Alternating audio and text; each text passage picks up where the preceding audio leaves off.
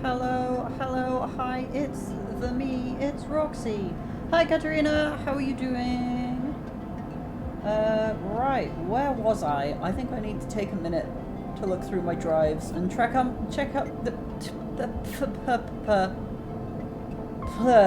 I'm so bad at words, and figure out my priorities before I actually start doing anything. Hey Papaya, how are you doing?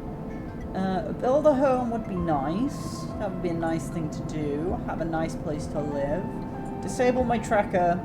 I think. Whoop! Papaya, thank you so much for subscribing for 10 whole months. That's amazing. Appreciate it. Oh, whoop! Thanks to it Papaya Pariah for my sub gift. And for Katarina's gifted sub as well. Papaya is sometimes, occasionally, every now and again, pretty good. Yes, I concur.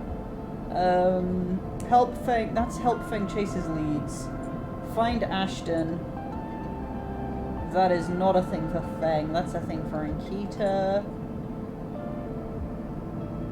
Flotilla aid. Oh, that's the endgame DLC content, which is not what I'm going to be doing the rest of the time. The worst. Gonna disagree with you on that one. Sabine is involved in something. I want to help Sabine. Oh, I have to wait for Sabine to make contact anyway. Get to know Emphis. Oh yes, I need to bring Emphis some tasty mushrooms. And here we go. This is the thing for Feng. Feng wants to use Hardin's associates to find proof of his past and present crimes. Hack Hardin's agents. Right. Okay. Yes. I believe the reason I didn't do that is because I ran out of dice for it. And I think they're over here, right? Hardin's agents. There we go. Hardin agent. Let's get it hacked. I need a 3 or a 5. I have a 3 and a 5. Fuck you, video game. I have everything I need and more. You remember the guy who lived here? He didn't tip. Time for him to see the consequences. This is what you get for not tipping your delivery people. You get hacked. Right, wait, we track that one. Yippee! Oh my god, Katarina, thank you so much for the 100 bits. I appreciate it very, very much. You are the bestest. Hardin Agent Port. This will provide Feng with the ability to rip any data he likes from Hardin's network. Let's input that ripper worm and set it to work. The worm makes a little nest among the agent's data. Enjoy your stay, little friend. Oh, that's cute. Meet Feng at the tambour. I can do that. Hopefully he doesn't get told off for slacking on the job again. As you walk into the tambour, you quickly spot Feng arguing with Jenna. Just keep my distance. I think I don't want to get in the middle of a work dispute. It doesn't look good. Feng seems to be explaining something, but Jenna is having none of it. She points to the door and Feng walks away, catching her eye as he turns. Oh no, did Feng get fired? Could have done with you getting here a minute or so ago. He glances back at Jenna. Well, either way, it looks like I'm fired. Good news is that it doesn't look like I need the job anyway. He takes out his slate, pulsing with pale light. Now let's take a look at what you're really here for. The slate is a whirring mess of code streams coming direct from the ripperworms as they dig through the agent's data and spin it into threads for the slate to pick up. Anything good? Feng scrolls the display with a finger. A lot of junk, a lot of dull as hell message threads, a lot of tedious data caches, but Feng's eyes flash. Definitely some good stuff. He stops the screen scrolling on an entry and expands it. Check this out. Feng shows you the screen. You see a bold corporate logo, not Solheim's, and a word below. Conway, Feng says. He's working with Conway. Conway? Do I know Conway Extractions? I feel like I don't know Conway Extractions. Conway? Conway Extractions. They are an automated extraction corporation. The biggest. They run drone mining, colony reclamation, and massive salvage jobs. Hi, fun stream. Hi, Sarah. Thank you so much. You have fun with your work, I assume you were doing. I hope you're having a good day. He's been speaking with them personally. Got a whole chain of messages here, but it's mostly encrypted or redacted. He rubs his head. Damn it, this is juicy, but we can't nail him with it. He scrolls some more. Wait, what's this? A wasteland reclamation facility. Right here on the eye? He glances at you. What's the bet this place is tucked into the wastes? Conway is set up here? I'm guessing so. Got themselves set up in the wastes. Back before the collapse, people would have got there by going down the connected spoke from the hub. That spoke's broken now, so the only way is the long way. Around the rim past the greenway. He shows you on his slate. I've actually been out there, yeah. My day is fine. See you later. Enjoy the life sim. Thank you. It is very much just like real life. My friend got fired, and now I'm involved in some kind of corporate conspiracy. Feng looks away, thinking. Conway have been making moves on this system since the collapse.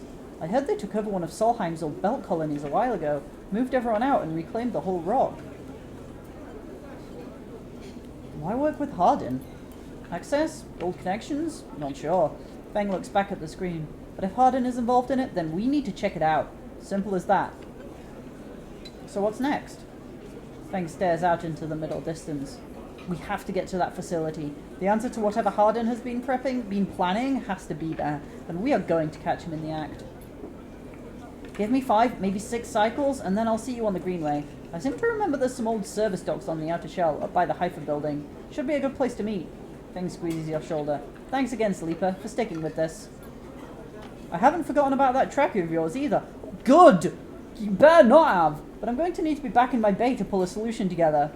He turns the slate around to face you, showing a massive scrolling code. I've been working on a fix in my brakes. He winks.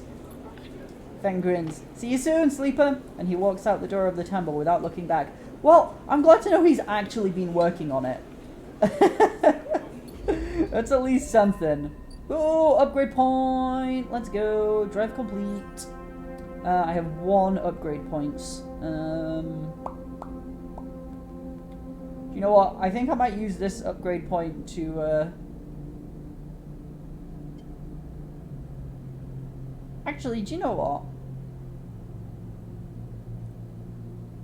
I'm going to save it. I'm going to save it and then use 2 upgrade points to gain self-repair. I think that's a good thing for me to do. Oh, what if... Nah, what if I... What if I save 3 points to get a nice +2 in interface? Make hacking easier. I do like hacking. I don't know. I'll make that decision when I have another upgrade point. Right, what's going on over here then? Crack Conway. Feng has located a Conway facility buried deep in the wastes. He needs your help to crack it and expose Hardin. Meet Feng in the greenway. Right, he said give him a few cycles, so... I think this might be a thing where we just have to wait.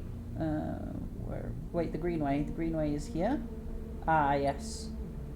Wait, no? Yes? It's got the yellow dot on it. Let's have a look at it. Waiting for Feng. Why is it that you always have to wait for Feng? When is he going to be the one waiting for you? True. Right, so we're at a dead end on that for the next 6 cycles. Well, let's get on with something else then. My next thing I want to do is work on getting Sabine out, but I think we need to wait another cycle for that. Let me just head back across the gap and check that out.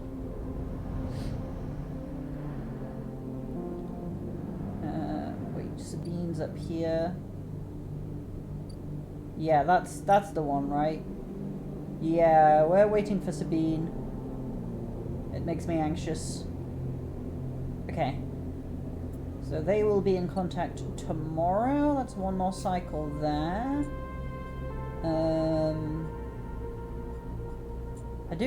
I really want to help Ankita out, but I think building a home should be my top priority. Because I'm hoping, fingers crossed, that having a better place to sleep will result in reduced energy loss at the end of the day or something nice like that. Or if nothing else, at least it's nice to have a house instead of an old storage unit. Right, so I need to put 4 scrap components in here. Oh shit, where do I get scrap from now?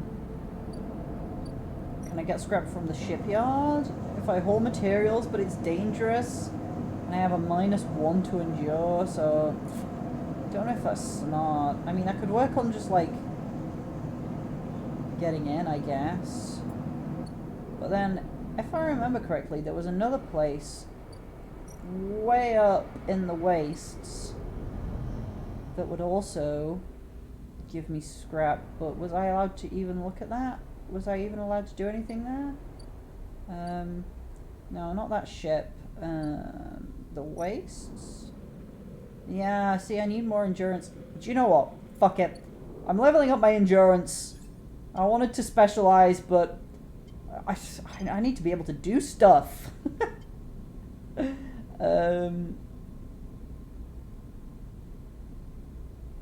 I will confirm that, yes.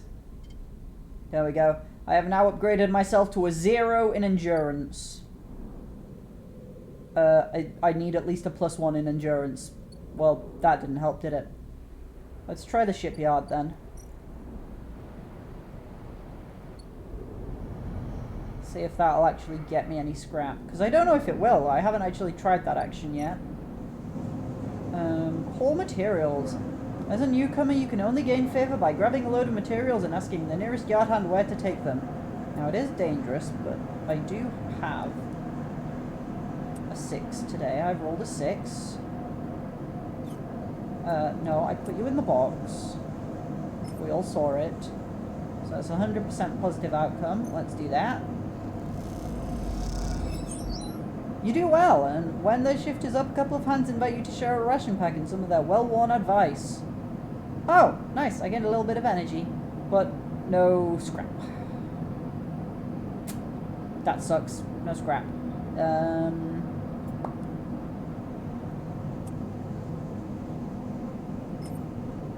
So this is 50% positive and 50% neutral. Let's try that, see how it goes. Ooh, minus energy. It came out neutral. The materials are heavy and you barely understand where you are going, but you keep your head down and haul your fair share. I'm gonna re-roll that one. I don't want to use a 1. A 4. Right. Okay. I'm gonna stick the 4 in the assistive shipbuilder one this time. You don't have connections, but you do have skills. If you can get a shipbuilder to notice them, you might be in, because I've got a +1 to engineer. So it essentially functions as a 5. Positive outcome! Ooh, I filled up the yard hand clock. I got 5 cryo as well. Nice. You shadow a shipbuilder who is impressed when you know how to double seal a hull plate. He slips you a tip at the end of the shift. Right, so we've done a thing now. Ooh. Lemon Mina, worker and daughter, and Havenage officers, administration for the shipyard. Ooh. Let's chat with Lemon Mina then. We've found some new friends, maybe. From the walkway, the sidereal horizon looks impossibly vast. A landscape of plating and frames. All along her flanks, torches flicker, drones maneuver, arc lights glint. The sense of scale, of industry, is both stunning and strangely unsettling. She's quite beautiful, I think. You turn to see a figure a little way down the walkway, leaning at the railing. He is thin, ragged, his work gear poorly fitting and loose. The torches of the sidereal horizon flicker in his eyes as he turns to you. Lem. He leans back from the rail, revealing a child standing beside him, staring out at the ship. And this is Mina, he adds with a smile. Hi, Mina. She stares and tucks herself behind Lem, who dutifully picks her up. She's a little slow to trust, aren't you, Mina?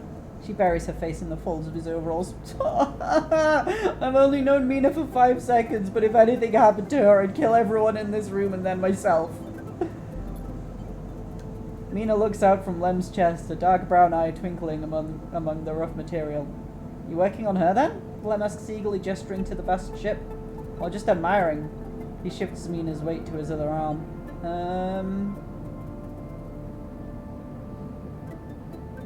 Admiring. Understandable. He nods, gazing back out at the sidereal horizon. You like her too, don't you, Mina? He jostles her a little. She's Mina's and my ticket out of this place. Our escape vector, so to speak. The ship? You haven't heard? Anyone who takes a Havenage contract on the sidereal horizon will be entered into a draw for the transit support crew. He smiles.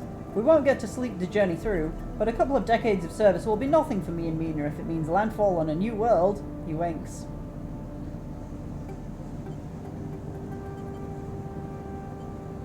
Transit support? Uh-huh. Someone needs to stay awake to keep the thing running. He straightens up, stretching his back. That's a colony ship, friend. The Celis Foundation is sending thousands to settle a system well outside the reach of the core worlds. It'll be a totally independent colony. No surrogacy, no corporations. Why is it here? Why build it here, you mean? He grins. Don't ask me. I know as much as Mina about that. He ruffles Mina's hair thoughtfully.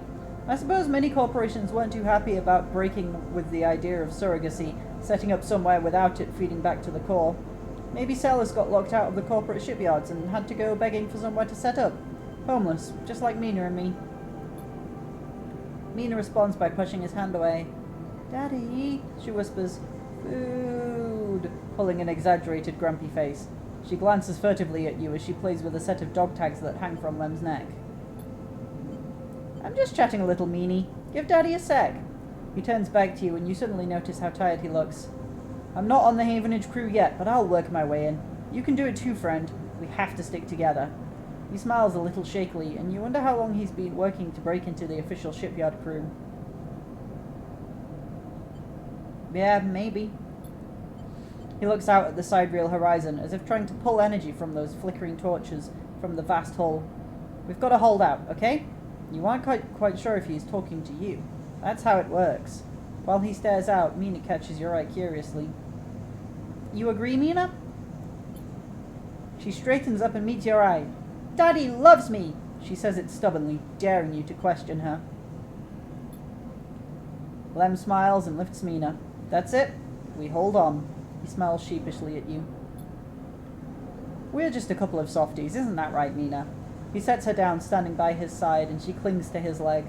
Gotta go feed this one. He pats her back. Maybe see you on a shift, huh? He turns and they walk down the walkway, away from the shipyard. You see them talking, and then a moment later, Mina turns around and stops.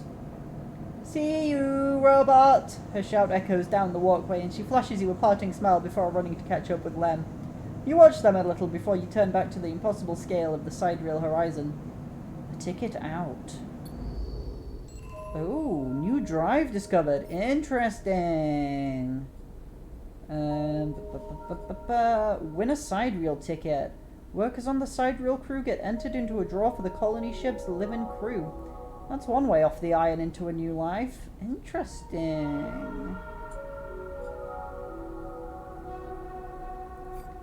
Alright, I'm really just looking for some scrap though. Let's check out what's going on in unit assembly, the sidereal horizon assembly line.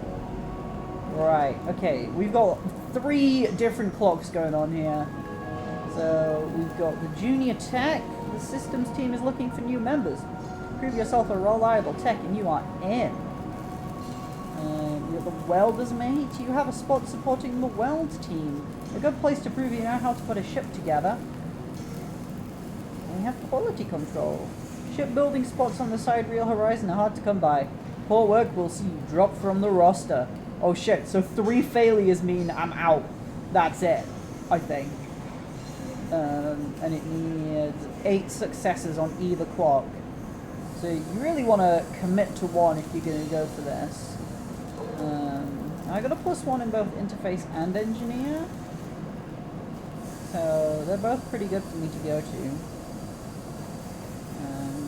I think I mean, if I didn't just use a point on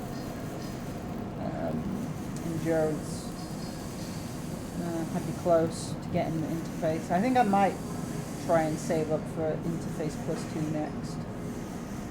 Okay, well I can't do any of that now because I've got no dice, but it's good to see that it's an option. Oh my god, laptop, please behave yourself, please, please, please. Sometimes the trackpad on my laptop just likes to act like I'm not doing anything to it, even though I am. There we go, thank you. And what's this here? The Havenage Officers, Administration for the Shipyard. Fragment supply. Sophisticated tech is rare on the ice, so the shipyard is happy to pay for shipment fragments, and they can dismantle and reuse. Oh, cool. So if I come into any more ship mine fragments, I can sell them here. Tracking Yataghan. A slate in the office advertises that Havenage are looking for informants on gang activity in the Eye. They'll pay. So if I get any Yataghan data, I can sell... Oh! I do have some Yataghan data. That's spare from when I was gathering it for Sabine. I needed 3 and I was getting 2 at a time, so I ended up with 1 extra. Do you know what? Can't hurt to help a little... Can't hurt to have a little bit of extra cash on hand. The acquisitions officer eyes you suspiciously as you download the data to her terminal. This is more than she was expecting. I gained 10 cryo for it. Pretty good, pretty good. Right, I don't think there's anything else I can do without dice today. So... that makes it bedtime! Let's go sleepy buys. I'm not going to use my stabilizer yet. Let's end cycle. Oh, I'm going to be so hungry! Oh shit.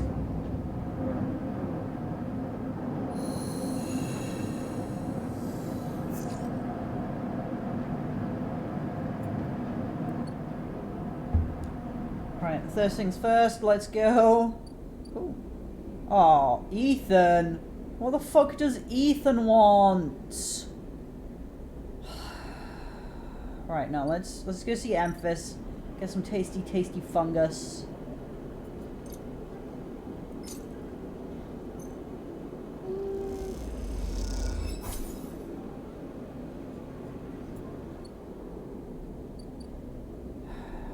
Did I forget to pay my tab? Is that what happened? Am I in trouble? Oh man, that's gonna be bad if I did. But I still need to wait for Fang, but Sabine is ready to make contact. I guess I should go. Should I see Ethan? Or should I ignore Ethan? I think we're gonna ignore Ethan for now. I'm going to talk to Sabine. 4 cycles, Sabine said, and here you are, right on time, with no sign of them.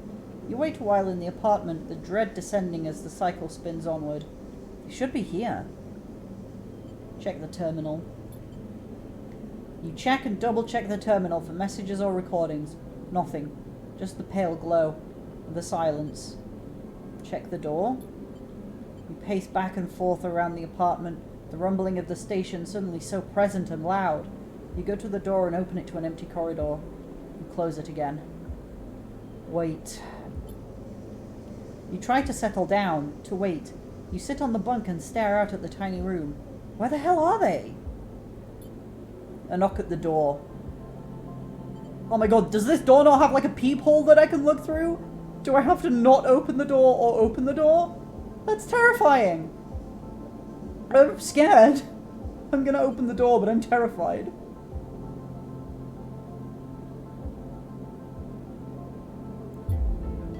Oh, shit.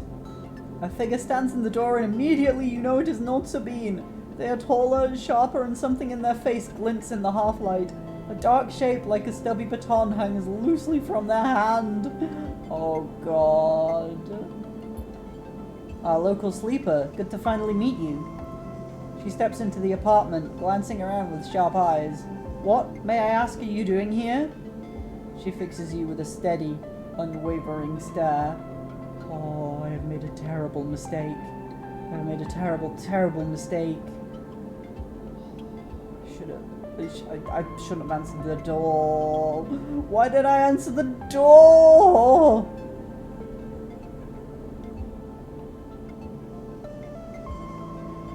Nothing.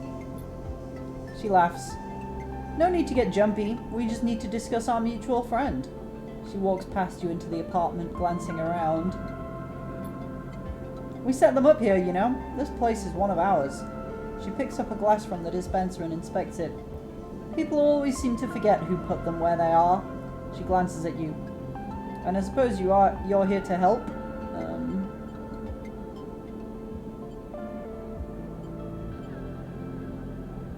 Something like that. Good, good. She puts the glass down and turns to face you. I love to meet helpers. We need so many, but can find so few with the right skills. She spins the baton in her fingers by her side, her eyes not leaving yours. We have a problem, you and I. It seems our friend has disappeared, left without even saying goodbye, which means they are in a little trouble now. But it's the kind of trouble that you need help for, so I thought I'd come down here and take a look at their little hidey hole, and here you are. The help. She looks through the detritus on the side. And what help? A sleeper, no less, which I have to admit is a little surprising. It suggests to me that our friend hasn't been very honest with you either. What do you mean? Well, I'm sorry to report that before we got them set up here, Sabine was working for your owners, S&R. You know what, that makes sense. That's not that big a surprise to me. You blink hard at the news, unsure how to take it. Rabia looks away, waiting for a response. Do you know what? I don't really care though. Like, she doesn't work for them anymore. She left. And she obviously went to great pains to leave. Like, bad shit happened. But, you know what? Prove it. Happily. She crosses into the next room and you follow silently. She sits at the terminal and touches her baton to one of the access ports. A spark, then the terminal screen skips, encrypted folders emptying themselves before your eyes. In the flicker of files you see SNARP letterheads and code forms, reports laden with medical data marked with the corporate logo like the sigil of some cult. Rabia steps away from the terminal. Look all you want. Some of your files may even be there. The volume of documents is overwhelming, but they seem to be mostly reports on early emulation tests, surveys with sleeper candidates, reams and reams of usage data. If Sabine was an SNARP employee, why did they help you? Rabia reaches over and places a vial of stabilizer on the desk, breaking your concentration. It shimmers in the screen light, its viscous clear liquid crystalline within the glass. We will of course keep up the supply. We are more than able to dispense important medicines, even without the doctor. You hold it between your fingers, and for a tiny moment you have the urge to crush this object for the power it has over you. I'll ask Toshiro to make those a little cheaper for you. He'll be running the surgery now. Rabia closes up the briefcase lab and holds it at her side. We have to retrieve our assets, of course, but I'm sure you understand. Rabia turns on her way out. There is no reason for us to be enemies, Sleeper. Come see me. I keep an office nearby. We have good work to do, you and I. Meet me there in a few cycles. She slips out silently into the corridor. You look around the apartment and feel the fear drain out of your body to reveal the tiredness beneath. Okay, well that was terrifying. I have another upgrade point. But yeah, like I said, I want to save up. I want to get 3 points to give myself a nice tasty +2 to interface. I'm not sure what to make of all that now. That was quite scary. I don't know whether to trust Rabia or not. Let's pop by the dispensary. Ooh, stabilizer is down to 80 cryo now. That's a 20% discount. That's nothing to sneeze at. That's not bad.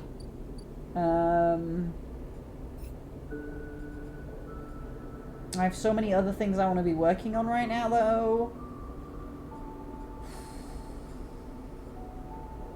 Do I really want to... Oh yeah, Rabia appointment. A constant flow of people seem to be visiting Rabia's office. You'll need to wait your turn. Okay, I need to wait at least 2 cycles before I even can make that decision in the first place. I'm scared to see Ethan. I'm scared. I'm just gonna avoid it. Pretend the problem doesn't exist. And now what do I want to do though? Still need to wait for Fang up in the Greenway.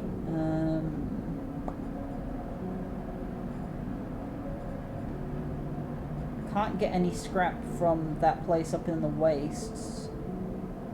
But I could try doing some work down here at unit assembly.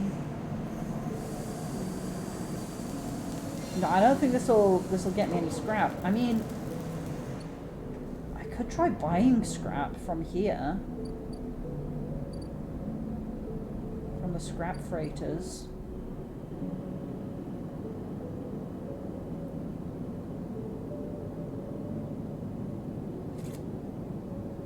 Do I have the money for it though? And what if I just get more well, if I get more ship mine fragments, I guess I can just sell them anyway. Alright, do you know what? I'm gonna buy some scrap.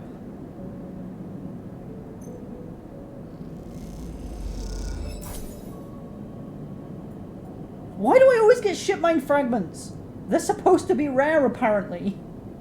Every time I do this, I've got a ship mine fragment.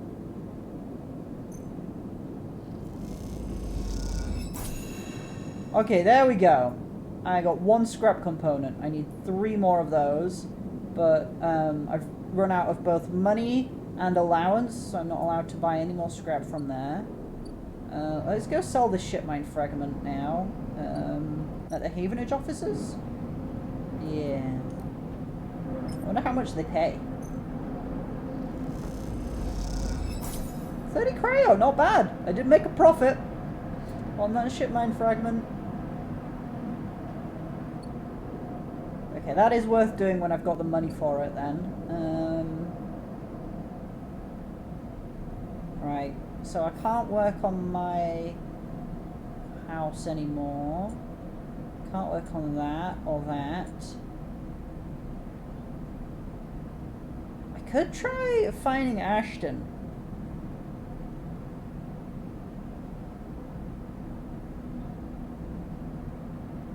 And Keita wants you to help her locate the crew member who betrayed her, Ashton Cady. In fact, I think I did start work on that last time. Now I think about it. Out here past the gap.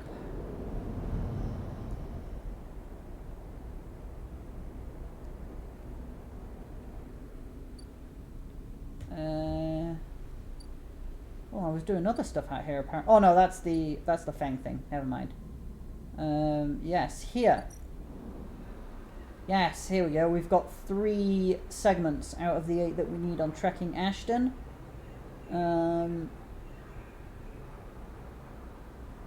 Let's throw some 6s down. Let's go. Search for some signals using my amazing interfacing skills. Boom! You notice a spike of activity, a vast transfer of information taking place. What is happening out there? And then, if my laptop will collaborate. Hello, please? I did not let go of that. Thank you. Let's go look for some tracks. Seems like the obvious way to track someone, but in this overgrown tangle, this simple task suddenly becomes difficult.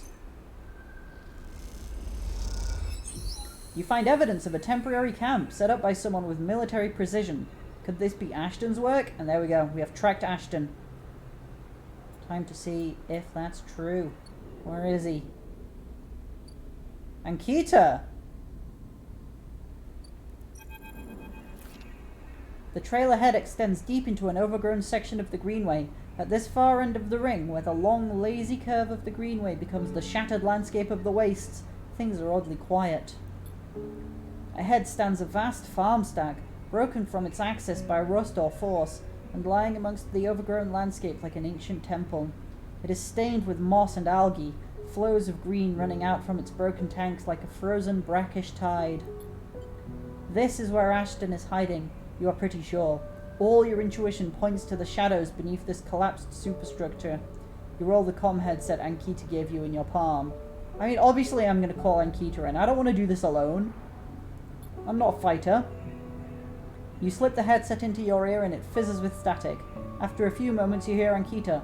Sleeper, have you located the target? A doubt enters your mind. Can you be sure he is there?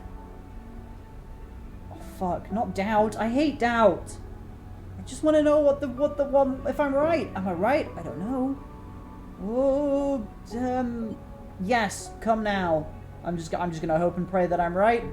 And also, if I'm wrong, then maybe Ankita will be forgiving? Copy. Hold tight until I get there. The static cuts out, the channel dead. You hold your position and watch the trail. Ahead, the stars wheel with the motion of the eye and your mind wanders. You try to imagine what this place looked like before the collapse. All ordered rows of crops, corporate pleasure gardens, glowing farm stacks. Now it is a wilderness, a strange overgrown biosphere bordered by the void of space. You smile. Despite everything, it seems like an improvement. Sleeper, Ankita's hiss brings you out of your reverie. He in the collapsed stack? I think so. She gives you a look. You better be right.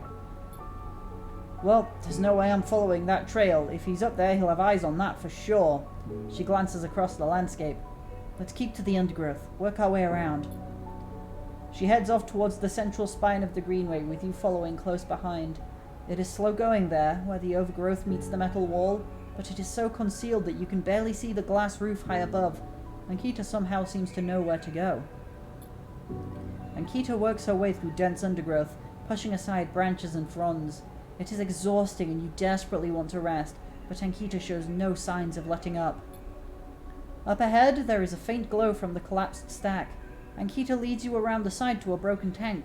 You both step through the opening, trying to avoid the broken glass that sits among the moss and algae. You work your way up the slanted tank, Ankita setting a deliberate pace. Somewhere water drips, and you swear you hear birdsong. Hanging plants catch the light, coating the place in a pale and sickly green. Ankita reaches the edge of the tank, where it meets the central drum, and holds up a hand for you to stop. You inch forward and look over the edge. The vast drum is like a cistern, with plants growing on all sides and wet mossy islands at its base. It is beautiful, and for a moment you can't see anything but tones of green. Then you see the sleeper. In a faint circle of light descending down through the drum, the sleeper lies slumped at an odd angle. They are surrounded by crates, and beside them, on one of the mossy islands, there is an object. A cylinder set on a tarp. It is connected to the sleeper's head. You flinch. Wait, it's a ship mind? A sleeper uploaded themselves into a ship mind? Are they one of the others? One of the ones that escaped with you? You squint, trying to recognize them. They are twisted, broken open, wrong. You look away. Ankita doesn't look at you. She doesn't look at the sleeper. She fixes her eyes on the object. That's Amber's ship mind, she says, and you suddenly recognize the cylinder. Who is... You turn to Ankita to speak, but she is already gone. She drops off the edge of the tank and lands on one of the mossy islands, her armor letting out a hiss as it absorbs the impact. The shot hits her shoulder piece, the ceramic armor cracking but holding as she braces into the impact. Then she launches herself forward, the now activated armor launching her across the drum. Another shot goes wide before she reaches the cover of the crates beside the sleeper. Shit! You hear the shout from one of the tanks high on the far wall. Ankita reaches over and wraps a hand around the thick connection between the shipmind and the sleeper. What is she doing? You better come down here or I'll rip this right out of their head! She screams at the wall of tanks. You shiver at the suggestion. I think it might be diligent to stay silent in this situation. I'm going to stay silent. There's a long pause. All you can hear is the dripping of the water running down the walls of the drum. Then Ashton calls out. I'm coming down, Ankita. Don't do anything stupid, for God's sake. He appears at the far side of the drum, stepping through the shallow water, rifle raised above his head. Ashton is so cool. I mean, he's made a bad first impression on me. Not gonna lie. He stole Ankita's ship mind and then shot Ankita when she found him. I mean, visually, yeah, it is a cool design. But yeah, he's got a lot of work to do to get me on his side. Drop the gun! Ankita shouts. He throws it down onto the moss. As you lean out to watch, you see him catch your eye, clocking your presence. He knows I'm there now as well. What are you up to here, Ashton, you sicko? She stands, keeping her sidearm trained on his head. You ripped my ship mine for what? Some freakish experiment? Ashton approaches with shaking hands, his eyes now fixed on the connecting bundle of wires that Ankita still has hold of. Steady, Ankita, it isn't like that. I needed the ship mine. You have to understand. They would have died without it. What are you talking about? I don't give a shit why you ripped my ship mine and crippled my ship. I should put you down right now. She tightens her grip on the connection. Okay, Ashton may be actually cool. Katerina thinks he's good looking, so his personality doesn't matter. Valid, honestly. It's valid. If a fictional character is hot, it doesn't matter what kind of crimes they commit.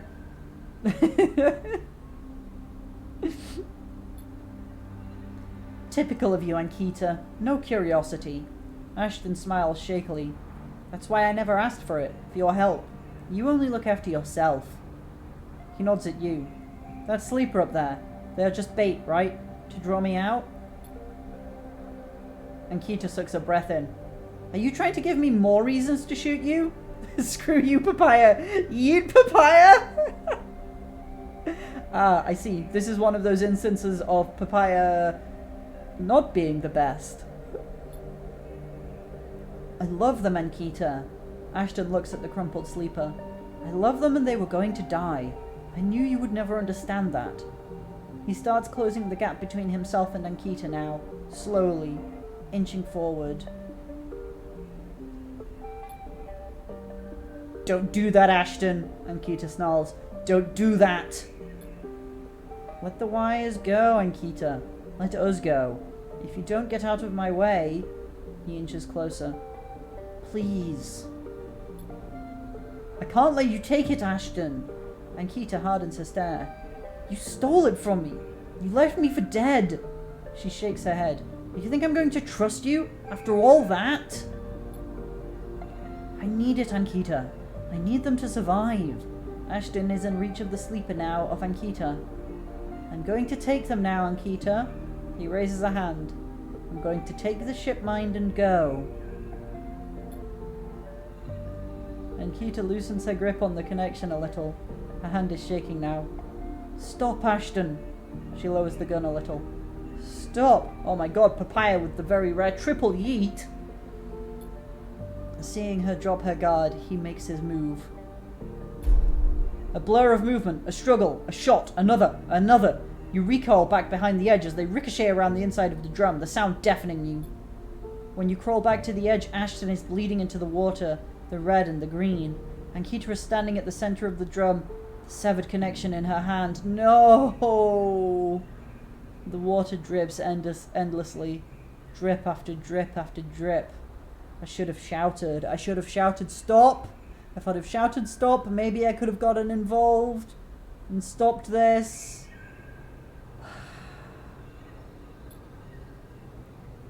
You force yourself to look at the broken sleeper. There is no sign of life, of humanity. They are just another broken object among other broken objects, while all around, living things grow and thrive. Ankita finally looks back up at you, tears in her eyes.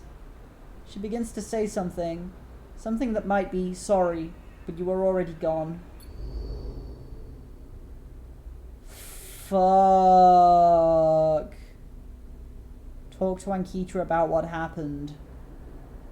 Yes, we are going to do that immediately. We need to talk to Ankita. I am not happy with her. She handled that incredibly poorly.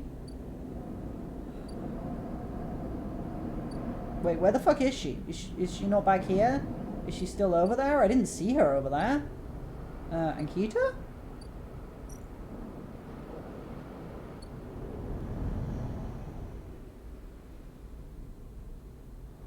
Ankita? Maybe if I just go back into the wastes? No, that's not where that is. Wait, where the fuck is she then? She can't be at Haifa commune, surely.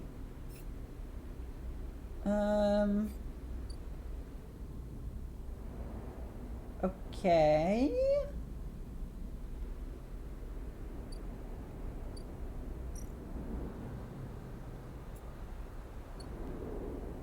I'm never mean. It's true except for that one time. And also that other time. And that other time. And that other time. Papaya, you are so mean. You literally use my own voice against me. Like, you clip things I say and then use the clips. It's evil. Okay. Well, I guess I'll just keep my eye out, and if I see Ankita around, I'll talk to her. Because I have no idea where she is right now. So I don't know what's going on there. Okay, we're not doing that right now. If I want to bring Emphis Gerald caps, I think I need to get in with the Greenway.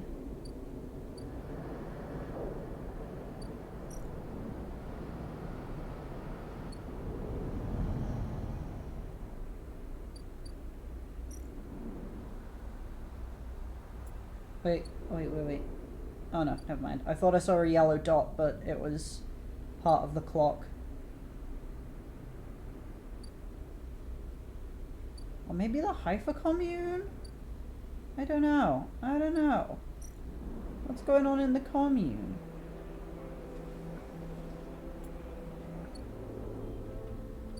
I'll check the Greenway out first, I think. Exploring the Greenway is unlike any other place on the Eye. Its overgrown chambers defy mapping. Papaya, you are so mean. Thank you for the clip, Papaya. So I can map the pathways, rather than simply thrash through the undergrowth. You might sketch a map of this overgrown jungle to try to better navigate its hazards. Or I can walk the Greenway. Where I do just simply thrash through the undergrowth, I guess. Oh, but that one's more likely to give me a +3 to going green. But I don't have any bonuses to it. Interesting. Now I can use the clip of you saying I use voice clips of you against you. Oh my god! You're some kind of evil genius. So if I put a 3 in there, that's not ideal. If I put a 3 in there, that's a bit better. But what if I re-roll? Oh my god! I re-rolled 2 6s!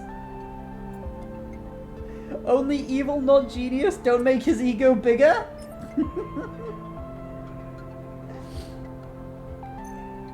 Let's walk the Greenway. Oh my god, plus energy? Oh, that's so pog! You find your way onto a well-kept pathway between encampments where carefully planted groves provide fungus and vegetables. Do that again, and I've fucking filled the bar.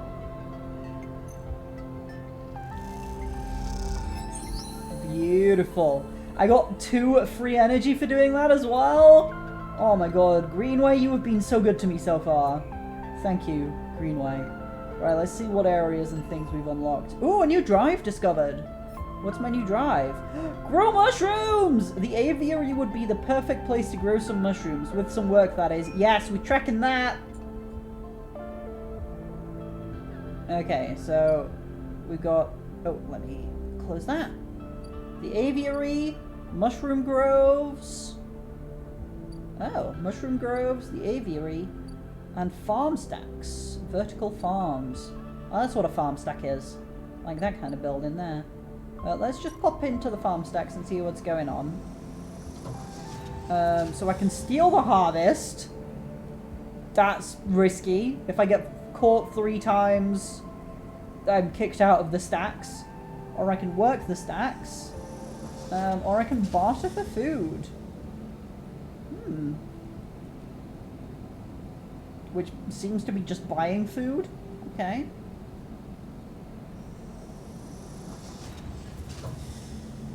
So that's a place where I can work and also buy food. Good. Let's check in the mushroom groves. Collect spores, which will give me 2 groves. Oh! Forage for fungus can get me Gerald caps. I mean, I'm out of dice for today, so... But this will be useful to know to come back to. But I guess collecting spores will be useful for growing mushrooms in the aviary. The fungus that grow in the deep groves of the greenway are typically avoided, but those with sharp eyes might find useful fruiting bodies. Yes, it would be very good to get some Gerald caps from my friend, whose name I've forgotten. Emphis, of course. How could I forget Emphis? That's interesting that the yellow dot goes away, even though that's clearly a place to go for that. Let's check in on the aviary. Clear overgrowth. So, oh my god, look how many sections there are on that clock. Oh, but a bad outcome? A bad outcome gives me +1 to Sunlit Refuge. And a good outcome gives me +3. And I guess a neutral will give me +2. Cut away the choking vines, stop the rot, and this place could be turned back into a garden of sorts. Okay, that would be a really nice thing to do, I think, to do a little bit of gardening. But for now, it is time to sleep once more. Actually, do you know what? Do you know what? I looked in on this one, this scrap freighter here. Right. No more allowance till it leaves and comes back. But what about this one? Oh, you can only buy shipmine fragments here? Yeah, that's no good. That's no good. I don't want shipmine fragments, I want random bits of crappy scrap. And I'll be selling those at a loss if I buy them directly from here as well. Alright, so there's no point checking in on that one. In that case, it is very much... complete active scenes? Oh shit! I have to talk to Ethan. I can't avoid it. I'm not allowed to go to bed without talking to him.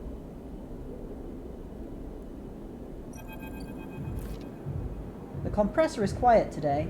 The usual crowds are elsewhere, and the pumping music washes over a handful of spacers and a few drunks.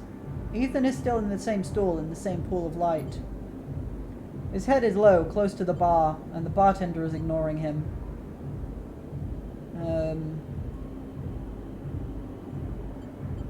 Leave? I don't know. Do I want to make him mad? I don't want to make him mad. I keep making all the wrong decisions today, so I'm like, whatever I pick, it's going to be the wrong one, probably. Approach him? As you get closer, he lifts his head and turns. Sleeper! He turns to look at you. Time to pay up again, is it? He gestures to the bartender. Come here, take the chips.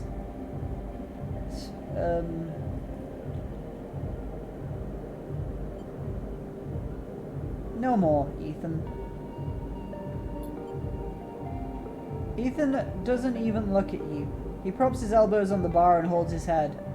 Sleeper, it's been a long cycle. I don't care. Ethan lets out a long sigh. He rapidly rubs his eyes with his palms. You are right, he says quietly. This isn't fun anymore.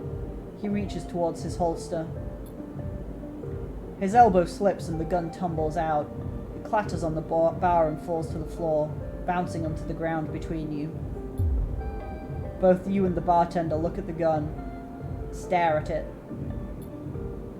Butterfingers, says Ethan, and puts out a hand, beckoning for you to give him the gun back. If you would. The bartender looks at you warily. You crouch down and pick up the gun. Why? He was pulling out the gun to shoot me. Point the gun at Ethan. Ethan turns his head in your direction a little, a sharp, pale eye locking with yours. The bartender backs away. Oh, he turns on the stall. Oh, Sleeper, he stands. This is more like it.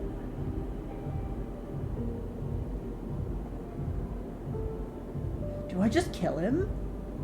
I kind of feel like he's kind of pathetic, right? But also, he did come here with the express purpose of killing me, and then decided he would have fun taking advantage of me and then kill me. So I think I'm gonna just shoot him. Pull the trigger. You don't wait, you pull the trigger. The gun clicks.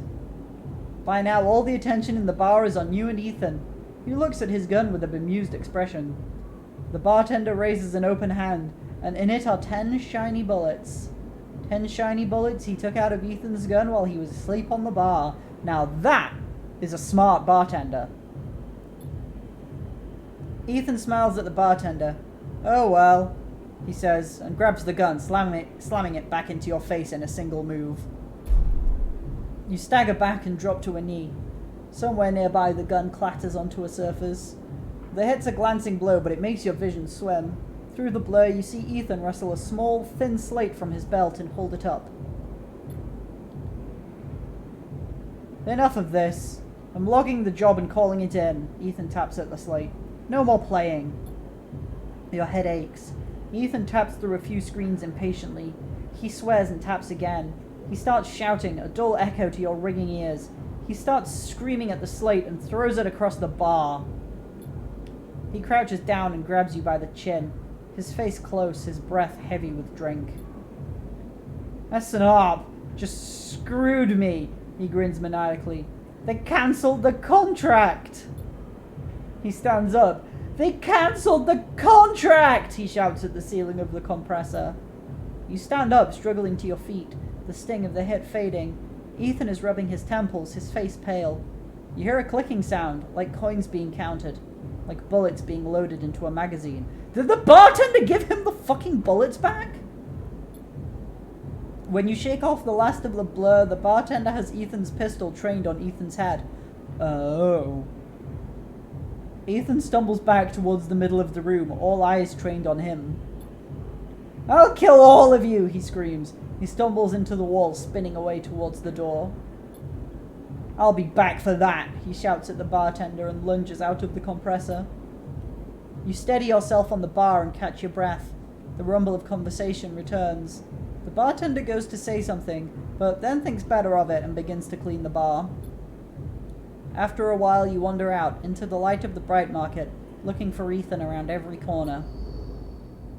Oh no. Ethan's gone rogue now. That's even worse, I think. Ethan's vendetta. Ethan may be disarmed, but you doubt you've seen the last of him. For 8 cycles, Ethan will be back. I really, really would like Feng to deal with my tracker before then. Please, Feng. But now we sleep. End cycle.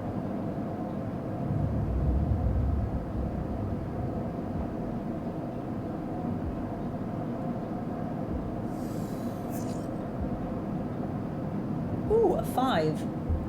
And a 3 and a 2. Right, okay. I want to check my clocks, make sure I'm not missing anything. You're gonna leave. Can't see Rabia yet.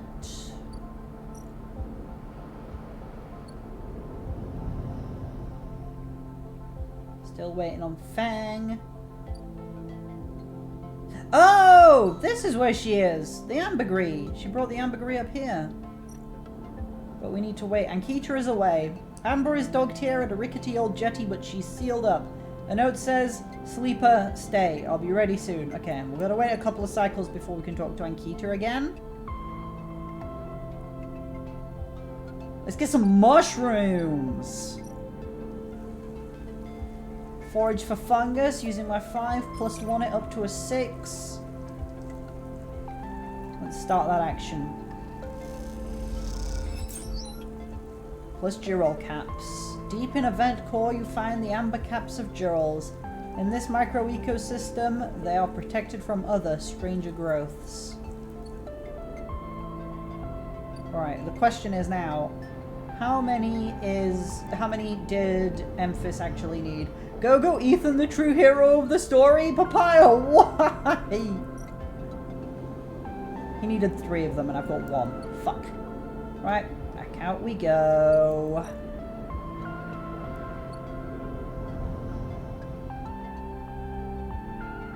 Because he's chaos incarnate.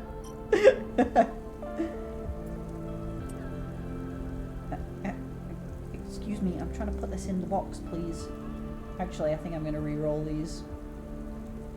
Oh god. Oh, please. Don't do this to me. Okay. I'm going to re-roll. I'm trying so hard. Yes! 4 and a 5. I may not have been paying enough attention to know anything about Ethan. Oh, well, I just tried and failed to kill him. And then he punched me with his gun. And then threatened to kill everyone in the bar.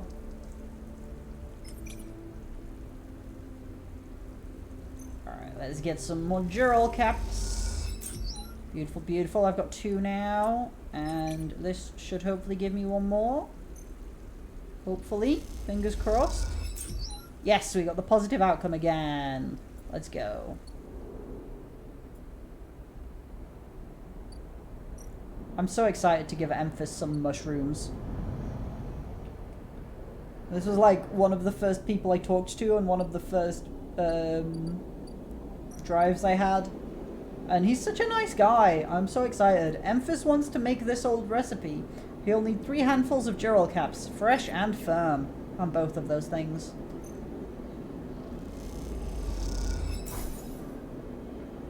Emphis eagerly takes the bright yellow Jural caps. He seems pleased with them. Yay! Oh, what's happening now? Jural prep. Emphis is working on gathering the ingredients and preparing the mushrooms. He doesn't like to rush these things. 3 cycles! It's gonna take him 3 whole days to make this mushroom fricassee. And I've used my entire day to get those mushrooms. My entire day. I can't do anything else now.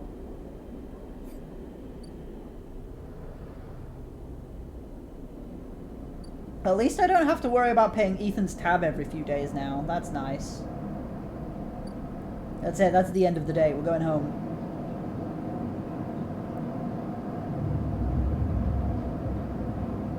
Some days you do so much, and then some days it's like, well, I picked exactly 3 mushrooms and then I went to bed. A 1 and 2 3s? Are you kidding me? Right, let's check my cycles again. So, we're waiting on that. We've got to go see Rabia. Just like in real life. That is true, it is just like in real life. Today, right, today, I did the washing up. I put my clean clothes away. I ate breakfast. I tidied up some mess. I had a shower. I ate lunch. There's so many things, and now I'm streaming as well, which is also kind of doing a thing. I've done multiple things today. It was exhausting. Rabia, Yatagan Lieutenant. As you approach the address, Rabia gave you a heavy... Oh, as you approach the address Rabia gave you, a heavy hand falls on your shoulder. What's your business here? The enforcer grips your shoulder, giving a hint of the strength her implants give her. As you turn, you see the same subsidiary eyes as Rabia and Toshiro, glinting like mirrors on her cheeks. Hello again, Sarah. You doing things? I was doing things. Proud of you. Thank you. Gia, please. The sleeper is here by my invitation. At Rabia's command, the hand immediately loosens, and an apologetic look replaces the scowl on Gia's face. Of course, Rabia. I'm sorry. I also loaded some dirty clothes into the washing machine. I didn't set the laundry going because I didn't have the time and energy to like deal with the laundry being done, but it's in there. It's ready to go. Continue, I'm saying. There we go. Rabia waves her away. Don't you worry. I appreciate your protective instincts. She smiles at the enforcer. How about you head to the Tamba? They have a delivery coming and they'll need some help with the lifting. Gia nods and walks away. So, Sleeper, you came. I'm glad. It didn't feel like an offer. I'm sorry for that. She smiles a tight smile. You have to understand, finding you there in Sabine's unit, I wasn't sure where we stood. There are more than a few people on this station who would rather I was dead. I had to be sure you weren't one of them. Not yet. No, I wish you no harm. I am glad. Rabia begins walking and gestures for you to walk with her. She takes you down a staircase into the bustling walkways of the low end. What do you know about Yatagan? You run the low end. I'm gonna say you're a gang. I'm gonna see how she responds to me saying something not quite so positive. You're a gang. A gang, yes, that is what people call us. But what meaning does that word have in this place? People with carts push past, moving crates of supplies around the thin and winding passages. Our reputation is one that implies threat. Is that fair to say? We are framed as aggressors, parasites, criminals. She gestures around at the people in the passageway. But when was the last time you saw a lawmaker on the eye? A policeman? Who makes the laws here? That is a...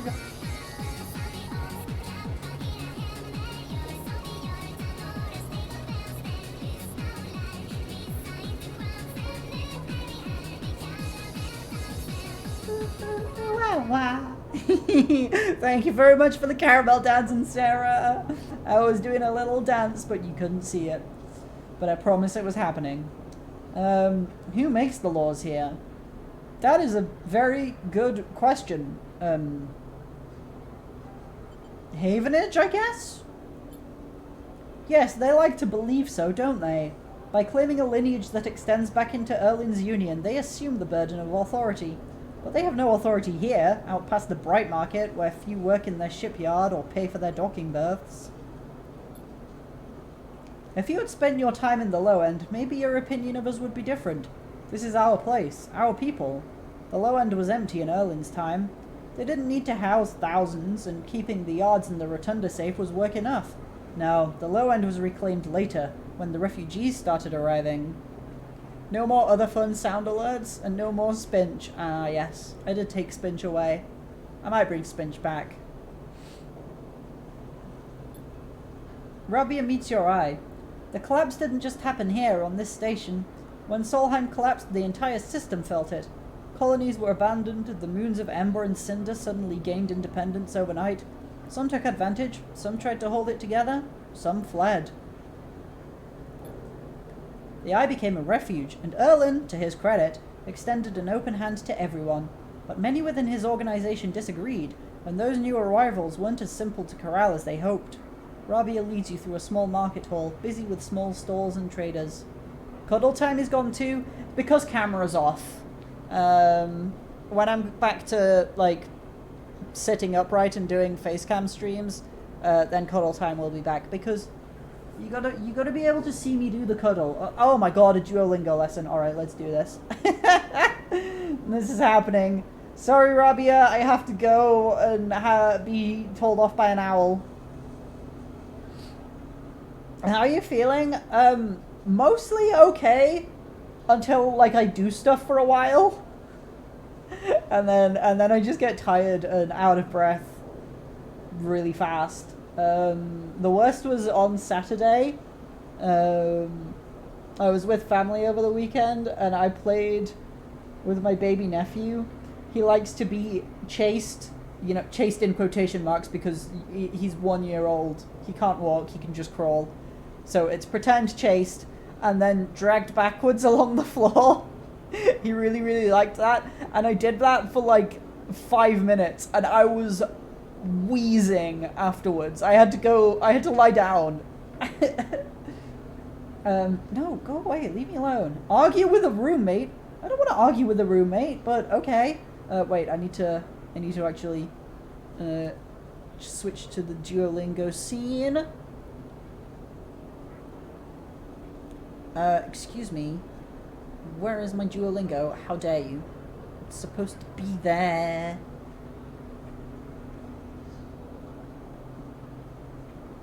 Hold on, bear with me. Bear with me. Why are you set to that? You should be set to that. There we go. Hannah came back to Duolingo to learn Spanish after 2 months. Congratulations, Hannah. Well done. Alright, I'm gonna have to do a Duolingo lesson now because Sarah made me. My girlfriend is very mean to me. Argue with a roommate. Start. Too dangerous. What does that mean? What does too dangerous mean? Back for me.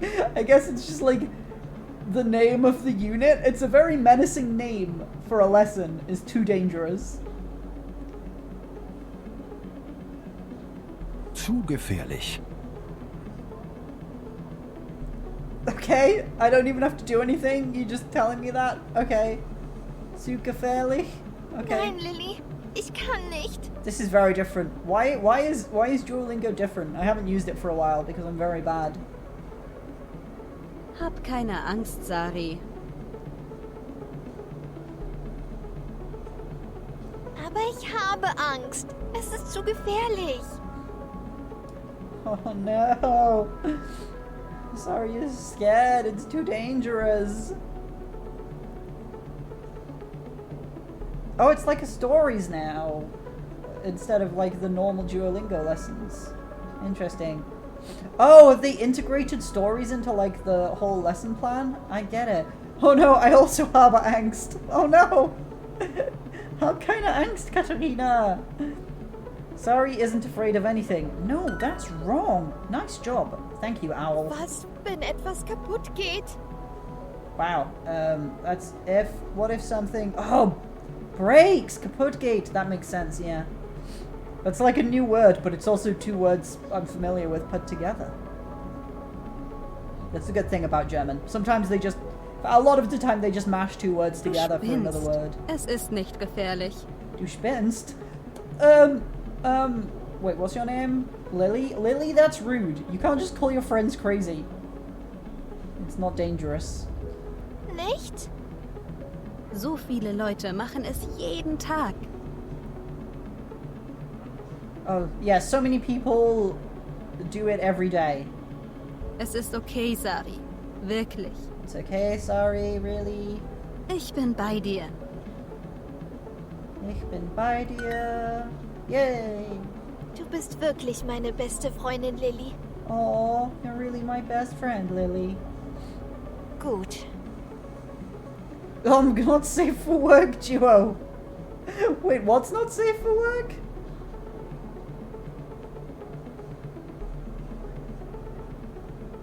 Es ist okay. Es ist nicht gefährlich. It's okay, it's not dangerous. Willst du mit dem Riesenrad fahren oder nicht? Willst du mit dem Riesenrad fahren oder nicht? Wait. Oh my god! Oh, I knew that word. Are you gonna go on the Ferris wheel or not? Oh, she's scared of the Ferris wheel. Sorry, that's adorable. Siehst du die Leute hinter dir? Sie warten alle. The best punchline is amazing. Oh, do you see all the people behind you? They're all waiting. The guy's like, come on, you're holding up the queue. Sie wollen alle mit dem höchsten und ältesten Riesenrad in Deutschland fahren. Wait, they all want to ride the highest and oldest Ferris wheel in Germany? Moment. Das höchste und älteste? Moment. Das. Wait, no. Wait, what did she say? Moment. Das höchste und älteste? She said it in a different order too. Ja, der höchste und älteste? Yes, the highest and oldest. Ja, ich mache es. She's gonna do it! Und meine beste Freundin Lilly? Sleeps. Yep. My best friend Lily sleeps. Is eats soup. I always forget. Est means eats. Double S means eats. Single S means is. And every time I see ist Zuppa, I'm like, is soup? Is soup. Or like there's like my dog doesn't eat salad, and it's like my dog isn't salad. Yes, correct. Your dog is not salad. And my friend Lily is coming with. Lilly? Wohin gehst du? Is soup. My best friend is soup. Oh my god, Lily's scared now. Sorry, Sari. Ich fahre nicht mit diesem Riesenrad. She can't go on. She's not gonna go on this Ferris wheel. Es ist zu gefährlich. It's too dangerous. What a twist. Eat in German is an irregular verb. I know. Zari decided to ride the Ferris wheel, but Lily was too scared. Silly Lily. Select the matching pairs. Okay. People, Leute, ride, fahren, Germany, Deutschland. You're crazy, du spinnst. Duolingo cancelled, teaching me to be ableist. Every day, jeden Tag. Wow. I can't believe. So it changed vowels. Ist and ist. Easy. Yeah, but they're just similar, so they get confused in my brain. I only have a smallish brain. Ta-da! And now we can go back to the video game. Back to my tour of the low end with Rabia. Erlin's union was made of workers, administrators, people who were malleable and already organized into hierarchies and networks. The refugees came from different factions and families, were scared, injured, desperate. Conflict was inevitable. Yatagan is a child of that conflict.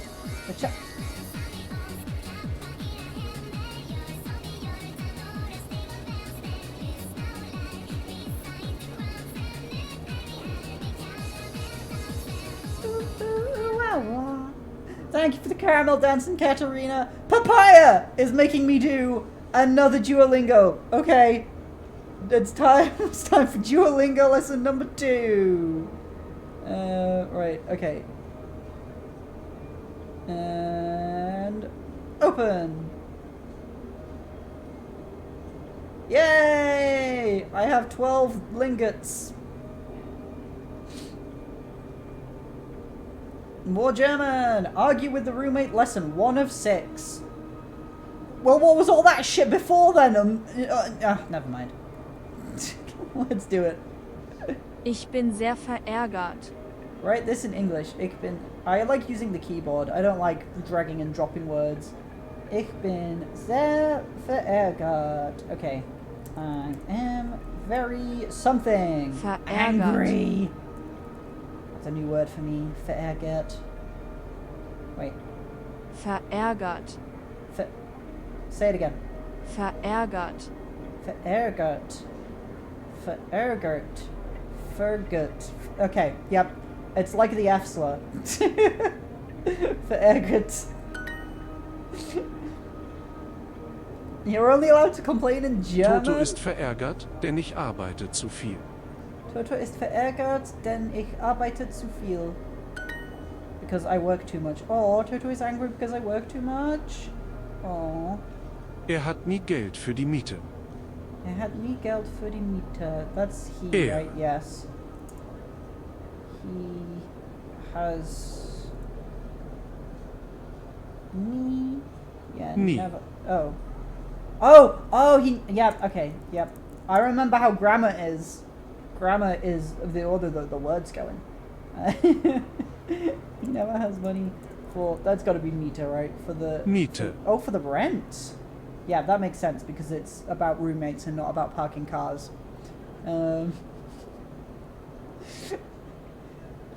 Meter is Miete. 1 T away from being Miete. Miet. It's like you have no money for Miet?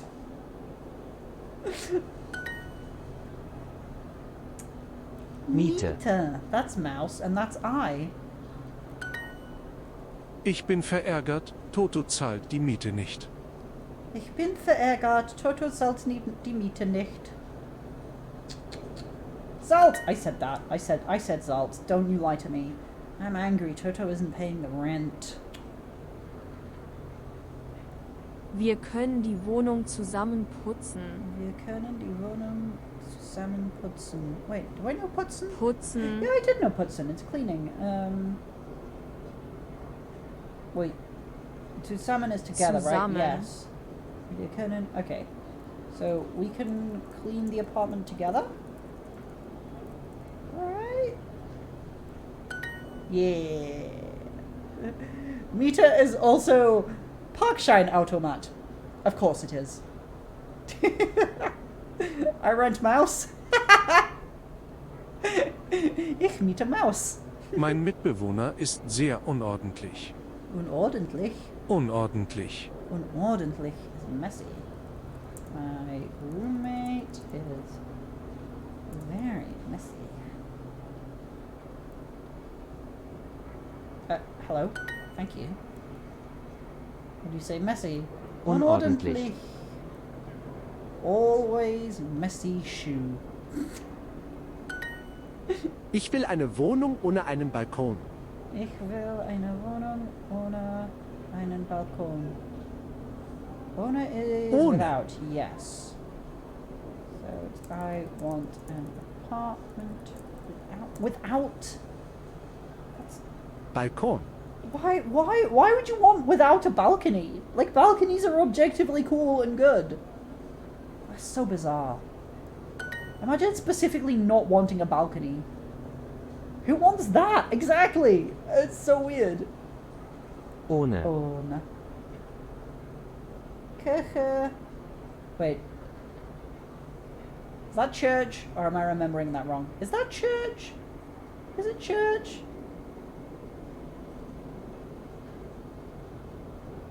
You have to clean and tidy a balcony, and if you live here, you can never ever go there.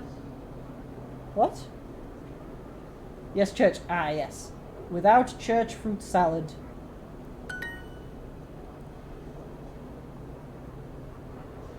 Oh, weather. Yeah. Fruit salad, yeah. Put a bit of Obst and Salat together. Make an Obst Wohnst du Salat auf dem here. Campus Everyone's a oder in winner. einer WG? Wohnst du auf dem Campus oder in einer WG? Oh, yeah. That's obviously campus. Campus. Yep. Do you live on campus or in... That's like a flat share or something, right? I broke sorry. I broke her. I don't think she's okay. Oh no.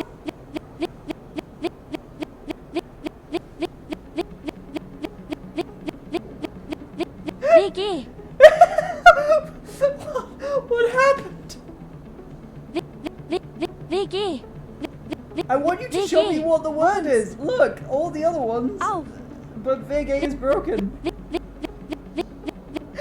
WG. WG. Okay, I'm gonna cheat by popping the shared apartment. That's what they call it.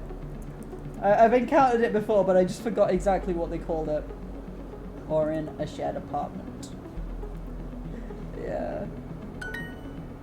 Mein Bruder ist Student und er wohnt auf dem Campus. Say that again, sorry. Mein Bruder ist Student und er wohnt auf dem Campus. My brother is student. Wait, does that have an allow on it? I always think no, it doesn't. I didn't think so. Mein Bruder ist Student und er wohnt auf dem Campus. Und wohnt auf dem Campus. Shared apartment, lame. Lame? How would you translate it in a way that's non-lame? Geht deine Mitbewohnerin immer in den Club? Club. Deine. I think the last word of every sentence is glitched. Club. Den. In. Immer. Every other word is Mitbewohner. fine. Deine. Geht. And then the last word. I mean, I'm assuming club is club. Club is club. Commune? Okay, get deine Mitbewohnerin. Okay, so Mitbewohnerin. that's a single female roommate and not multiple roommates. I sometimes get my plurals and my feminine mixed up. Does your roommate always go to the club?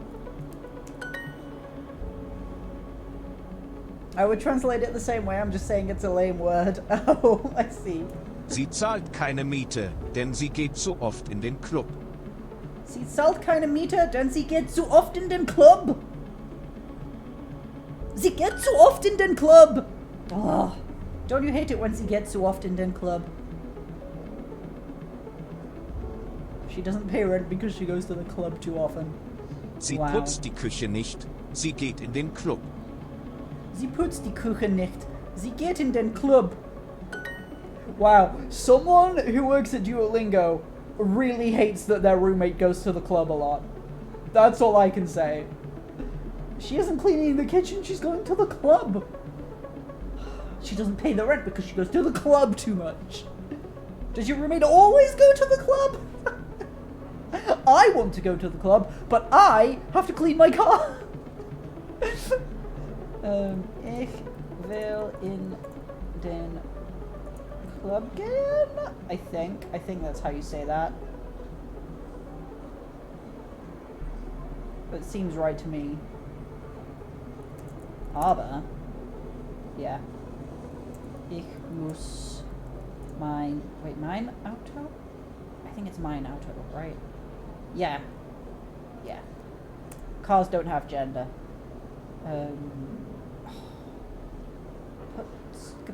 Putzen, that's how you do that one.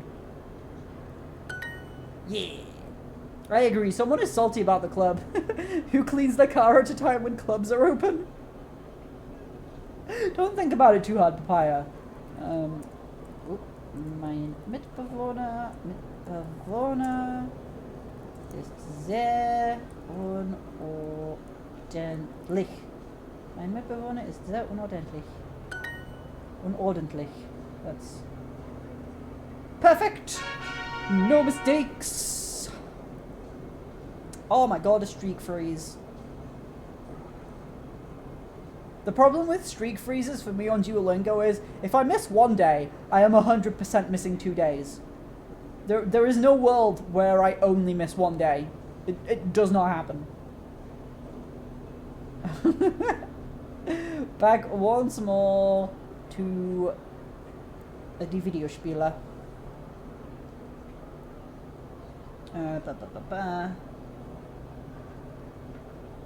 Okay, I didn't actually read this bit, did I?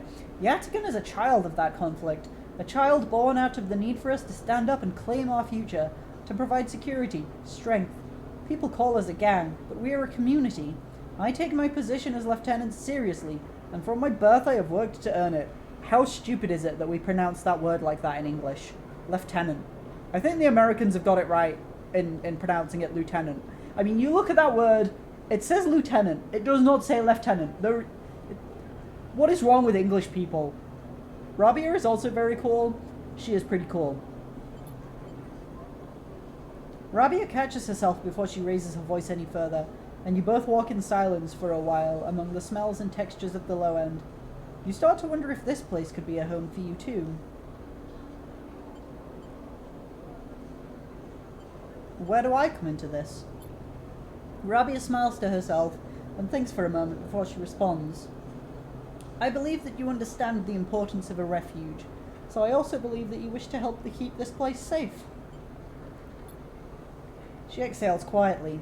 For this reason, I would like you to trust me. I do not know what Sabine told you about us, but I imagine it was not good. I mean, they didn't really tell me that much.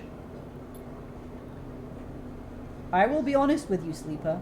I was never comfortable with having Sabine as part of Yatagan. An ex-corporate employee? Goes against our nature. But their deal was with Yannick. I kept my distance, made sure Sabine had their surgery, kept it supplied, that was all.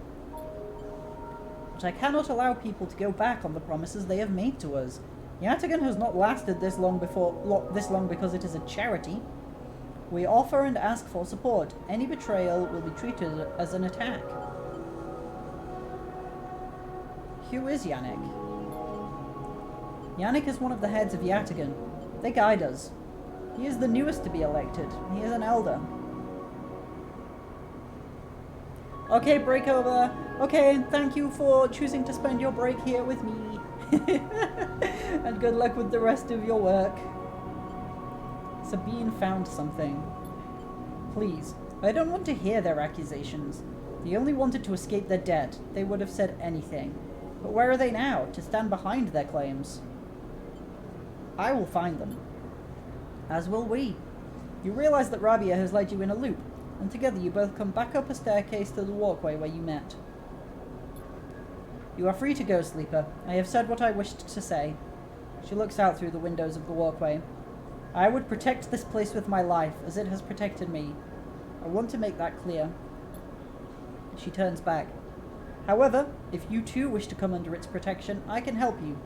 Return here if you wish, and there will be tasks for you to complete. You will be able to see Yataghan, to see the low end, with your own eyes, not as others frame us. As for Sabine, she pauses to consider her words. I will not ask you to betray them, but if they contact you again, consider their motivations carefully. With that, Rabia leaves, slipping back into her office, while you stare out at the countless units, each a home, each with a story, that make up the low end. Well, that is interesting. Rabia seems pretty cool.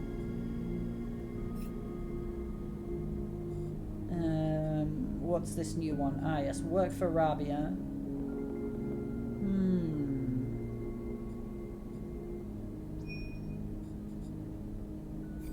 We're still waiting on Emphasis Mushrooms, yeah. Alright, before I do that, let me just check the rest of my clocks, because I don't think I checked them this cycle. I just spoke to Rabia because she was a person to talk to. Yeah, we're still waiting on Fang, we're still waiting on Ankita.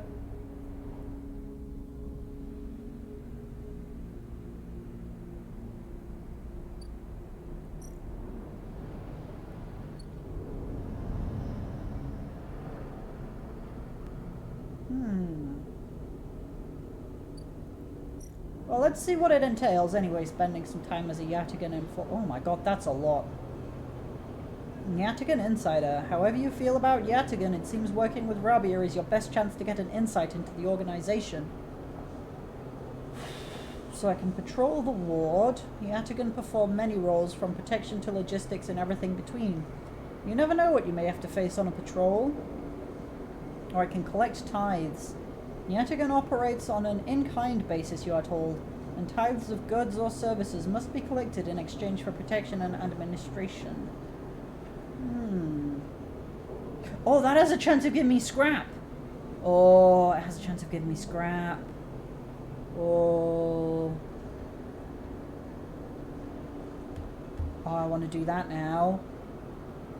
Because I need scrap to build myself a little house.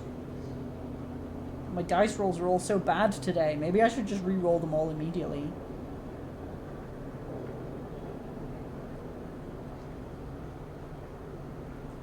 Because it's got to be good rolls for me to do something risky. I'm going to re-roll. Okay, that's a bit better. I had like a 1 and 2 3s, and now I have a 1, a 3, and a 5. So let's try this one. Collect some tithes.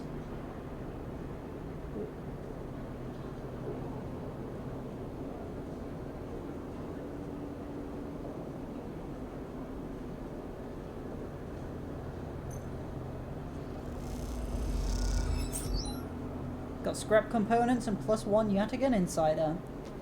One mechanic tithes a new filtration system for the block's atrium, and after you help install it, he offers you some of the remaining scrap. Hey, I got 2 scrap. Okay, I'm gonna put... Oh, that's... Oh, 3 and 4 are the same. May I have that dice back, please? Thank you. There's no point putting it in a +1 then. I really do want the scrap. I want it. Neutral outcome again! Oh no, wait. That's different. Ooh, I gained energy for that one. Among the craftsmen and merchants, you visit a chef who insists on feeding you and the other enforcers a rich stew of his own recipe.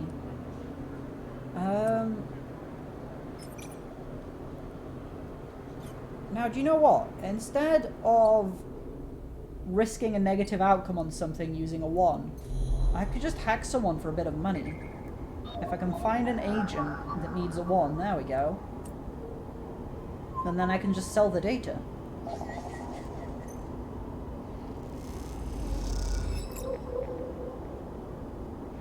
Yeah, 2 data even. Hang that's a better use of my time than risking a negative outcome.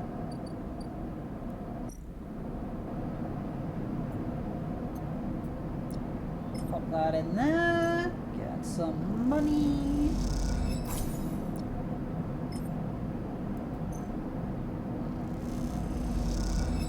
$20 cryo for 1 die roll. It's beautiful. And I gained some energy today, so I'm not going to starve immediately.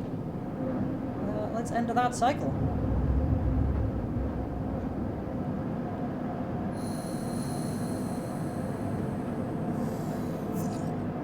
We rolled a 6. Let's go.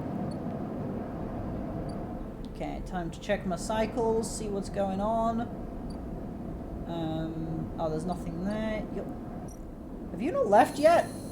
I feel like you never leave. I feel like you should have left like 3 cycles ago, but you're still there.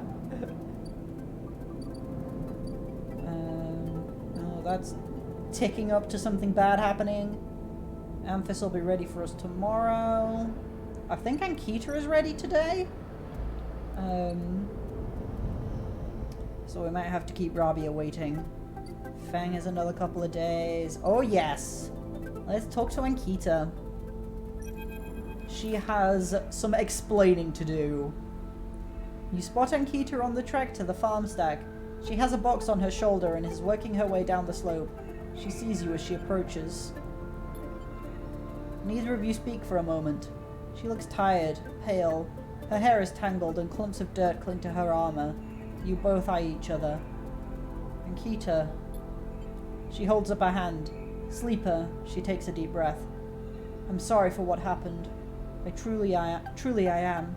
She looks down. I am sorry you ended up in the middle of this, when all you have shown me is kindness. She rubs her face. I'm sorry. Stay silent. For that sleeper that... She stares at the floor. I'm sorry. She looks up and away, not meeting your eye. Like, I don't want to say either of these options, but of the two, I guess it's okay is close enough. Like, it's not okay. It's not okay. But I also kind of get it, you know? Like, she was desperate, and... it's okay. She nods, then looks up to the stars. I've never... She stops herself. Thank you. Ankita shifts the weight of the box on her shoulder. I've been preparing for... She grimaces. Look, she sighs. Can you come with me? It's easier if... If what? You see it. She finishes. It's just down the way. Ankita leads on down the dirt path between the pillars. There is a wind passing through the greenway, a quirk of the air currents the biosphere maintains, and it ruffles the leaves softly. The sound makes the silence more obvious, more complete. You try not to think of the last time you were here. You have been trying not to think of it for the past few cycles. The image of the sleeper, sprawled, twisted open, connected to the ship mind, has been hard to forget. You realize Ankita is leading you back there, back into the drum at the center of the stack. You pause, trembling a little at the threshold. She turns. What are you doing? She looks at you with empty eyes.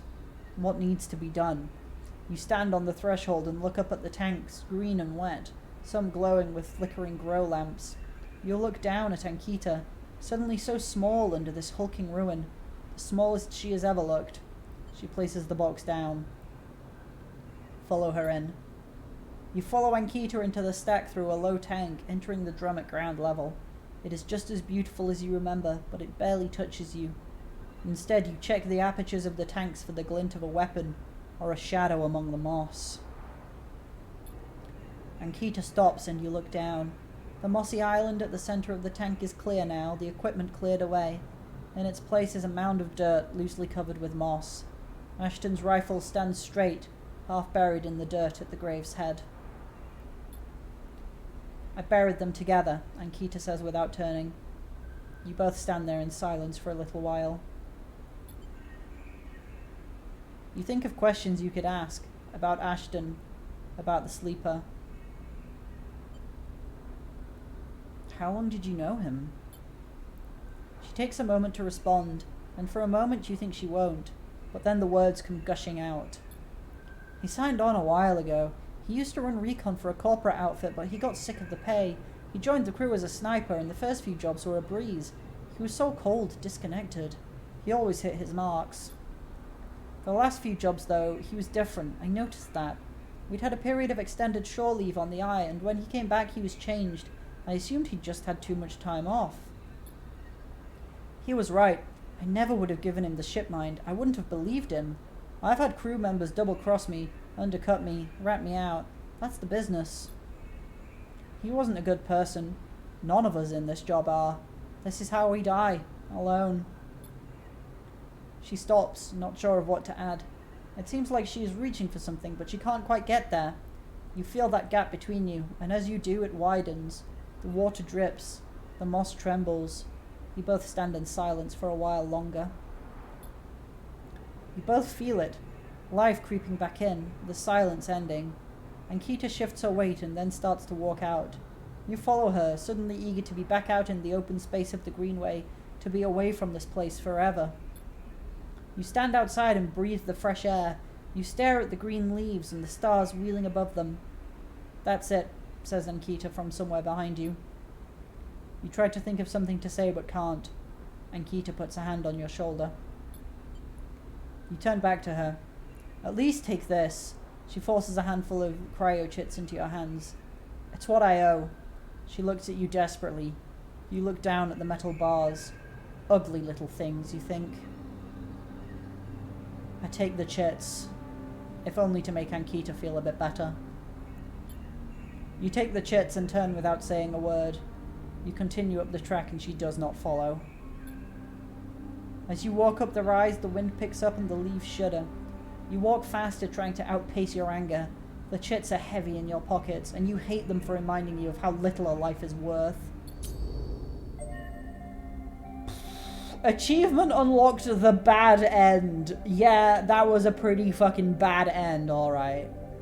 But I'm rich now, I have 253 money. That doesn't make me feel better.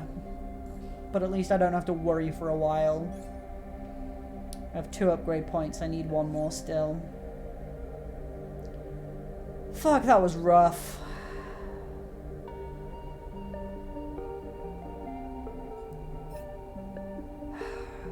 Do you know what? I don't feel like working for Rabia right now. I feel like trying to grow some mushrooms. I'm gonna clear the aviary out.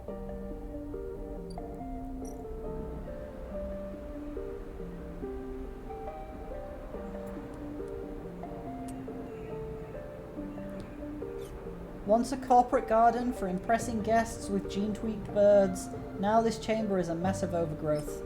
You can change that.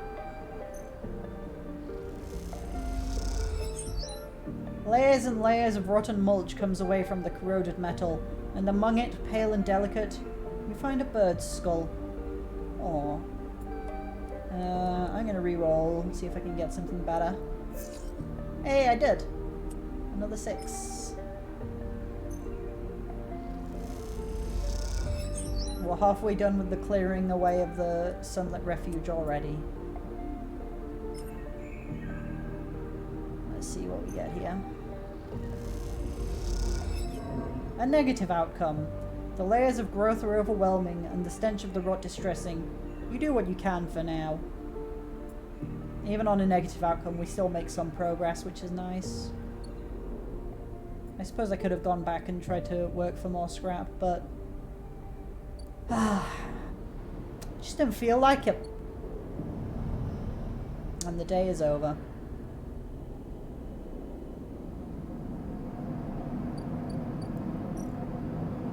That was really sad. Oh, I keep forgetting to close this menu when I'm done with it. I'm going to be starving tomorrow, but I do believe Emphas will have a Gerol fricassee all cooked and ready for me.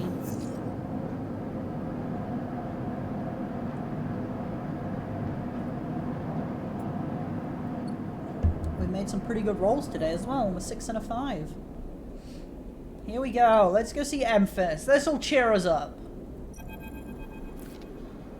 Emphys is preparing the Dural caps. He has had to heavily adapt this recipe, he says, but the smell is already incredible. It emanates from a strange purplish-white bulb you have never seen before, and he is slicing it finely.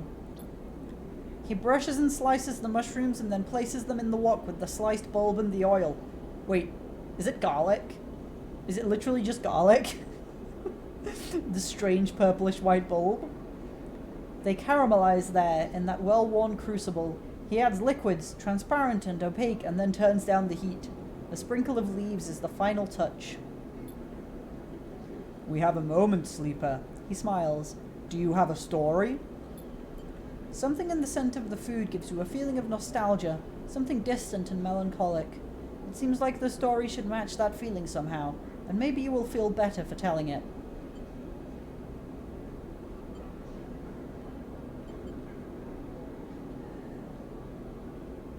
Recall your oldest memories. You start by explaining that when you are emulated from a person, many of your memories are left behind. Perhaps it is an intentional part of the process, a way of keeping sleepers ignorant and malleable, or perhaps it is a side effect of the imperfect emulation. You admit that you don't really know. What you do know is that some memories survive, and that on occasion they come back to you, like shadows passing overhead. You detail one recurring memory, which, despite returning to you with enough regularity for you to think it familiar, always fades as quickly as it arrives. You struggle to explain the feeling of being whole for a moment that comes with this memory, and then how that wholeness slips away to leave you feeling like you have forgotten something important, but just can't bring it to mind. Emphys nods throughout, cooking as he does with deft and skillful movements. You start to trail off when you realize you can't find the words to explain how the memories you do have feel like both yours and someone else's at the same time, and how that always fills you with a certain sadness. The sadness of remaining forever unknown, even to yourself. Emphys finishes cooking and meets your eye. I'm sorry, Sleeper, for your troubles. He puts the wok to one side. I appreciate you sharing with me. He smiles. I hope it lightens you a little. He passes you a bowl and heaps the gyros into it, their yellow colour mixing with the pale sauce in whirls and blooms. Eat. The dish is delicious, filling. It warms you as you eat in a way you weren't even sure your body could be warmed. It is a small mercy, you think, that S&ARP left you this pleasure. Many of the features of frames are there to simulate human experience, you know that much. Emulated minds cannot be rewired, so their need for embodied experience must be met. That is why you breathe even when you do not need air. Without that simulation, the sensation of drowning would be unbearable. Food serves another purpose. Your frame is able to metabolize it, to produce energy from the raw material. Vitamins and minerals are excess, of course. Your frame only needs raw power. So much is wasted. And yet, while you eat this food and feel that warmth, nothing feels wasted. It all means something to you. As you finish, Emphys takes the bowl, the last of his cleaning. He smiles at you, and neither of you feel the need to say anything more. Instead, you simply exchange nods and walk your separate ways back into the Bright Market, somehow changed. That was beautiful! I am so happy I made friends with Emphys. He's wonderful. And I'm gonna go back out. Oh, God, that's scrap though. No, I'm not. I want to get back to my mushroom growing, but if I can get enough scrap for a new house, that'd be so good. So I'm actually going to come and work for Rabia a bit more. Collecting tithes. Come on, give me that scrap. Yes! I have 3 scrap now. Okay, if this gives me a positive, then I'll have enough scrap. If it gives me neutral, then I think not. Ah! I was already on full energy! Useless. I'm getting close, though. Wait, let's re-roll. A 4. That's not bad. Oh, wait. Oh, it's a chance of a negative outcome? Only 25% positive?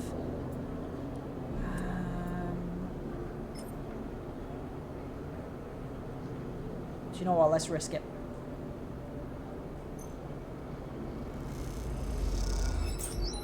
We got the positive outcome! That's huge poggies. Right, okay. To the derelict unit. This half-built unit looks long forgotten, a project that never made it. With enough scrap, you might be able to seal it up. You took the scrap into the shattered interior. It's hard to imagine this place as a home, but it can't be worse than a container. Let's get all that scrap in there. All at once.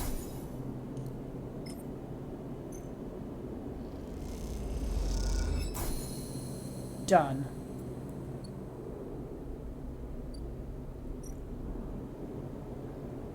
No! With all the materials, the unit now needs sealing section by section to be usable. It's a laborious task, but the outcome is worth it.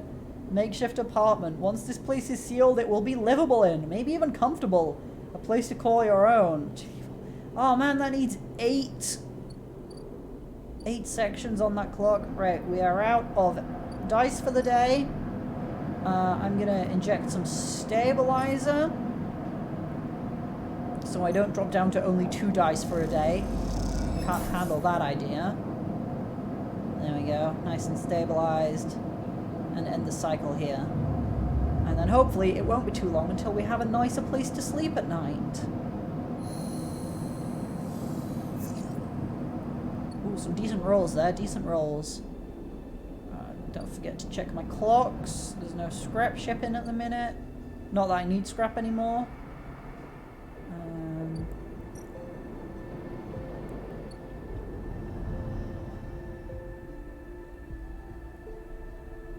Oh shit, Feng!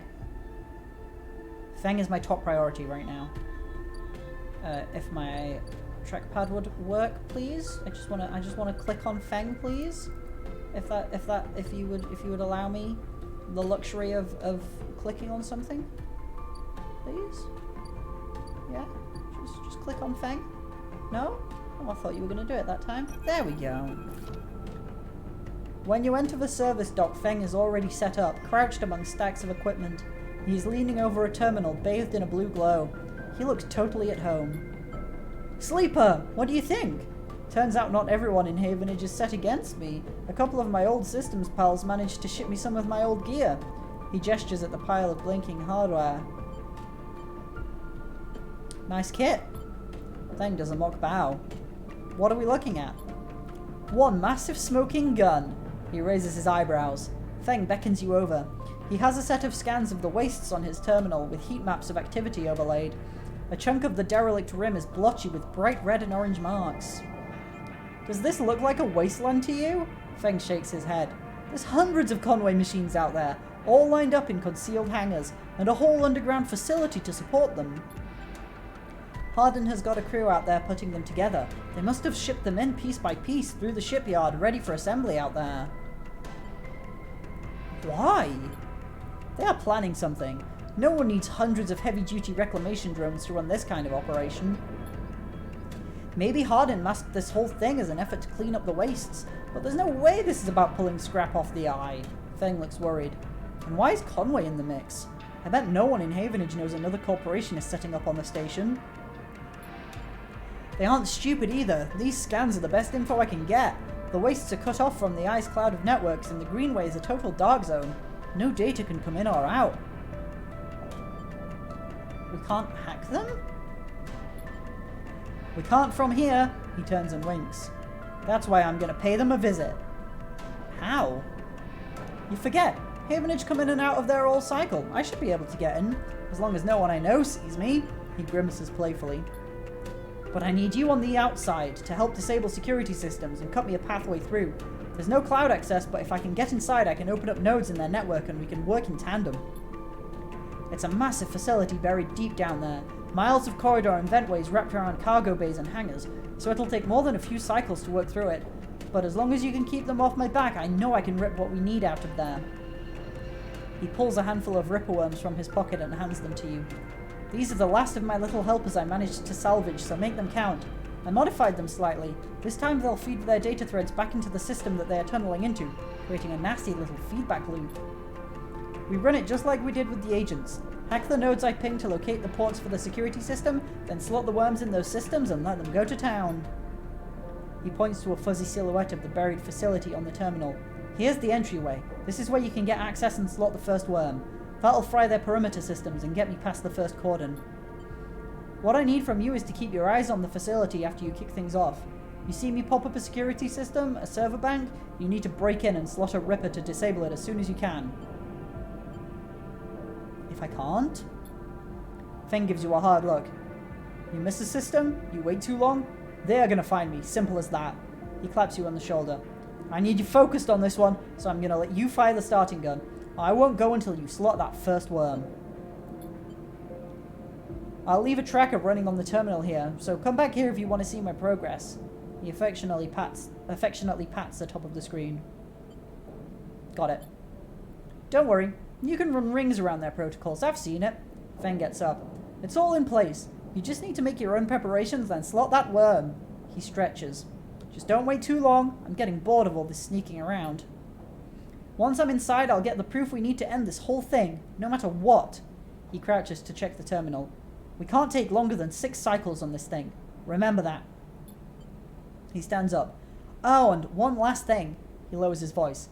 If I get caught, or you can't reach me, or we run out of time, there's one thing I need you to do. What? You take whatever I have managed to pull at that point, all that data, and you slot that stuff straight into the relay I've set up here. He points to a pile of servers and terminals hooked into the dock with cables as thick as your arm. I repurposed the dock's SOS broadcast system to beam out whatever you put in it. Anyone with a terminal, a slate, or a server on the eye will see it. That means Havenage, Yatagan, the hub, everyone. No matter what, Hardin isn't snaking away this time. He grins. I've got a bit more to do here, but the moment you slot that first worm, I'll make my move. He gives you a parting smile and turns back to the terminal. The nerves hit as you make your way out of the service dock. Time to prepare yourself. Okay. Well then. Where is it? Crack Conway. We're going to track this one. I feel like we're actually in a pretty good position to start with this straight away. Because I have a decent amount of money, so I'll be able to keep myself, like, fed and alive without having to waste time working. I've just stabilized, and I have another stabilizer in hand, so that means I can keep myself with lots of dice. I've got my reroll, obviously. How many upgrade points do I currently have? 2, right. So, I think we're gonna slot this first Ripper Worm wherever the fuck it goes. Where does it go? I'm trying to scroll, there we go.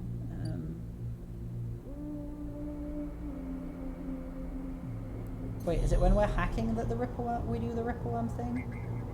Oh, Greenway Gate. Ah, there it is, Conway access! Yeah, it's when we're on our hacking eyes. Slotting this first worm will allow Feng access into the facility. You'll need to be ready to give this all your attention.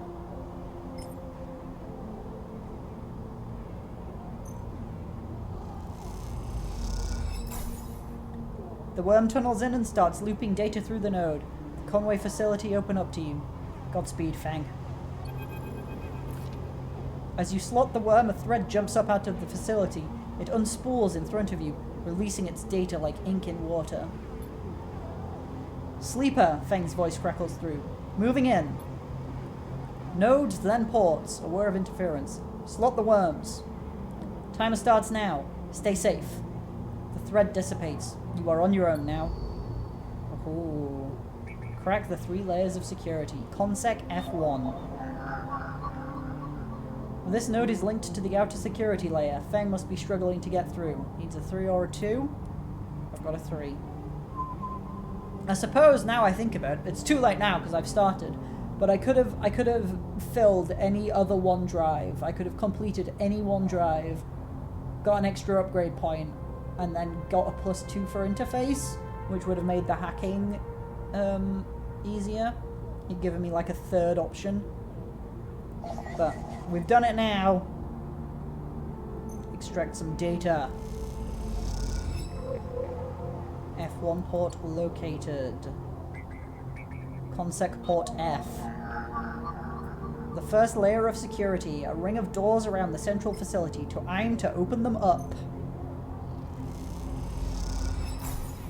The Ripper Worm creates its feedback loop, overloading the security system. Oh, Consec S1. Okay, we've got a 3 for this one.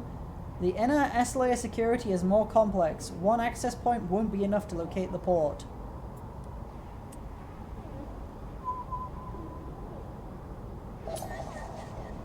Ooh, I got 5 money. Nice. We got 1, and now we got to get Consec S2. Both the S-layer nodes need to be extracted before the port will open. Is there time?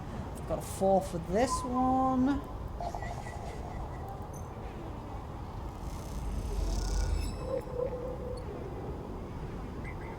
Consec port S. The second layer controls the Conway drones tasked with patrolling the hangars. Input that Ripper Worm. The Ripper Worm fries the drone's network link. Now they can't report anything. Oh my god, this one needs 3.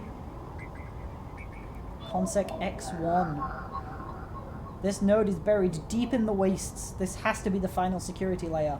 Hold on, Fang, and we have the 5 that we need.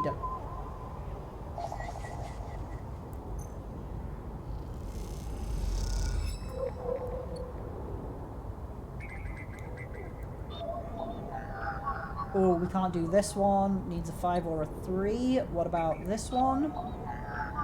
Oh, it needs a 4. Excellent. 3 nodes to locate the final port. Then Feng will be in. Not much time left. Absolutely nailing this hacking. That is literally the most efficient first cycle of this hacking thing I could have done. I had 5 dice, and I used all of them on the hacking. We just got to come back tomorrow for X2. Alright, that is the end of this cycle then. Wait, what's going on here? Oh, we've got Feng's progress and Conway extraction, I see.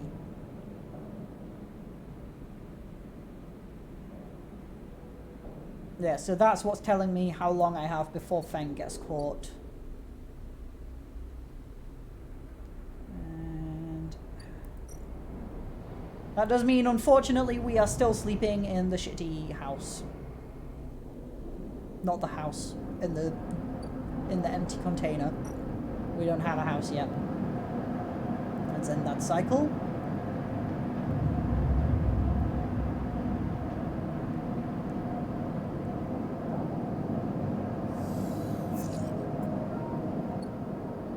Okay, before we head back out and finish all this hacking for Fang, I'm gonna take a quick break. I'll be back in just a few minutes.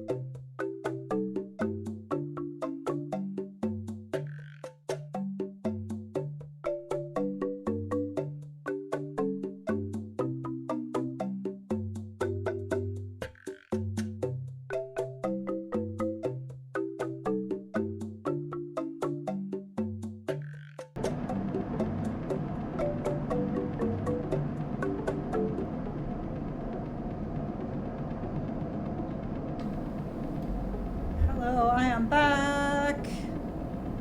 Right, okay, we are in the middle of a big thing. We've got to go help Feng as soon as I figure out what I'm doing. Here we go. I know how... Wow.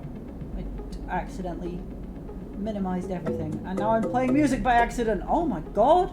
You would think I would be able to do this by now. Just like, you know, stream in general. You would think I would be, like, okay with being able to do that. Alright, here we go. Keep it on going up here. Oh, I gotta get my hacking vision on. There we go. We've got 5 dice. We've only got 4 different numbers. Consec X2. What do you need? A 5 or a 3? I have 2 3s and a 5. How many nodes are on this layer? You've never seen such tight security before. Extract that fucking data.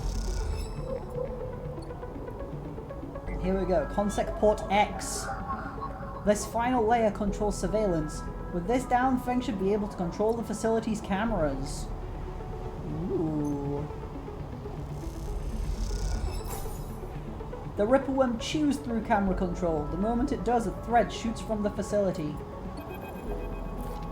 A thread from the facility cuts through the cloud like a hairline crack of light. That's it! The final layer of security broken. Somewhere, buried in the depths of the station, Feng is in control. He is slicing into the camera control circuits and piping out the result. The thread flickers and unravels into an image, a scene. 2 figures in a room, one sat, the other pacing. The pacing figure resolves into Hardin, the unmistakable superior posture, the shock of grey hair. The second figure's features don't seem to resolve. They are vague, unformed. A problem with the data, perhaps? You look closer. Then you see it. The figure is a proxy. Perhaps you should have expected it from Conway, a corporation whose very existence is owed to automation. The proxy is a machine, designed to be piloted by remote connection, someone elsewhere in the system puppeteering it with their own body, speaking so it may speak. The proxy sits impassively, or the Conway executive that is piloting them does, from the distant safety of some ship or orbital colony perhaps. We can move forward, there is no doubt, Hardin is saying. The reclamation teams are almost ready, and after that I will make the declaration. Nothing has to change. The proxy leans forward, its movement stilted, uneven, as if its body was being refracted through water. But things must change, Hardin. We need further assurances. I have been informed of a breach in one of the closed networks in the low end. You have been careless. Hardin waves the accusation away. We have been stretched. A breach was detected, yes, but no data of value was lost. Our board is concerned, Hardin. A drop in our value would be unwelcome at this time. The proxy leans back, its posture dominant. If the reclamation of A1 is contested, then we could be drawn into a compromising legal position. Hardin approaches the proxy. There will be no contest. Not from Solheim, who cannot muster a defense. Not from Havenage, who will fall into line below me. He crouches in front of the seated figure, eye to eye. And the people of this station? Refugees, gangs, spacers, all either opportunists or degenerates. Havenage is no longer strong, no longer united. No one here believes in Erling's vision, nor has the strength to enact it. I sat across from him at the negotiating table. He was forceful, eager, weakened by his ideological convictions, perhaps, but a great man nonetheless. This place no longer deserves to bear his name. The eye is crippled. It cannot survive. It is a ruin filled with squatters and outlaws. They will be lucky if it still spins in 100 cycles. Hardin stands. You will move forward with the reclamation, because otherwise you will lose your advantage in the system. Without your advantage, you will lose claims on the remaining palladium. Without the palladium, your factories will go dark. He pauses. Do I need to continue? One moment, comes the response from the proxy, and its head drops to its chest. Hardin steps back and paces once more, awaiting the discussion taking place elsewhere in the system. You watch Hardin as he paces, as he considers his future. What goes on within a mind like that? In the mind of a man who would burn all those around him for a path to some imagined golden end. The proxy lifts its head. We are happy to proceed. We will legally claim the station formerly known as Solheim I-1 as salvage within 6 cycles. Havenage is to assist with the transport of the illegal residents to Conway housing and labor facilities. The proxy judders to its feet. Conway will also claim 70% of the raw output of the reclamation process after losses have been accounted for. Hardin nods. I accept. The proxy reaches out to shake his hand like a marionette, and then the recording loops. You watch it play out a second time, gripped by a horrified fascination. There is a bluntness to the conversation, to its blatant disregard for humans as anything other than objects. Things to be moved, to be used, to be fed into structures, crushed, and losses accounted for in the cells of tables, the margins of ledgers. You realize now that you are no different than anyone else on this station in the eyes of the people in that room and those like them. Each body here can be recast as a piece of property, a tool, an expense, an acceptable loss. In one moment then they can be named a citizen, celebrated, protected, and in another the very idea of citizenship can be used against them. That is what it means to live in proximity to a system like this. No longer. Not while the eye spins. You gather the recording, pack it into a polygon of purest light.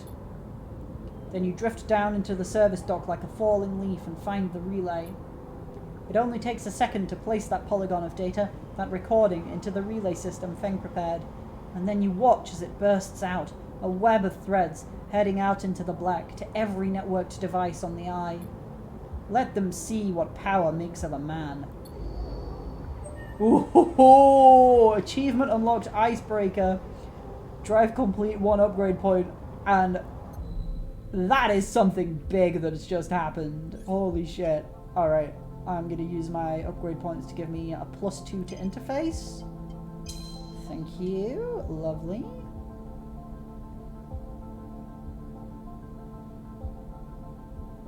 I might save up to get a +2 to intuit next. Well then, can we go talk to Feng now? After all that? Because that was quite a lot. I don't see him anywhere up here.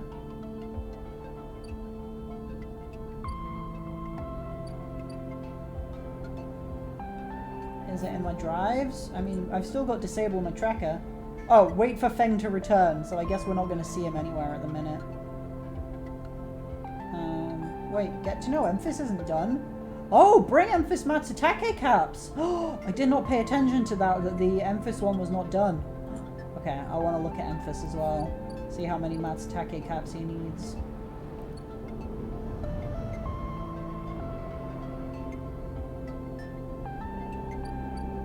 Oh shit. That's 2 more cycles before Ethan comes back. Matsutake broth. Ooh, he needs 2 of those. Okay. Well, I don't know where I'm going to get Matsutake from. Maybe I can grow it in the aviary. Oh, hello. Feng's Bay. Havenage in crisis. The building is chaos. Most of it is in total lockdown. No one will give you a straight answer about Feng or Hardin. 2 cycles until something bad happens? Oh dear. Well, it's gonna happen, but that's in 2 days. So I think in that case, I'm gonna get back to building at home. I think that's something I would really like to do right now. Let's throw my 6 into there. With all the materials, the unit now needs sealing section by section. +2. You track down a difficult leak and close it up. After working, you look over the wreck of the unit. Almost there. Well, it's a quarter of the way there. Let's throw the 5 in. Oh, that came positive as well. Awesome. Let's re-roll. Oh, another 6! Let's go!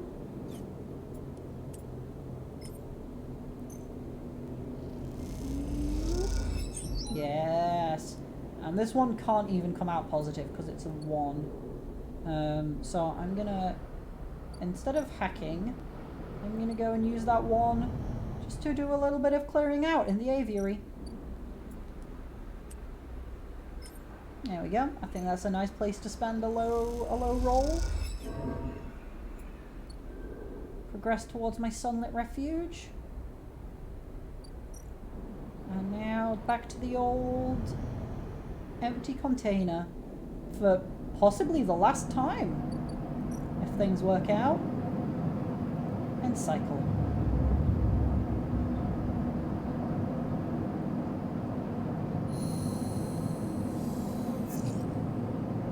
Oh shit, I'm starving again. Do you know what I could do? I could get food from other places.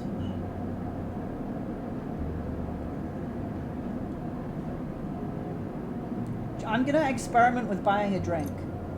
You're unsure if your friend can metabolize alcohol, but this fungal drink fermented along the greenway seems like a good test. Because if it gives me even 1 energy, I think that's pretty decent. If it gives me nothing, then fine. It does! Mossy tones and aniseed sharpness fills your mouth. It isn't totally unpleasant. At least you can taste it. It's a bit more expensive per energy than just going to see Emphis and getting my favorite fungal meal from him, but this also counts toward becoming an Overlook regular and gaining the trust around here, which can unlock other cool things. Might as well just stick myself up to 3 there. The glass shatters on the steel bar beside you, and the taunts don't take long to follow. Hey, Haunt! The spacer calls across the low room. What are you doing here? He laughs at his own lame joke. Playing human? Ignore him. You hunch a little further, staring at the hundreds of tiny impact points that scar the bar's surface. A hand falls on your shoulder, but as you flinch away it pats reassuringly. You freeze in place. Out! The voice comes from behind you, spat out like a shot. You turn to see brighter eyes, dark hair, a stare that could breach the wall and vent you all into hard vacuum. As you turn back to the spacer, the second glass comes sailing through the air. Oh my god, if I pull off a couch, that'd be so pog. You reach up a hand and the glass shatters across your forearm, showering you in fragments. Unfortunately, it was cringe. Through the haze of glass and Gerald vapor, you see Tala leap the bar and close the distance to the spacer. The thud as he slams into the wall echoes around the bar like thunder. Oh my god, Tala, I love you. Now flanked by other figures, quick to their feet, Tala throws the spacer out through the door and stands silhouetted against the rotunda lights. You touch your arm and it feels wet. Someone helps you to your feet and back onto your stool. Broken glass rattles as it is cleared, and a fresh measure of Girol is glugged out in front of you. That same hand, warm, heavy, falls on your shoulder once more. He isn't coming back. We don't tolerate that kind of shit here. Tala flops onto the stool beside you. Let's get a look at you.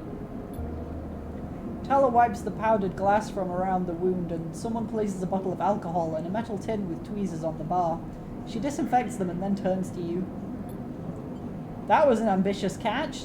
She smiles, pulling a sliver of glass from your forearm. Stupid, but ambitious. You don't feel the pain, only the string of status messages your body delivers concerning dermal damage and exposed structures. You do feel the care, though, as Tala's bright eyes search your thick synthetic skin for splinters. Watch her. Tala works with the skill of someone who has had to pick glass splinters from the skin of a stranger before. She hones in on each bright shard, all the time tapping the tweezer tips in little rhythms that only she can follow. Tala smiles to herself. So, you been on the eye long? Long enough. She laughs. Hey, you don't need to act tough with me. A splinter clicks into the tin. Not everyone is like that, idiot. We don't all hate you. She glances around. Some of the regulars, maybe they fear you, maybe they're just curious. I don't know, but I do know that the Overlook is a safe place. I know what it's like to be new in this place. Trust me. She meets your eye. I'm not trying to convince you of anything, or separate you from your chits. I just want you to know that if you need somewhere, you can always come here. I know the rations we've got aren't much, and the company is limited, but if you need work, I'll happily put you behind the bar, and if you need shelter, well, we can discuss that. What? I should have come here so much sooner! You'll be safe. I usually have Francis on the door, but he's up in the Greenway this cycle, haggling with our supplier. Francis tends to be particular about what we serve, even if the clientele isn't. She places her tweezers in the tin with a clink. That's you, Sleeper. Here. She slides the glass of Gerald to you. This'll help. She stops, her hand still on the glass. Wait, does this help? I mean, can you get drunk? Let's find out. She laughs. Just don't stay here too long. I'd hate to see you become a real regular. She walks back around the bar, gathering the glasses as she does, and before long is retelling how she threw that spacer out to a new group that just wandered in, complete with dramatic actions. She gestures in your direction and you instinctively look away, back to the worn surface of the bar. You take a sip of the Gerol. The earthy fungal tones fill your senses, almost blocking out sight and sound, like diving headfirst into a bog. You may not be able to get drunk, but this connection to something grown, something fermented, something old, feels good. Yay! What a nice place I found! The Overlook Bar! I should have come for a drink so much longer ago. Tala is as good as her word and happy to throw a shift or two your way. The pay isn't great, but tips can make all the difference. The Overlook clientele can be a tough crowd, but you have Tala's backing and that means a lot. That might be something we come back to work on. But I'm already so close. I'm so close on this. Did we have any more clocks going up here? I don't think we had any more clocks going on way up here, did we? No, we didn't. No, we didn't. I feel like there's still so much more to discover in this game. Like, I've barely done anything. Like, I haven't looked at Haifa Commune. I haven't looked at the Free Spoke at all. Yeah, there's just a lot. It's cool. Right, what was I going to do? Oh, yeah. Yeah. I'm repairing my home. Or I'm repairing a home, rather. Let's throw that 6 in there. Guaranteed positive outcome. Get that apartment done.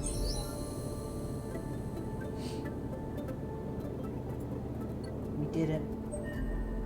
Drive complete +1 upgrade point. Achievement unlocked. Squatters' rights. Hell yeah.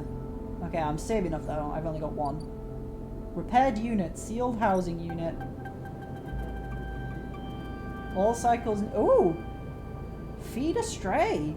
There's signs that a stray animal has been nosing around near the unit. A handful of chits for some crackers should bring it out of hiding. So I still lose the same amount of energy and condition every day. Which is a shame. But this, I need to make friends with a stray animal immediately. I can't do anything else. I have to do that. You buy the crackers from a shop unit downstairs and crumble them up into a tray. Something moves in the shadows. Oh, black cat, black cat, black cat, let's go! The stray hops up onto a work surface and looks out of the unit's small window. It doesn't acknowledge your presence, it just sits there beside the tray of crumbled crackers staring out at the low end. What is this cat's story? Are there more on the station? You haven't seen another in the low end, but in this vast megastructure that means little, there could be a whole colony of cats like this one down in the Warrens. You look at its sleek dark fur and sharp eyes. It doesn't look ragged, it looks at home. In fact, its presence in the unit makes you wonder if this is the stray's apartment which you were squatting in. Watch the stray. I don't wanna approach too soon and scare them off. Though the stray is looking out at the station, you feel its attention on you, waiting for you to spring your trap. You remain relaxed and watch as something flickers in its eyes, perhaps the reflection of a passing ship. The stray settles a little and starts eating, picking at the broken crackers. You don't remember ever having been this close to an animal. It triggers something in you, a recognition of a life totally unlike your own, but still somehow connected, parallel, even interwoven. The stray licks crumbs from its fur. Do you like it here? The stray flicks their tail at the sound of your voice. It is hard to imagine the stray liking anything, or at least being vulnerable enough to admit to it, but the stray's pleasure at existing here, in this place, shines through its every sinew. It is not that the stray is always happy on the eye, but that the stray is engaged by this place. It is alive here. You turn your eyes to the window, the one that the stray looks out of, and you both watch the stars and the ships together. You feel something pass between you and the stray, a kind of acknowledgement of each other, a sense that each of you might share something with the other, a point of connection. Then all at once the stray yawns wide, hops down from the unit and brushes along your legs, and then it is gone, out through the unit door and back into the corridors of the low end. That was beautiful and wonderful, I'm so happy. I fed a stray cat, and it loves me. Oh my god, I can do it again. If you buy the crackers and put them out, the stray will always come. That doesn't mean they like you though, they are a cat after all. One more, okay, I won't just keep doing this forever, but I want to do it again. The stray crunches at the crackers as you watch. Sometimes they'll let you stroke them, sometimes not. Oh, wonderful, wonderful. Okay, still need to wait for Feng to come back. He's not back yet, right? No, another cycle before Feng comes back. That's late game stuff. Yes, my mushrooms! I'm growing mushrooms now. That is what I do.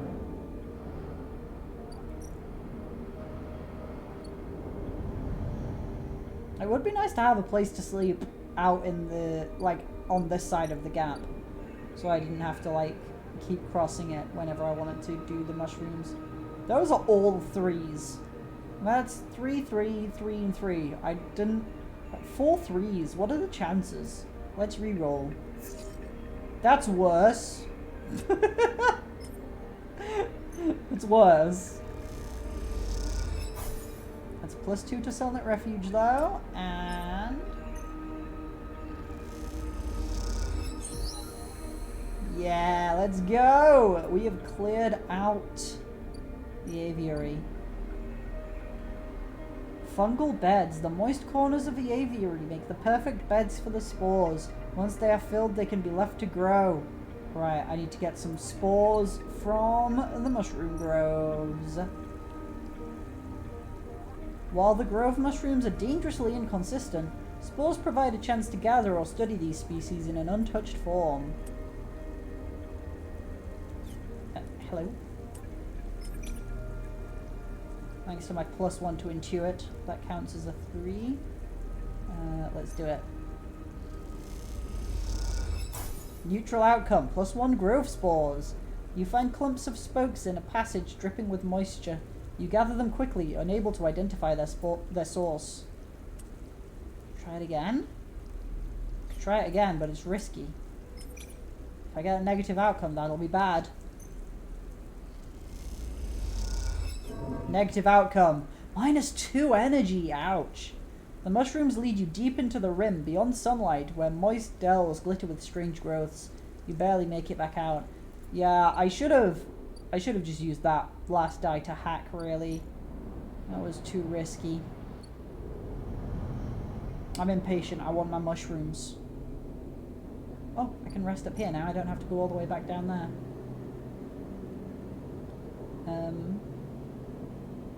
I'm going to be starving again.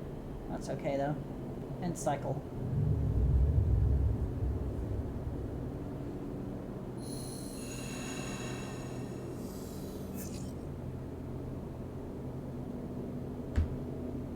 Feed the stray. I'm probably just going to feed the stray like once per cycle now.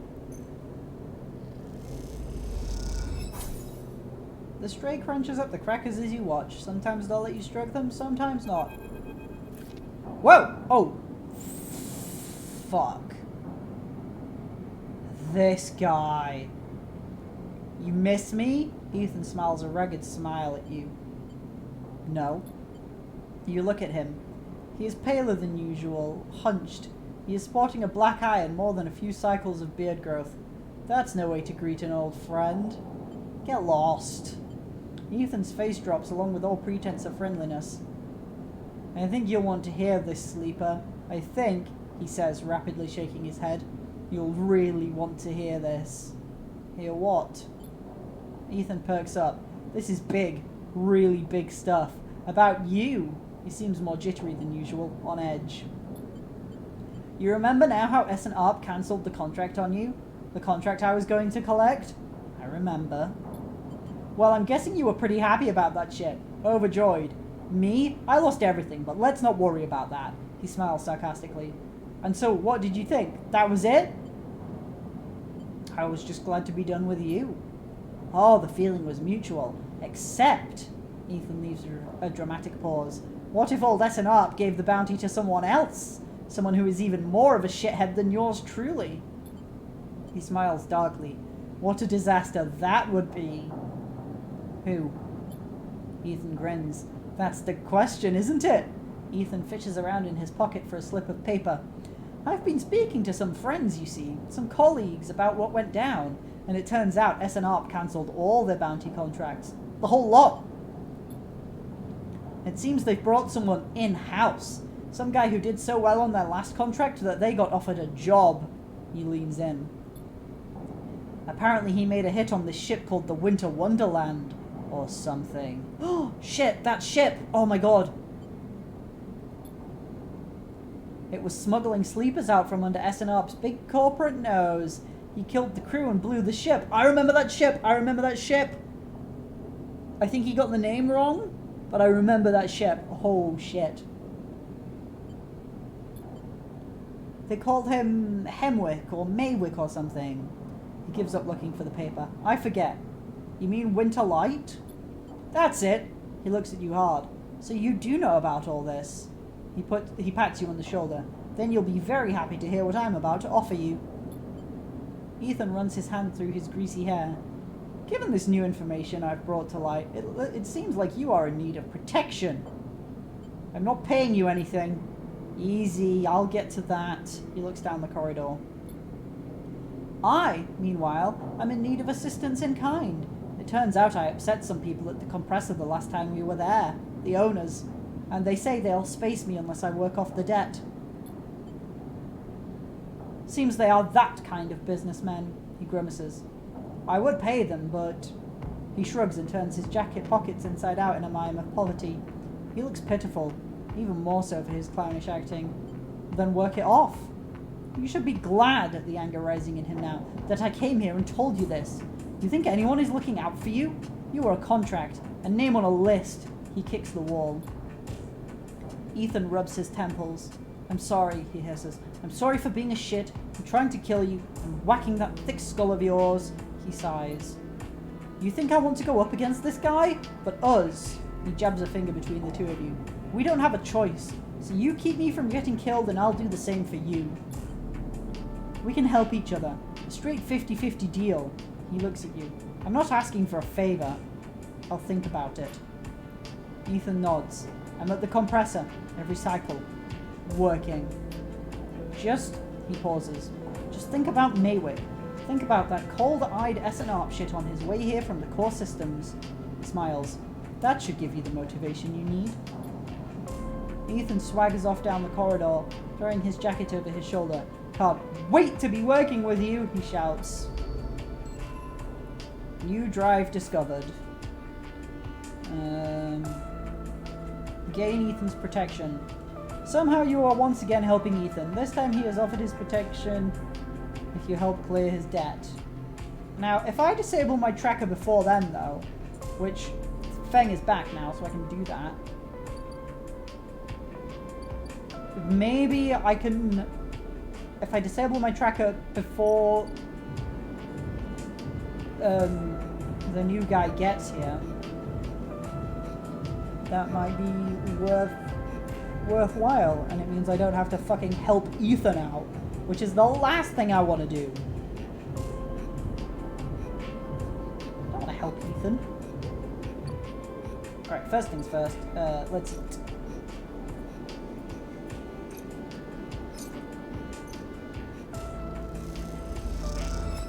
Thanks, Amphis.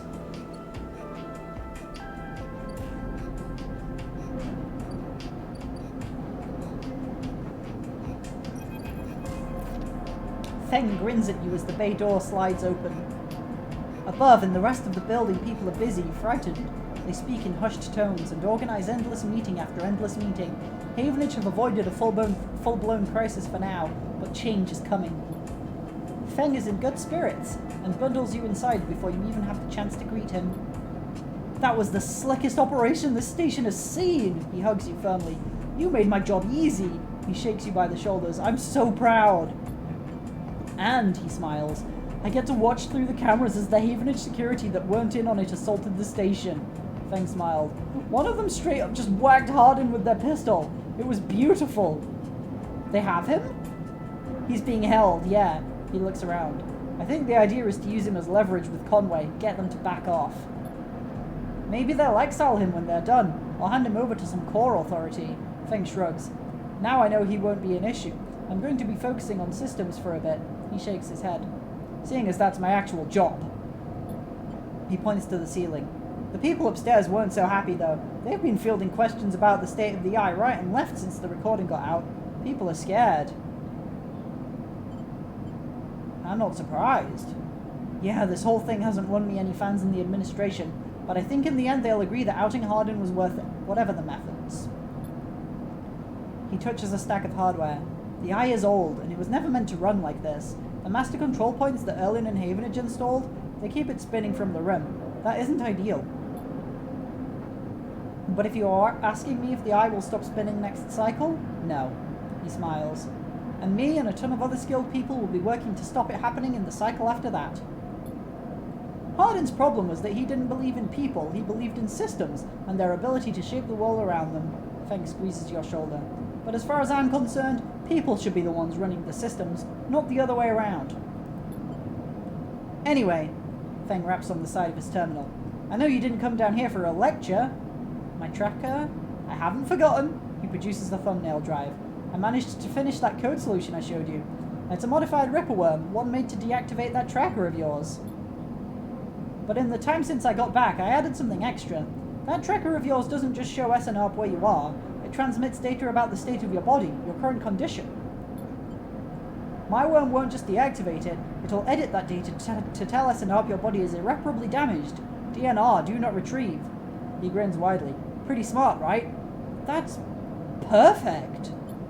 Just slot it already. You take the drive and hold it in your hand. Then you close your eyes and open up your access ports. Take down your defenses. The worm immediately enters your closed network. It whips through it, taking things with it as it goes. The moment they are gone, you forget they were ever there. They just blink out of existence. A second later, it is done. You open your eyes. How do you feel? Asks Feng a little nervously. Free. Feng smiles widely. Well, you are free, sleeper. He claps you on the shoulder.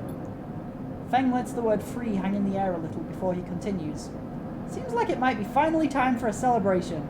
Feng wraps his arm around you. Jenna still owes us those drinks. He laughs and you join him. And later, when you leave, you feel deeply thankful for having such a friend. As you walk away from the building, you look up at the wide curve of the eye, up at the hub and the other rim beyond it. The whole thing twinkles with lights, and it seems impossible to see it as anything other than breathtakingly beautiful. It feels, in that moment, like something eternal. That doesn't mean it can, or even should, last forever, or that it will never change, fade, or decay. It simply means that in this moment, this place has a future, and it is one that you know, deeply and truly, is worth protecting. Yay! I disabled my tracker! Oh, and my drive for, get Ethan's protection has gone away. So, yeah, I don't need to gain Ethan's protection now. I'm safe! No one is coming to find me! Okay, I still need one more upgrade point. That's so good. Oh, I'm so glad I did that. Okay, yeah, we're doing mushrooms. We're doing mushrooms. We're clearing the aviary. Let's get that. Wait, what's that? Oh, we got to talk to Ethan now. Oh yeah, that's just the normal Havenage officers now, and yeah, where we can sell tracking data and shipmine fragments. Right, we'd better tell Ethan what's going on then. The compressor is almost empty when you enter. A couple of scattered patrons in the booths and a lone bartender. The bartender recognizes you immediately when you arrive and nods, and you return the greeting. You know already that you won't find Ethan here, but you had to be sure. With your tracker reporting you dead, he wouldn't have stuck around. You look at the empty stall, his empty stall, and you smile. You can imagine him on it when his slate chirps, letting him know that the target he was tracking is dead. You can imagine the screaming and the swearing too. Is that all you were to Ethan, another target? Or was there something else going on? It seems like a foolish question to ask now, when he has fled the station, but it bothers you anyway. You take one last look and walk out. You doubt you will ever come back to this place or the memories it holds. You walk back out into the lights of the bright market and allow yourself a smile. So this is what Feng meant when he said you were free. You could get used to this. No more Ethan! No more Ethan! Ugh, no more Ethan. What a world. And now, I can just grow my mushrooms in peace. Well, collect my spores first. Let's get a guaranteed positive outcome. +2 growth spores! You find a chamber thick with pale particles. You gather as many as you can, unsure what species or types might be in the mix. And that's 3. That's 3 spores. The old growth of the aviary has created a rich medium into which you can place the spores from the groves. They'll grow well here. You extract the spores from the sample print and mix with water, then inject them into the prepared mulch. It is precise work. I'm gardening in space.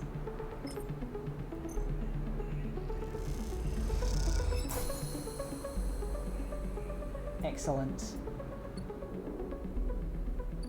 Ooh, we got a clock going on here now. The spores need time to germinate and spread in the aviary. The indirect sun of a few cycles should help them along. Okay, we got 4 cycles before we can come back to our mushrooms. More work for Rabia, or I feel like I want to help Mina and Lem? Her dad was called Lem, right? Like, they really want to get out of here, and I want to help them do that. I can do what I want now. No one's coming for me. It's so great.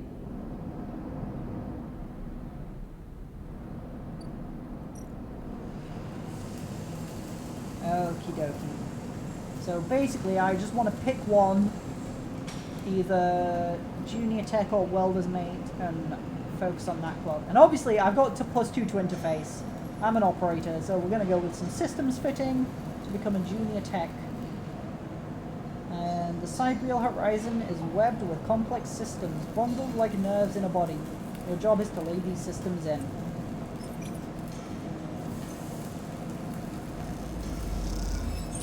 +2 to systems tech and +12 cryo. Let's take this in. I think I'll re-roll. That is a good ass re-roll. Look at that. 6 and a 3.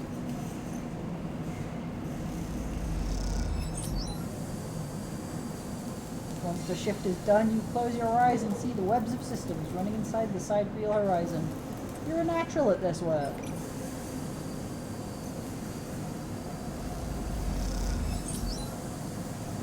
Natural at this work. And we just need one more positive outcome on there, and then we're in.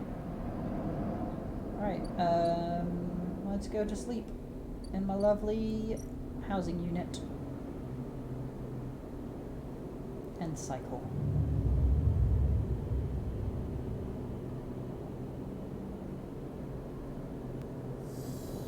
How am I doing today? A 1, a 2, a 3, and a 4.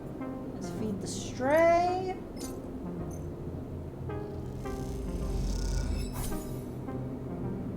Lovely. Stray fed. We're a bit hungry. What about if we go to Mingi Express? That's the thing. If we want to get fed at Mingi Express, we gotta use a die instead of spending money. So I'd rather just head up here. 15 cryo for 3 units of energy. It's a deal that can't be beaten.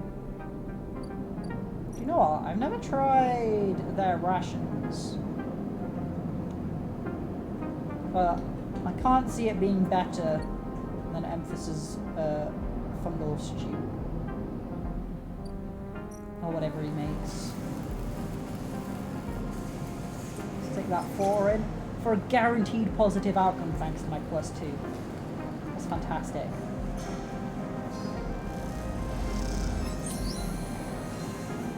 There we go, we did it! Ooh, I got 5 cryo as well. Each shift, a crowd of would-be workers gathers outside the shipyard, each of them clinging to a 4-digit number printed on receipt paper. These are their assignment numbers, and you are either called for a shift or you aren't. As you arrive, the crowd is restless and chatter rumbles through the lines. For those who, like you, have graduated to the work teams, shifts are guaranteed. Having just walked out of a meeting with a supervisor where you were praised for your efforts, you feel the glow of a job well done. Yet you can't help but feel empathy for those huddled as you pass, waiting for their number to come up. Keep your head down as you leave the shipyard, feeling a little guilty as you do. Hey, sleeper, wait up! Lem's voice trembles as he shouts above the rumble of the crowd, and you turn to see him pushing through, Nina crying in his arms. Lem! Good to see you, friend! He is breathing hard after shouldering through the waiting workers. You made the work team, good for you! He tries to catch his breath, stroking Nina's hair as he does. Shh, baby, give me a second here. He smiles weakly at you as he comforts her, and her cries start to fade. Out of the crowd, he sets Mina down by his side, shiny streaks down both of her cheeks. As he does, you see he is clutching an assignment number on a crumpled piece of paper. Is Mina okay? She's good. We just had to rush up here. He puts his hand on her shoulder and she clings to his side. Esther, who usually takes her, is sick. He stretches. I don't know. A noise sounds from the entrance, a klaxon, followed by a list of numbers growing brightly on a display screen. The crowd responds instantly, pushing and pulling as people try to wade to the entry checkpoint. Lem stops and turns back towards the crowd and then glances down at the crumpled paper. That's my number. Shit. Mina. He starts patting the pockets on his gear and glancing around. Go. I'll watch her. He blinks a little, staring. Thank you. I'll... He crouches to Mina. You are going to stay with our friend here, okay? They're going to keep you safe and... He stands back up. Here, take her bag. He shoves it into your hands. She's got food, she's got... Shit, I have to go. He backs away into the crowd. Mina, I'll be back real soon, okay? Be good. Then Lem disappears into the roiling crowd, who are now trying to get into the shipyard before it locks down. Mina stands staring, suddenly small without Lem at her side. She fixes you with a dark-eyed look you can't quite read. Hey, Mina. She holds the stare, unmoving. The two parallel tear tracks still glint on her cheeks. You okay, Mina? She sniffs and looks down. Look in the bag. You unlatch the top of the bag and see a few metal containers fashioned from scrap components. A battered slate sits on top, blinking a low battery warning, and tucked beside it is a ragged rabbit, hand-sewn. Take the rabbit. You pull the rabbit out of the bag, its long limbs waggling as you do. Mina goes to jump and grab it, but holds herself back. She stands and hugs herself, eyes on the rabbit. What's their name? Mina turns away and looks at the entrance to the shipyard. This isn't going well. Give her the rabbit. You hold the rabbit out and Mina snatches it from your hand. She hugs it tightly without looking away from you. Bun Bun, she says, staring you down, ferocious despite her size. Hi, Bun Bun. You move a little closer as you speak, closing the gap. He doesn't speak, she says. She looks at you suspiciously, but her face softens a little. She waggles Bun Bun in front of you and then walks him up your arm and onto your shoulder where he sits. Adorable. She pokes your arm a couple of times. Are you really a robot? Sort of. Yeah, she thinks. Me too. Mina has more questions. Lots of questions. Questions about how you breathe or if you rust. But before long you were talking about rabbits. And what Esther, the lady who usually takes her, smells like. And whether or not fairies live in the ice heating pipes. I mean, obviously they do. You pass the time like this, sitting side by side on the floor of the walkway as others pass by.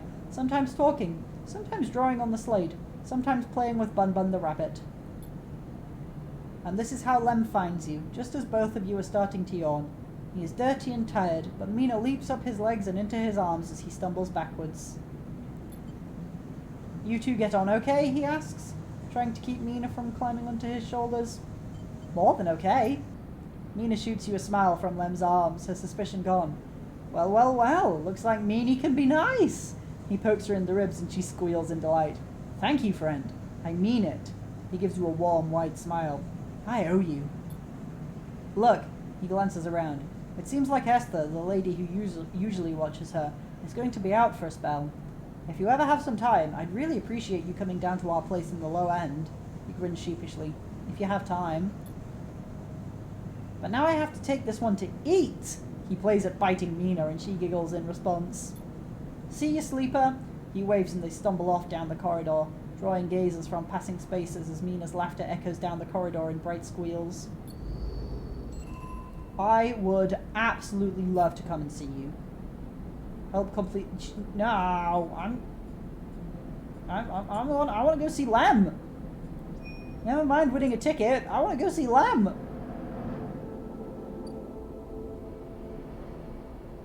Wait, in low end, right? I just blew right past it. Oh, here. Let's get rid of that. There we go. Lem and Mina's unit. Babysit Mina. Lem can't work shifts in the shipyard unless someone watches Mina. You two seemed to get along last time, and Lem is desperate. Ticket out. Unless Lem gets time in the shipyard, he won't qualify for the side real crew lottery. Watching Mina gives him that chance. I would absolutely love to. Okay, we've got 1, 2, and 3, so I'll re-roll these. Slightly better, okay.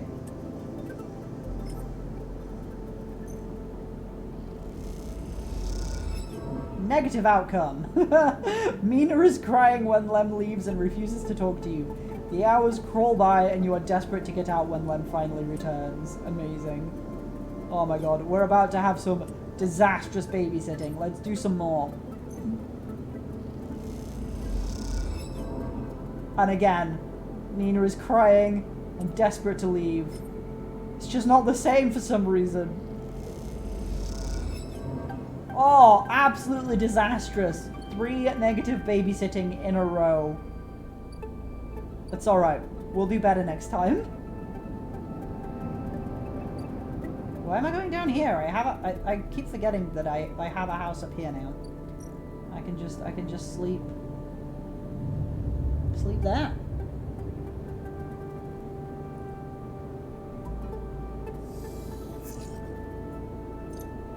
Feeding the stray again.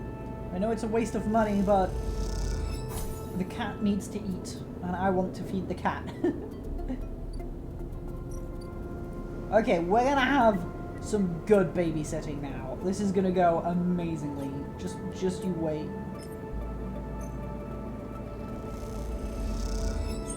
There we go. Oh my god, it refilled my energy by 2?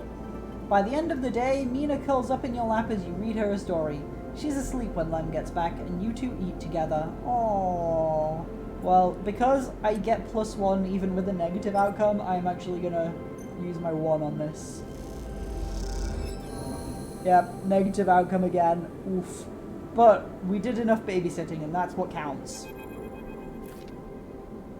She's asleep, whispers Lem, creeping back out of the unit's tiny bedroom, sliding the door shut as he does. You are perched at a thin bar in the main room, the slate in front of you still glowing with the Mina and your drawings from a cycle spent together. There's a ring, the only world Mina has known, with stick figures standing along its edge. The tall one is you. Drink? Asks Lem, producing a worn-looking bottle of Girol from under the bar, its contents glowing amber in the fluorescent light. Sure. Lem nods and glugs a few fingers into a couple of metal tumblers, then sits down with you at the bar. Cheers, he offers, and you clink the metal containers together. You know, we actually have something to celebrate this time around. Lem gives you a sideways look. I made the assembly team on the side reel. He grins broadly. Clearly he has been desperate to tell you all cycle. Amazing! Lem holds up his drink. Couldn't have done it without you keeping an eye on little Meanie back here. Lem shifts a little on his stool. He looks uncomfortable. How's our girl doing, Sleeper? I haven't seen much of her these past cycles. Doing great. Of course she is. He playfully squeezes your shoulder. She talks about you a lot, you know? Draws you. I'm glad she has a friend that isn't me. His eyes drift to the bedroom door. She's great.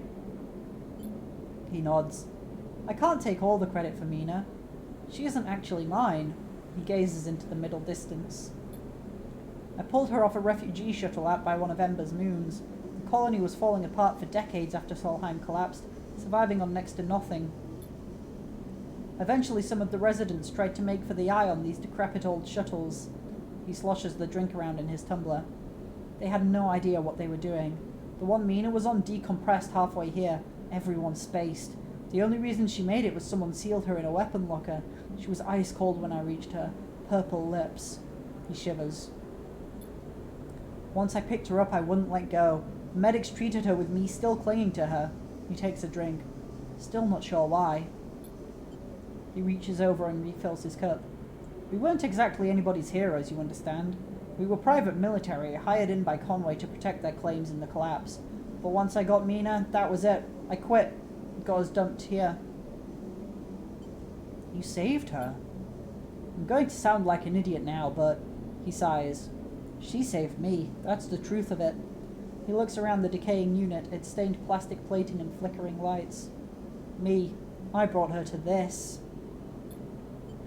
She was tiny, too small to know what she lost, but I can't stop thinking about it. He rubs his eyes, dark with tiredness. What if our number doesn't come up in the draw, Sleeper? What then? The side reel will sail off without a thought, leaving us here. What kind of life is that for her? She'll manage. Sorry, I know you don't have it any better. He looks at his cup and pushes it away down the bar. This is a celebration, right? both of us on the team now. Both of us in with a chance. Exactly. Imagine all three of us riding the sidereal horizon out of here to a new world. He looks into his glass for a moment. I think I drank this too fast. He laughs. Lem stands and starts to clear the glasses into the auto wash. I need some sleep, friend. See you around. Alright then. He catches your shoulder as you turn to leave. Thank you, Sleeper. I mean it. From both of us. He pats your shoulder and you slip out into the dark of the walkway with thoughts of little Mina in your mind. Aww. Oh, achievement unlocked, good robot. And now I have 3 upgrade points. Let's get that tasty +2 to intuit. Lovely.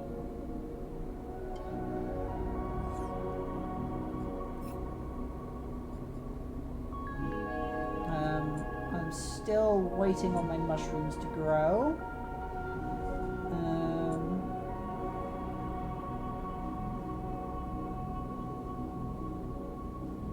Let's help complete the sidereal horizon. I don't want a ticket for me. I don't think I want to leave right now.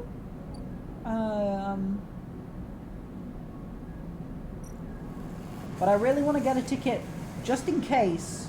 Oh my god, that is a lot. Holy shit, that is so much. Oh my god.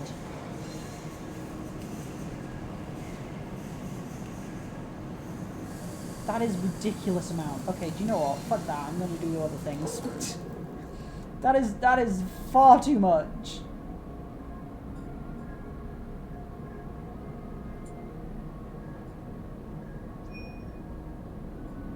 I might work for Rabia and spend time as a Yatagan enforcer. I just looked at that, the amount of like slots on the clock, and I was just like, oh, that'll take forever. It'll take me so long to do.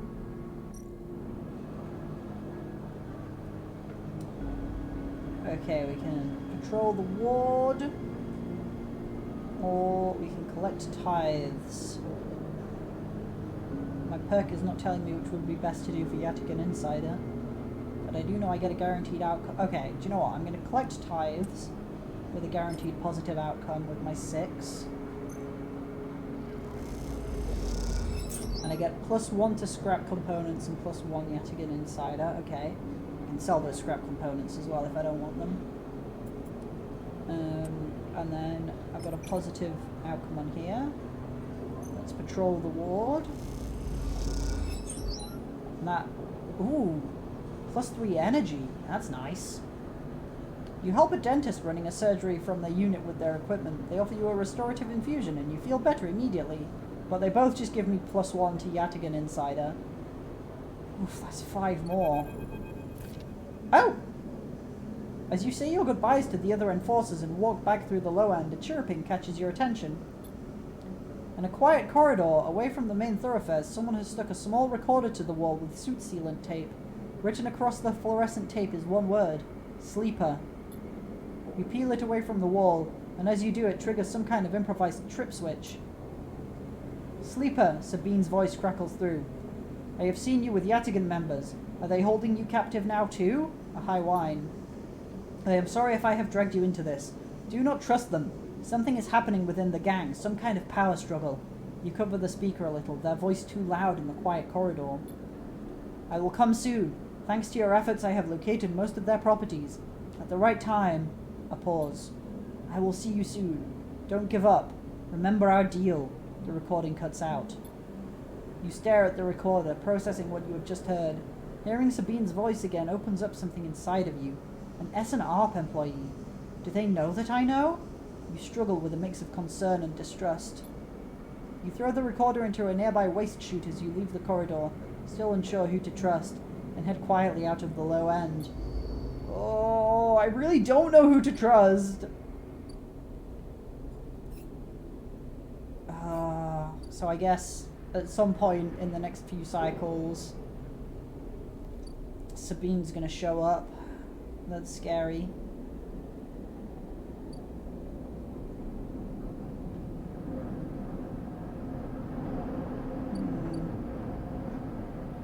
I keep coming back down here out of habit when I want to sleep up here. End cycle. Do you know what I might do for my next few cycles? Is, like, get to know the places that I haven't got to know yet. And see what kinds of new places and opportunities get unlocked through that. Because, like, I did this recently. I did the Overlook Bar. Oh, I can do more there, actually, can't I?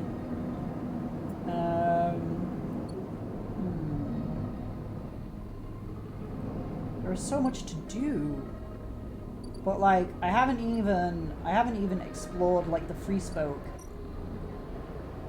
Like, I haven't unlocked, like, places to go, even. So I could do this. Well, I have a +2 to Intuit, so I can enter the Spoke, tangled network of service passages and makeshift tunnels cut through the Spoke as if it were a hive. There are no maps here. Yeah, because this is guaranteed positive, then. Somehow, deep in the Spoke, you come across a thoroughfare lit by work lamps where groups pass back and forth with ease. And that's guaranteed positive. And then this is very light. Well, it's 50-50 with positive and neutral, so at least it can't be negative. We got the neutral, +1 to Spoke Climber. A series of tangled passages spits you out of the other side of the Spoke with a little more knowledge than when you went in. And now this one will fill that up, and we'll have new things to look at. There we go, we can't do those things anymore. The Spoke is layer after layer after layer of dense urban fabric. The only way to explore it is vertically. Whoa, new places! So now we have 3 new places. We have the Midline Freight Hub, where we can steal a shipment. Oh my god, there's so many places. I can steal from the farms, I can steal from the shipyards. What's one diverted package? You would have no idea what you are stealing, but that's part of the fun, right? Plus random item. Ooh, that's quite interesting, actually. You literally can just get... Oh, it's an interface thing as well! So I have a +2, and also a chance to gain money just for doing it. Stealing shipments from Midline is going to be picked up fast, even if you are careful. The systems can't be fooled for long. Okay, so I probably can't do that many times. Midline runs automated freight down from the Free Spoke. They need skilled operators and you don't have to lift a single crate. That's just a thing for money then. Okay. A sender car. Oh, that'll take me up. Okay, let's look at the PAS import/export. I can buy a ship... Oh my god. Buy a shipmind core for 300 cryo? Paz claims this shipmind was salvaged from a Solheim executive yacht, which is why it costs so much. You know what? I'm glad I found my fragments and made my shipminds instead of buying one from here. Ooh, shit, I can sell a shipmind for 150 cryo? Paz says she has a contract who will take shipminds. 150 cryo. Whereas I can sell the fragments for 30 each. Damn, okay, I'm not selling another fragment. Export Matsutake. Paz knows a spacer who will take Matsutake out to the starboard belt, but only in bulk. 80 cryo for 3 batches. Well, my first 2 batches of Matsutake are going to my friend Emphas anyway. That's quite a nice way to earn some money. Okay. So I have potential ways to earn money there. That's nice. And now I can take the Ascender car to the Ice Central Hub. Whoa, it's a whole new place up here. Look at this. This is cool. So we've got the A1 mainframe. Or the I1 mainframe. Station Central mainframe. Access main... Oh, yeah, this is where my... this is where Navigator wanted to go. Navigator, formerly known as Neovend. The I1 mainframe is now mostly disused. Havenage having set up their own master controllers. Navigator thinks Killer is hiding there. Okay, so I can do that. I might do that, actually. And the hub. I'm surprised that didn't, like, come up as a drive, really.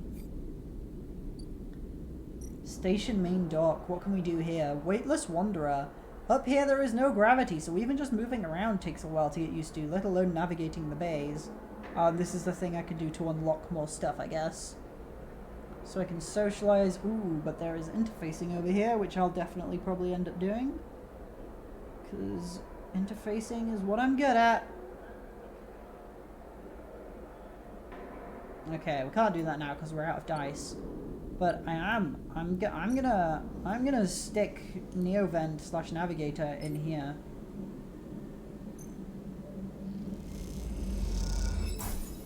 You slot Navigator and the clamps lock. The ship 9 is stuck. How are you going to get them out of this thing?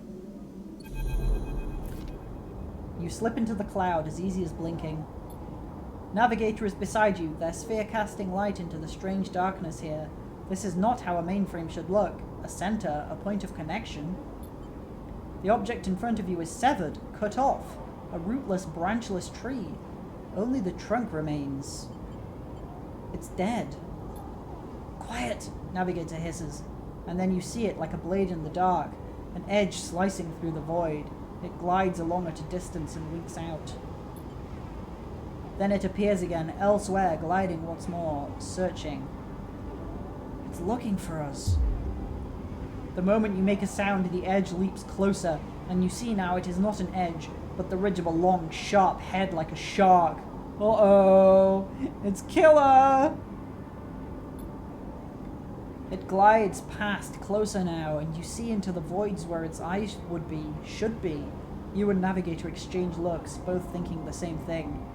It is blind. Killer crosses between you two, smooth as a razor, then disappears. It flickers back in, further away now, and you move close to Navigator to talk. You saw it too then. Killer has been blinded. We need to be careful. Correct. The protocol is clearly operating outside established limits. It may be unpredictable. You flinch as the silent Killer appears closer and glides past you, its empty sockets open wide. You turn to Navigator and notice something strange. Their orrery of spheres is collapsing. The orbits, usually round and even, are decaying. The spheres are following spiral paths, condensing on a central point. Navigator is noticing it too. They go to shift their position to better direct the spheres, but they cannot. Whatever is drawing the orrery together is holding them in place. They look at you, suddenly desperate, frantic. It's a trap! You go to speak, but Killer appears between the two of you, gliding through the gap. Navigator freezes, and you see them framed in the empty socket. You realize now, if Navigator cannot move, then it is only a matter of time before one of Killer's sweeps brings them directly through Navigator. And time is not a problem for a protocol that has been running for decades. You look desperately around for a solution, for a way to extract Navigator from the mainframe. Then you see it. 3 branches. The last 3, thin and spindly, feeding the mainframe a thin diet of power and data. Break these and the mainframe collapses once and for all, severing the connection, shattering the hardware. Whatever it takes, they must be broken. But they are encased in something, a glassy layer of protection. You'll need to unlock access before snapping them from the mainframe for good. You look at Navigator, trying to reassure them without speaking, and then you blink back to reality, their expression of fear and afterimage that slowly fades. You must act quickly. Oh shit! New drive discovered, and it's a new top priority! Deal with Killer. The Neovent is trapped.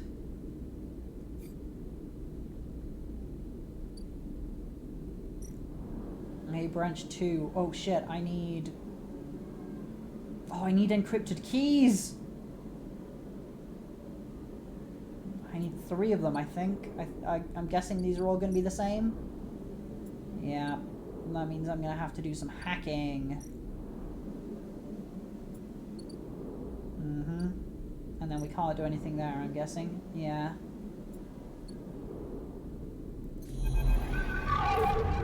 Oh! A glint, like a light traveling along the edge of a wave, fills your eyes. Then the blade follows, along ahead with 2 dead sockets, slipping towards you in silence. You freeze, hoping it will pass you by, hoping that it will not simply slice through you like air. The blade head nears, slides past you. Almost. It nicks you, grazes you. You are desperate to cry out, to call out, but you hold your silence and simply watch the blind eyes of the killer glide past, empty of all thought. Then the blade winks into the dark and you are alone again. Now you cry out. Well, that was horrible and scary. So these all require dice, but now I have 3 options for each one, which is nice.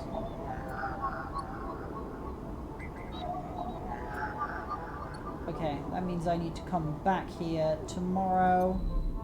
There doesn't appear to be a clock on this, which I was expecting a cycle clock on here until Navigator got killed by Killer, but it's not showing up, which is weird. Time to descend back to the rim. Go to sleep. And cycle.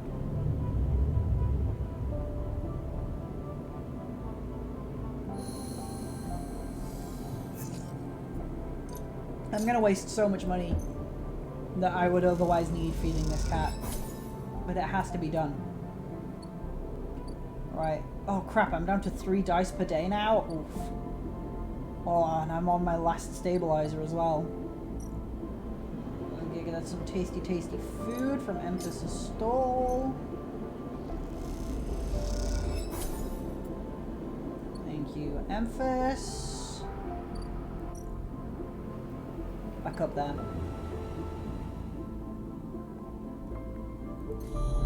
Got some hacking to do. Okay, this one will take 2. Wait, let me plan out. That takes a 2, a 3, or a 4. That takes a 2, a 3, or a 6. That takes a 1, a 3, or a 5. Crap. Okay, so I can do 2 of them. This node is barely visible. Just an access key left on some long-forgotten desk in a sealed Solheim office.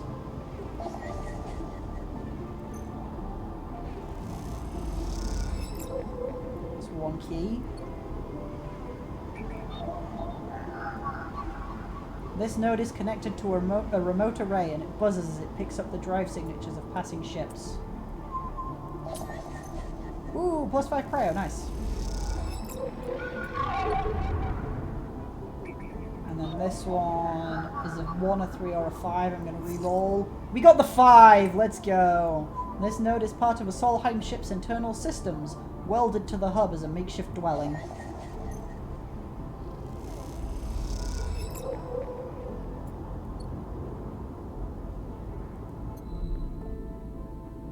Alright.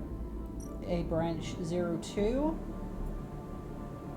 This controller protects the last spindly branches feeding into the mainframe. Unlock access and you might be able to break them. This one down.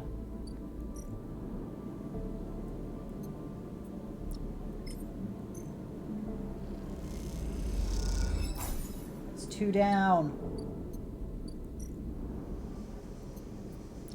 And that is 3 down. Breaking the branches means unlocking access at each of the 3 terminals. This needs to be done fast. They have all been unlocked. Back to the mainframe. Oh shit, okay. So on one side, we've got Killer is dead. The Killer protocol has been running for long enough. Breaking the mainframe's final connections will end the protocol. And then on the other side, we've got Catch a Killer. The Killer protocol can be isolated without being destroyed. A loop of connections would lock it into a closed system. Forget hacking the system, Killer has to die. If you can slice the branch connections, the mainframe will shut down, freeing Navigator. Okay. With access to the branches, you could redirect them to form a loop, isolating the mainframe with Killer inside, but freeing Navigator. In theory. Interesting. Well, I'm out of dice, so I don't have to make that decision right now. I can wait until the morning. But but I don't know which one I'm gonna do.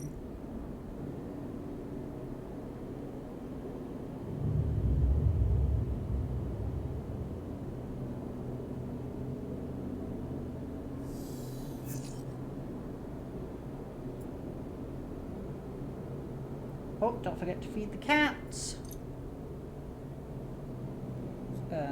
Excuse me, I'm trying to feed the cat here.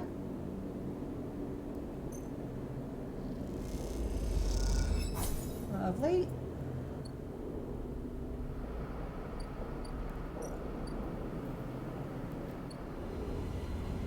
How many upgrade points do I have? 0. Right. Okay, decide killer's fate.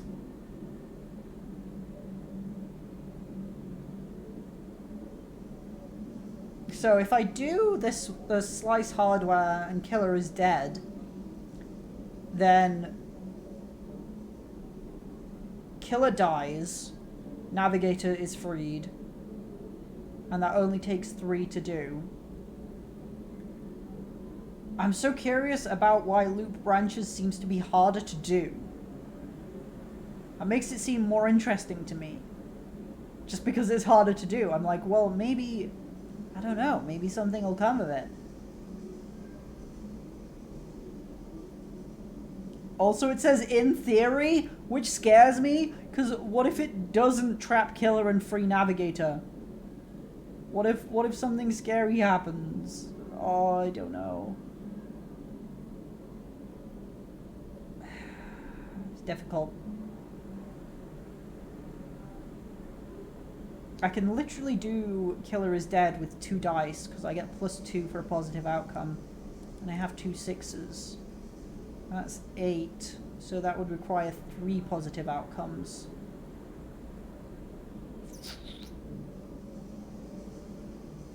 I don't know which to do.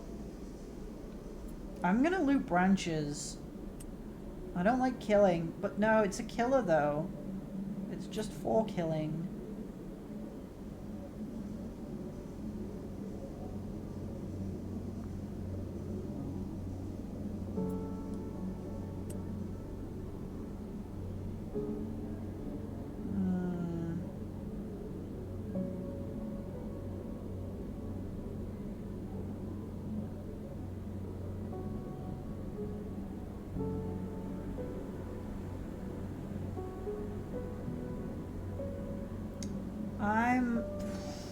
I really can't make my mind up on this, but I have to. I'm gonna loop the branches.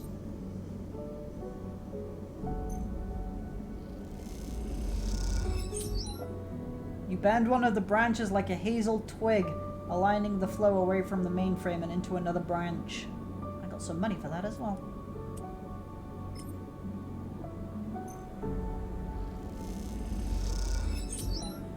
And again, I got some more money.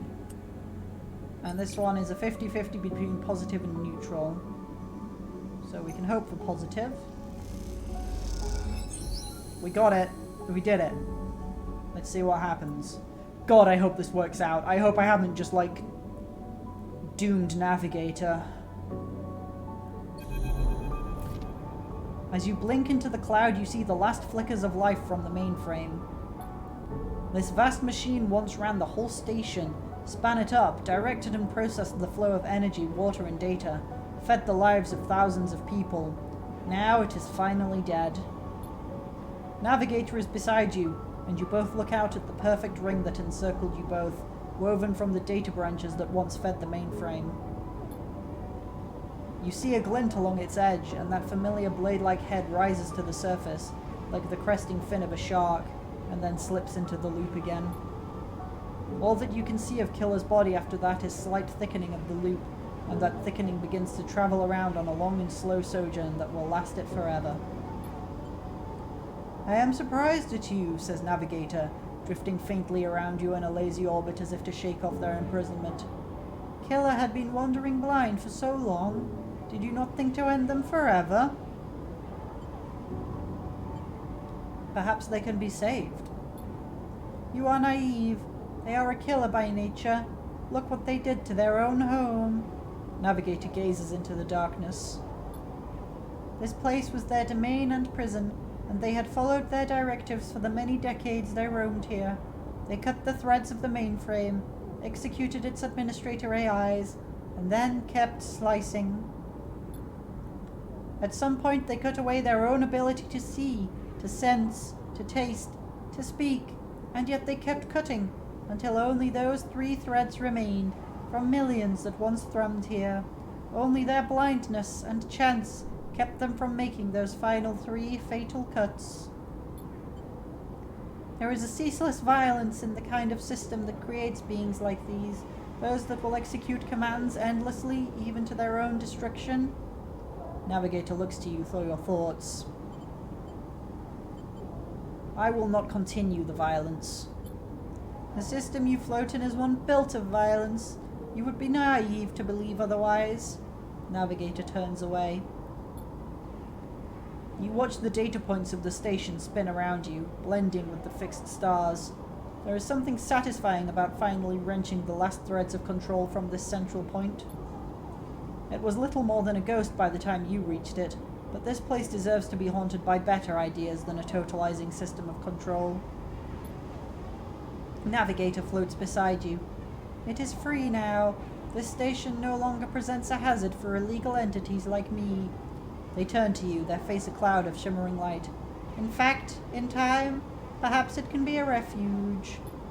A refuge. That sounds like something of value. Something worth building. A dark shape passes across your vision. A distant curve of something like smoke or oil. A fluid, shifting tank of total darkness. The Greenway, says Navigator following your line of sight. It was cut off at the moment of the collapse, so hunter or killer could never reach it. Now it is closed off to us, separated from the cloud. What system is inside it? It may be totally dark, or perhaps some other old protocols are isolated there. Navigator turns to you. And we have now seen what decades of isolation can do to a protocol. If we could extract an access cipher... They pause and then blink out of existence. You freeze, shocked, but a moment later they reappear with a glowing polygon of data. Here, the cipher you need. You take it, still shocked. I am not used to being free, to being able to move and explore and extract without fear, without limits. Navigator does a little twirl. This will take some getting used to. Thank you for this gift. They whirl their spheres around you. The entities of this station will always be friends to you, Sleeper. And I to them. It is true that mutual need is required for friendship, but I must admit I had not considered the value of offering assistance without personal gain. I will think on that. Navigator loops around you rapidly, suddenly eager to test their newfound freedom. But first I will explore. Perhaps there are still intelligences that hid themselves as I did, encased in simple systems, cut off. Navigator glows. I should like to free them. And with that they drift away, flickering, glowing, then shifting so rapidly you lose sight of them among the glittering rim of the eye. You feel a pang of jealousy. Free, without a body to weigh you down or fear to limit you. How must it feel? Your eyes fall on the Greenway and its secrets, though perhaps that can wait until after you have celebrated this victory. Yay! 1 upgrade point!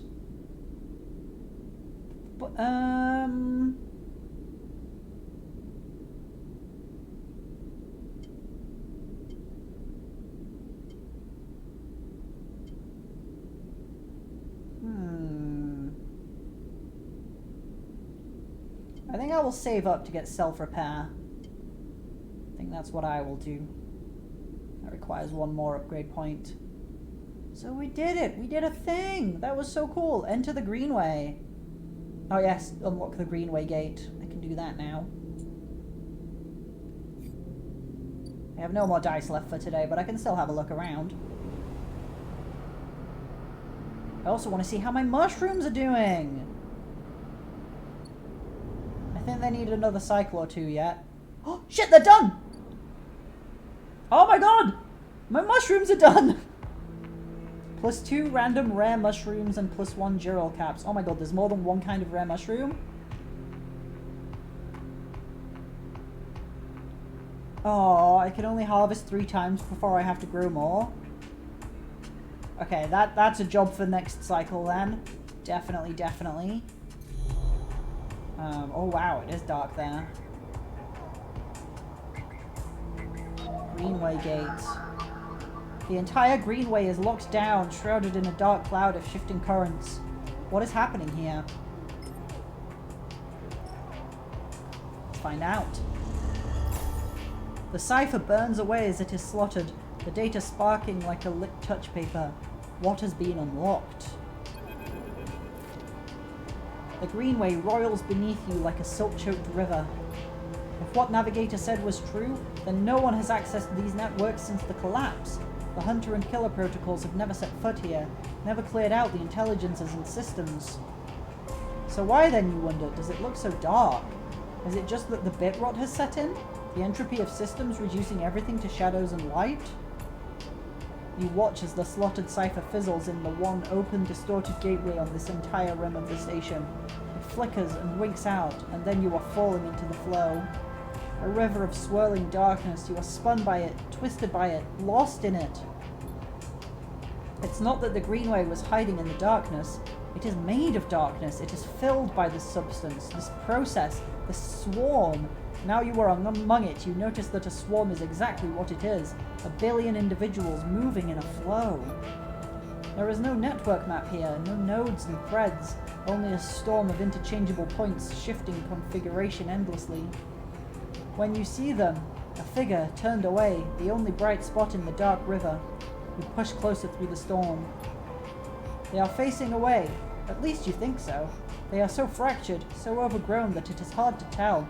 Even from this distance you can see their flesh is moving, flowing. You watch, silent, as they stoop and reach down. In their hand is a dark shape, and with twisted fingers they press it down into the loam of data beneath them, pushing it through this trembling soil. Then they move away, go a little further, and repeat the process, as if they were sowing a field. You push forward, but somehow, despite their slow and deliberate speed, they move faster, and they quickly fade into the storm. You reach the point where they planted the object and look down. There it is, a glassy, shifting polygon with something inside. You reach down and pick it up. It is cold, but it thrums with energy. You look towards the path of the figure, but they are long gone. When you blink out of the cloud, back to the leaves and the dappled light of the Greenway, you hold a seed in your hand. Oh, interesting. So there is absolutely no hacking I can do up here. None whatsoever.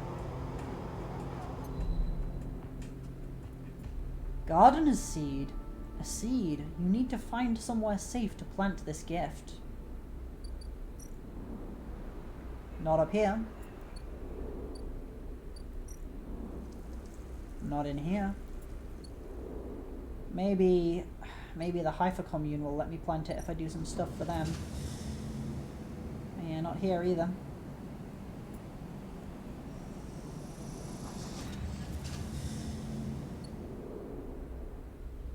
Intriguing. Well, we are out of dice, so it's time to go to sleep.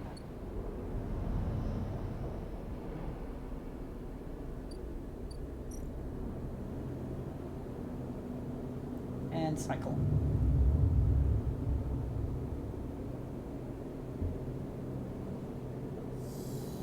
I'm starving again. Feed the cat.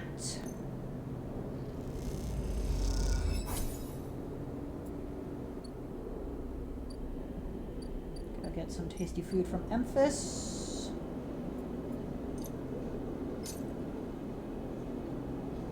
Wait, actually, no, I'm not going to do that. Because if I pick some... Oh no, he's probably going to take some time to make it, isn't he? Oh well, let's go make some matsutake anyway. Or let's pick some...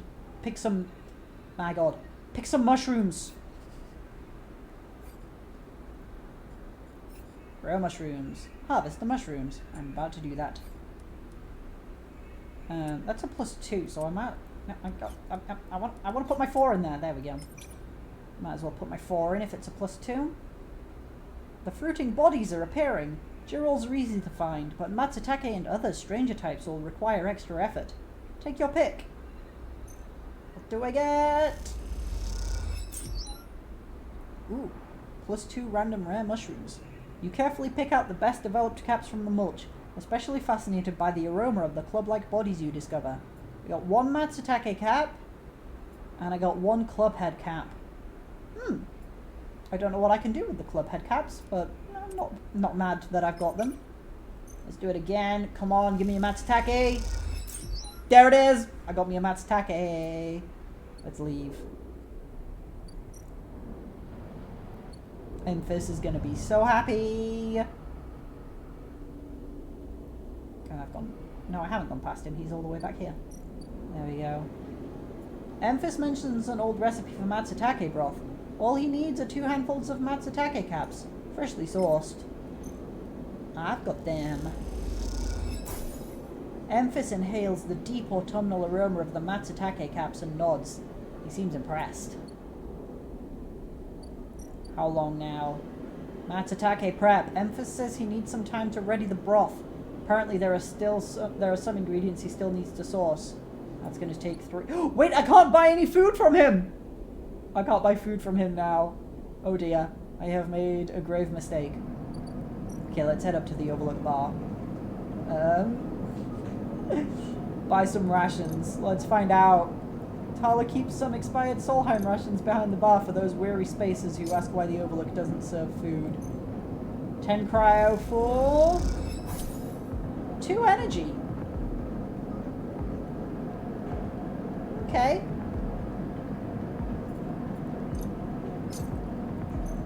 That's actually like the same cryo per energy as you get from Enfys, because his gives you 3 energy for 15 cryo.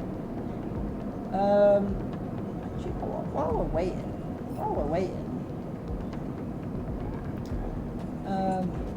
Oh, I have to finish harvesting the mushrooms for that.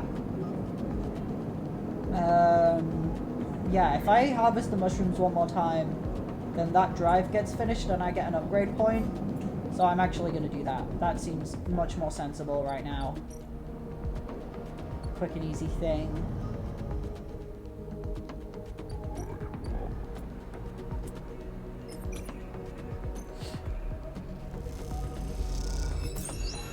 There we go. We got another Matsutake and more club heads as well.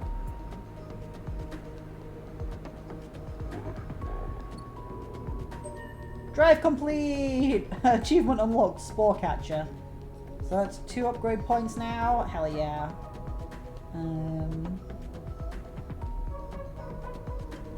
Yeah, use scrap components at home to repair condition. That's a nice thing to be able to do. And we're out of dice again.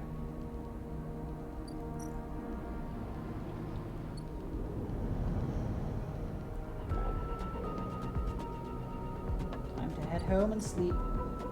Well, so, perk, self-repair. With some careful engineering, you can patch up your damaged body with scrap components. The result isn't pretty, but I also do have a stabilizer which I can use.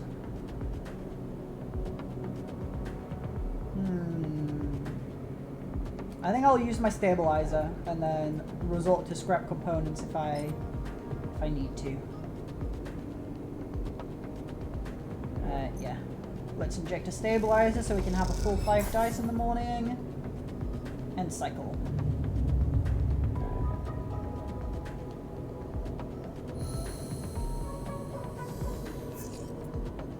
Feed the stray. Do not forget to feed the stray. Lovely.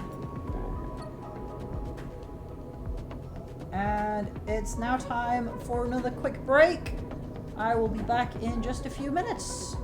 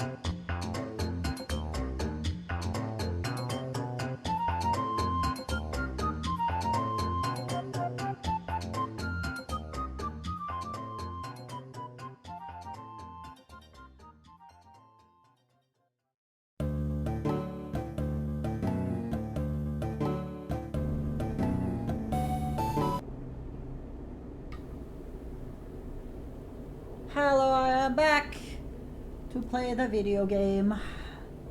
Let me play the video game. Right, it's a new day. I already forgot what I was doing. Oh yeah, find a nurturing grow bed for the seed. I don't know how I'm gonna do that right now. I mean, I have ideas, but that is the end game thing that it told me I should leave till later. I did bring Emphis Matt to Take Caps, right? And we're waiting on him. Yeah, we're waiting on Emphis.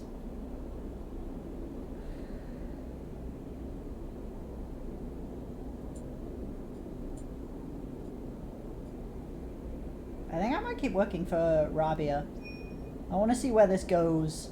I also want to meet Sabine again.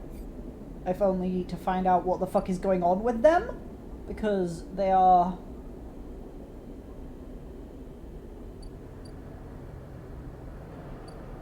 questionable. Let's see.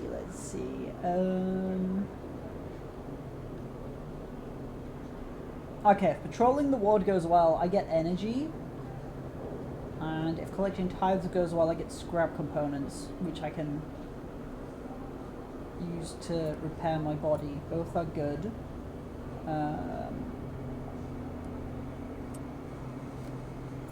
Let's throw a 6 in here. Wait, what about if I throw 3 in there? That's a 50-50 positive and neutral. Let's go for that. Come on, positive. Come on, positive. Neutral. I gained +1 energy though. That's not bad.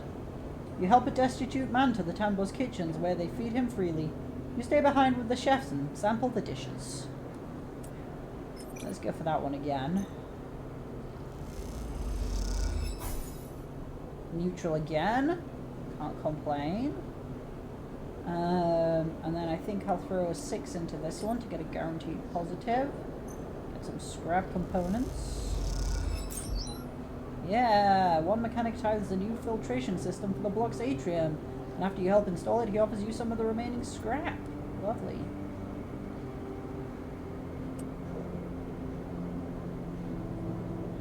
And we do that again. I can get some more scrap.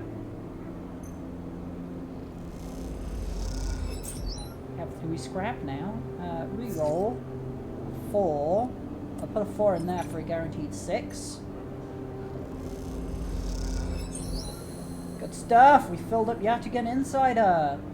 However you feel about Yataghan, it seems working with Rabia is your best chance to get an insight into the organization. And it appears that that is just what I have. Rabia, Yataghan Lieutenant.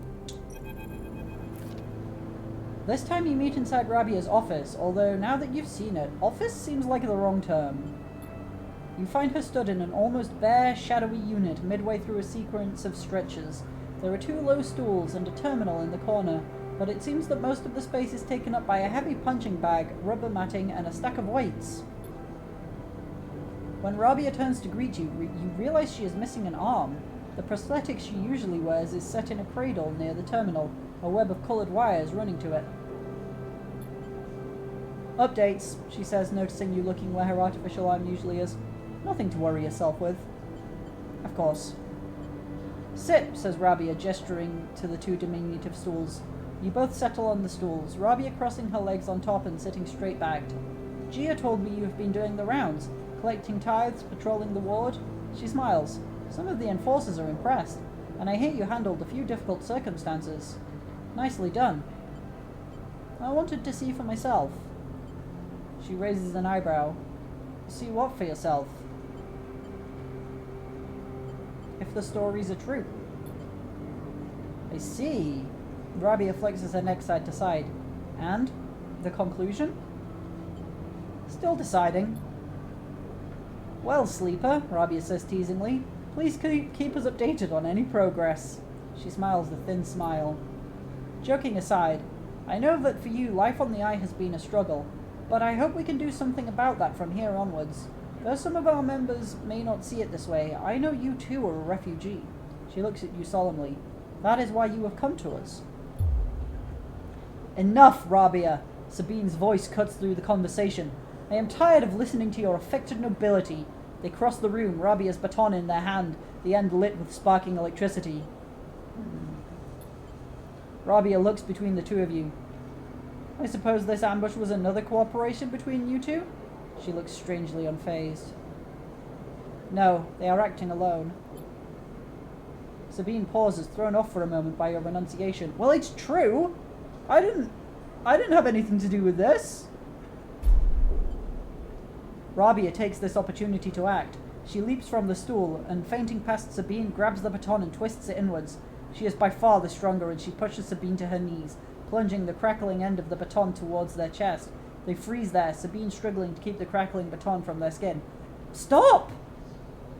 Then you support them? Rabia asks you, her eyes not leaving Sabine. Your loyalties are so easily swayed.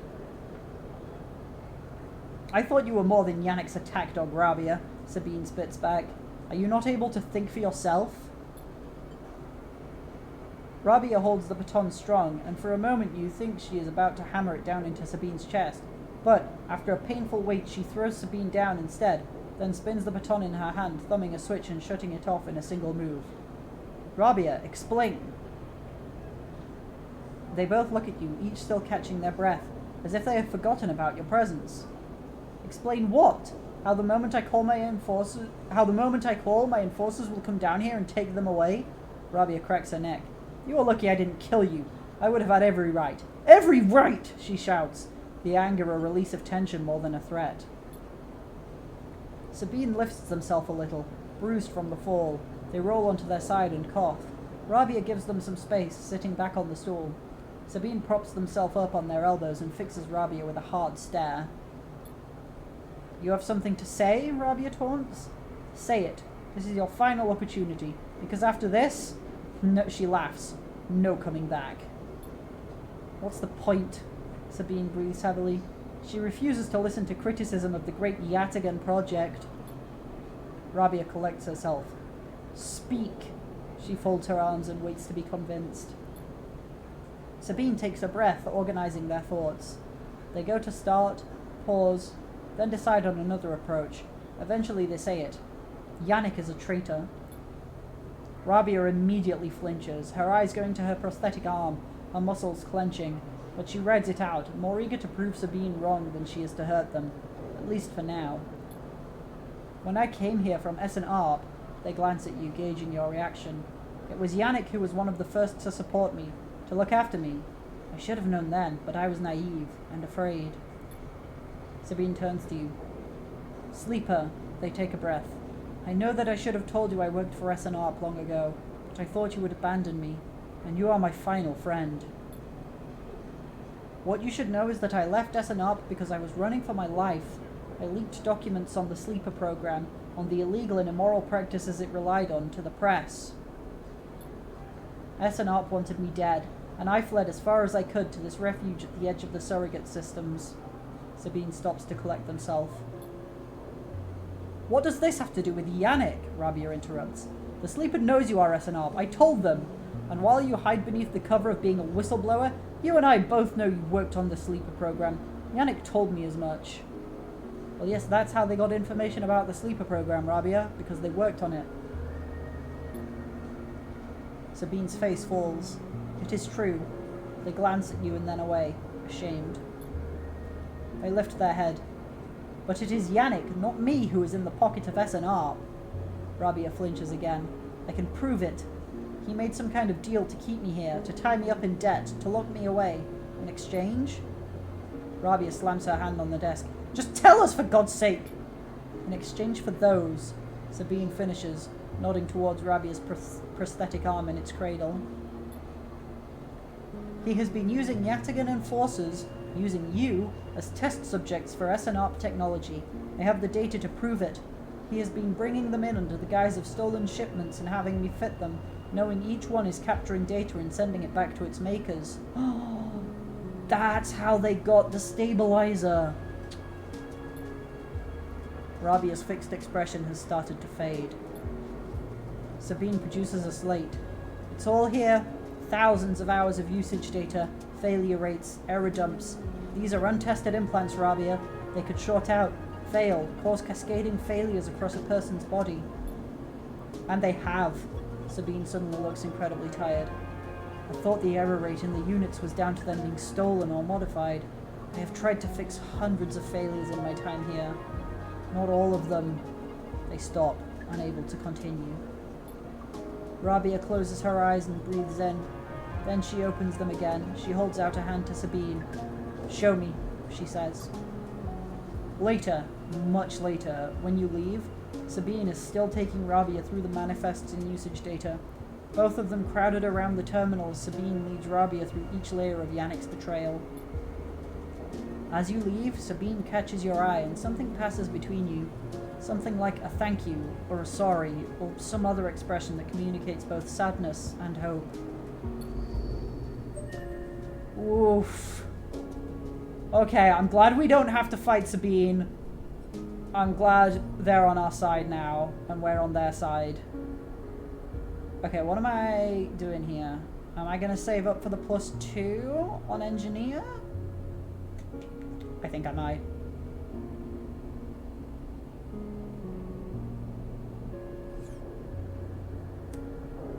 So that's gonna be, wait, I have 1 point now, don't I? Yeah. So that's gonna be 3 points, so 2 more before I can do that.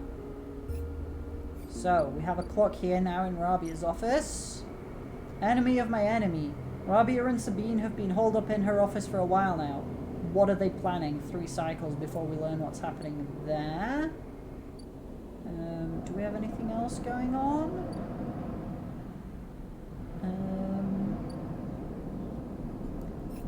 Nothing urgent. So I need to plant the seed. wait for Memphis, and okay, those are all my drives right now. I think it might be time to just explore some new stuff, maybe. After I go to sleep, that is. Let's go to sleep. It's the end of the day. We have no more dice left. End cycle.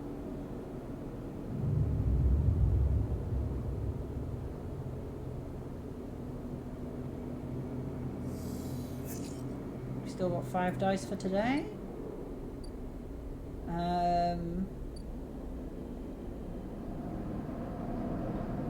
Okay, I might just start at this end of the ship and work my way across looking at things. This Sidereal Horizon thing is a big... It's a big, big commitment if I work on this. That's so much stuff. Look at all of that.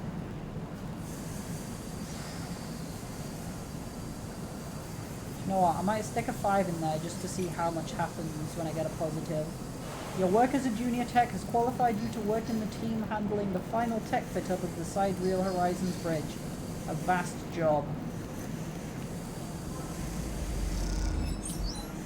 +2. Oh my god, that's so small. You spend the shift in a flow state, linking systems to systems like thread on a loom. Your mind is a diagram of cause and effect.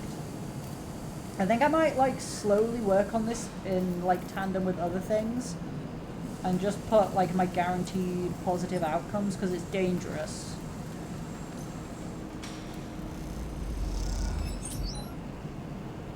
Ooh, nice. I suppose I could re-roll with a 1, 2, and a 3. Yeah.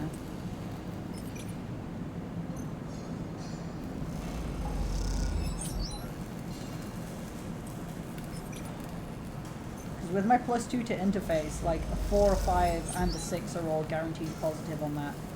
Oh, it's not. It's like a quarter of the way there in one cycle. And then I'll spend this 2 somewhere else. So the Havenage officers is just a way for me to earn a bit of extra cash if I have shipmine fragments in Yataghan. Do I have any data on me? I have no data on me right now. Okay. That's my old home. It's just a place to buy things when the ships are in. Right? Yeah. Or to earn a bit of money. But we can go to the Overlook Bar, and we can do some work at the Overlook Bar, which might unlock some stuff. Tala is as good as her word and happy to throw a shift or 2 your way. The pay isn't great, but tips can make all the difference. Now, I do only have a 2, which could have a negative outcome, but let's go for it anyway. We got the neutral. People flow in and out of the Overlook, keeping you busy. Your mind drifts to those easy fantasies of just passing through. You're not ready yet. And then...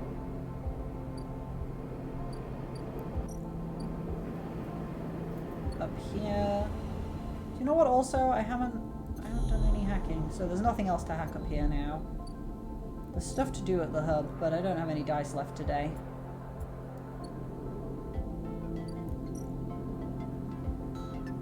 Descent to the rim. And I don't think I had any timers going up here either, did I?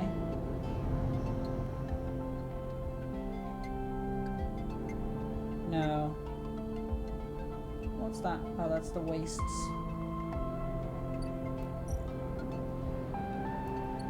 Yeah, I've come to a conclusion in quite a few stories, and then like a stopping point in the rest that I have going. So I just gotta rest a bit and work on some other stuff. End of the cycle here.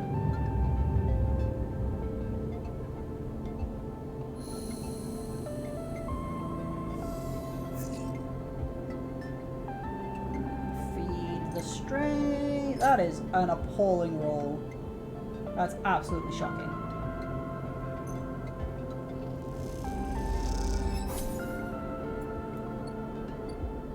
Nothing above a 3. Oh, Memphis! Yes. Memphis is preparing the Matsutake caps. He cleans them carefully with a damp cloth before shaving the stalks as if he was sharpening a pencil. His knife slides through them, revealing the bright white of the flesh within. "These are good, Sleeper, very good," he says without looking up. "I bartered with Mingi for some kelp too, so we can brew the dashi." "You know Mingi?" Memphis looks up from cutting with a smile. "Everyone knows Mingi." Memphis slides the sliced matsutake mushrooms to one side and takes out a closed pan. He opens the lid and you see the green wafer of kelp sitting in a bath of water. "Been soaking it since last cycle," Memphis explains. "Should be good to warm now." He places the pan over the burner and turns it on low. "We have some time now." He wipes his hands clean and throws the cloth over his shoulder. "However, there is one difference this cycle."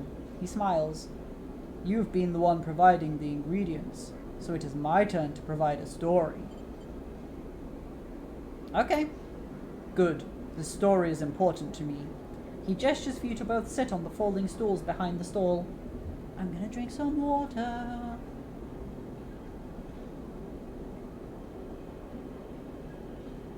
Oh, needed that.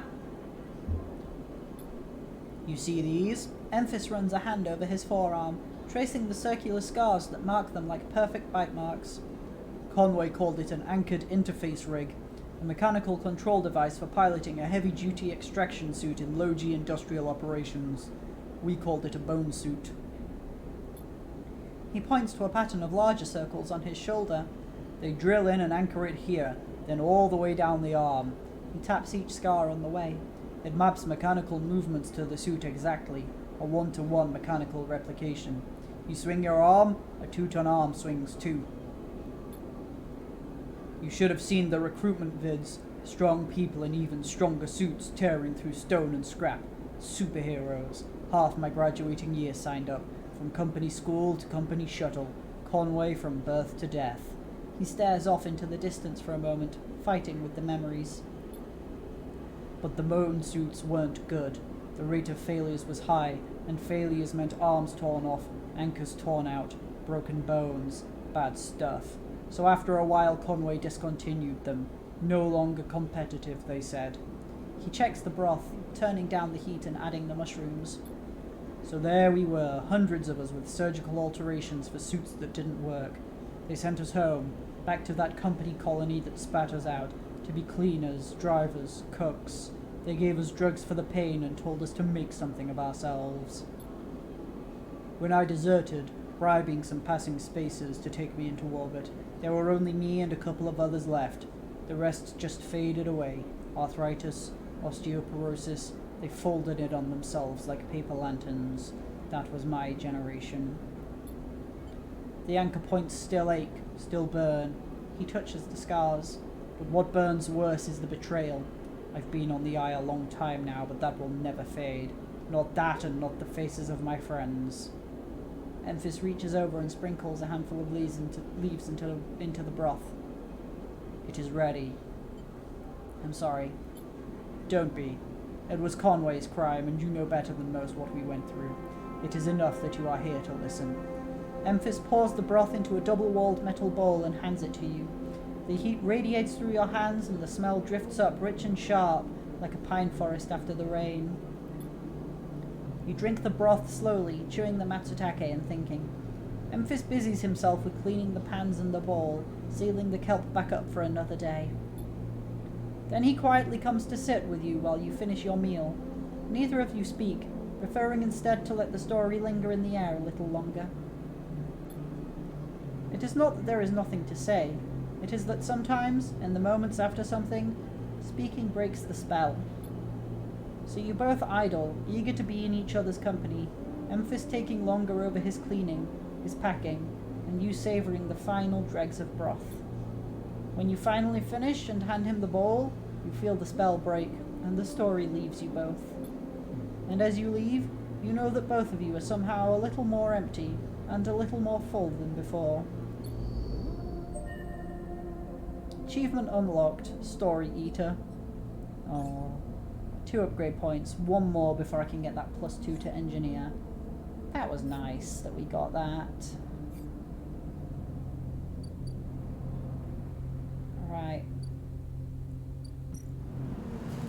Back to the side rail, back to work. If you put a 3 in there, it gives me a 50-50 to positive and neutral. Let's see what neutral gets me. If I do get neutral. Oh, positive, nice. Okay, another shift spent in the flow state. Let's go again. Neutral, plus 15 cryo, and then plus 1 to side wheel horizon instead of plus 2. Right, I'm gonna re-roll on these and hope something. Oh, that's better. That's better.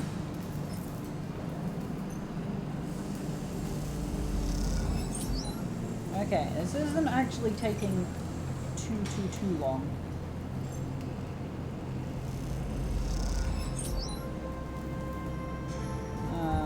I'm not going to risk a negative outcome now, I don't think. Even if it's only 25%. Because it could hurt me.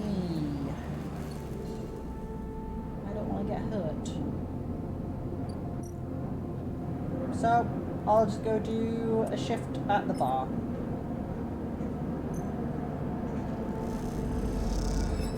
Neutral outcome. Nice.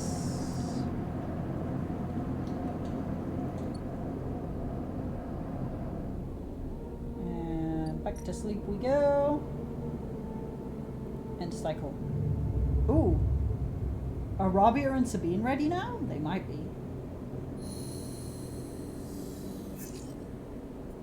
Feed the cat. I have a lot of money now. Because I've been working shifts. I get paid every time. I have 366 money now. They are ready. Okay. As you enter Rabia's office, you hear voices. Is that Sabine? You push open the door. Sleeper, what good timing! Rabia calls out as you enter. I wanted to introduce you to someone. The man is standing at the center of the room, speaking quietly with Rabia. He turns as you come in. Meet Yannick!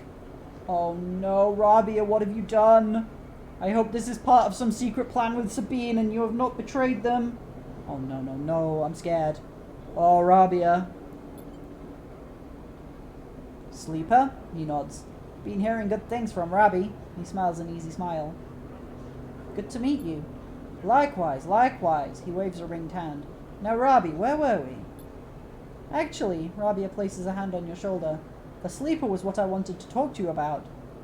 She doesn't spare you a look. What is going on? Well, okay then. Yannick tucks his hands into his pockets. Go on.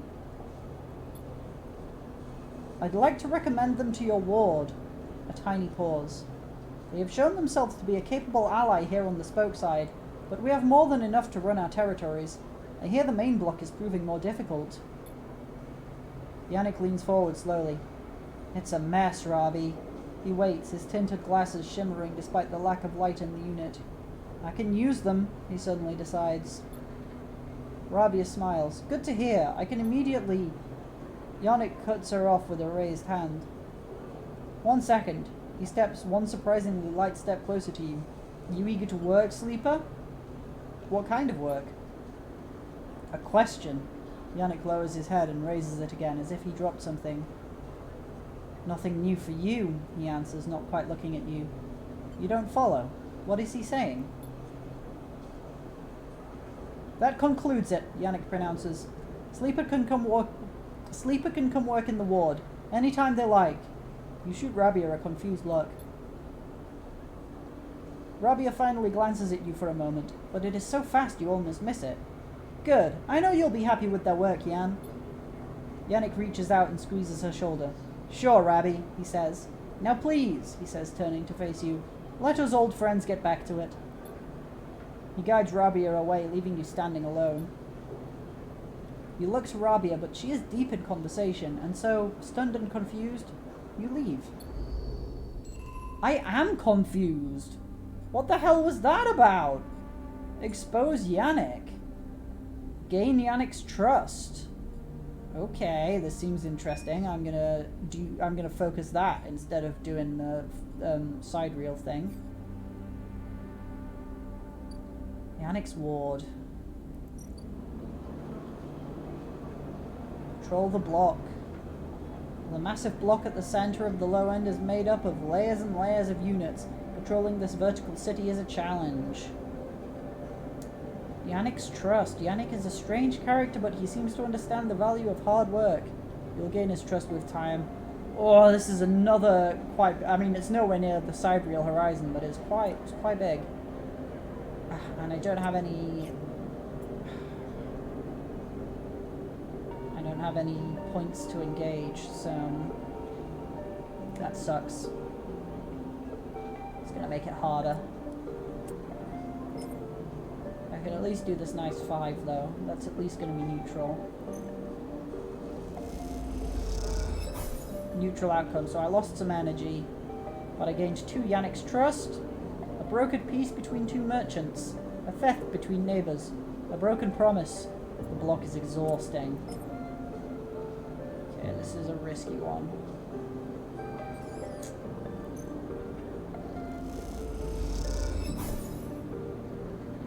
And then neutral again. I'm not going to do that. I can re-roll though. Ugh, 2 2s? Terrible. Alright, how good am I? Wait, what, I have 2 upgrade points.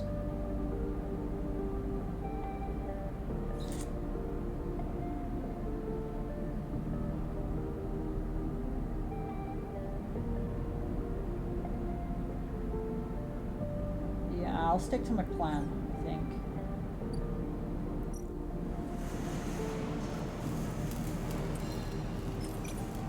Okay, that's pretty decent, I think. Putting a 2 in here to bring it up to a 4. Let's see how it goes. Hey, positive outcome! I spend the shift in a flow state. I am a natural.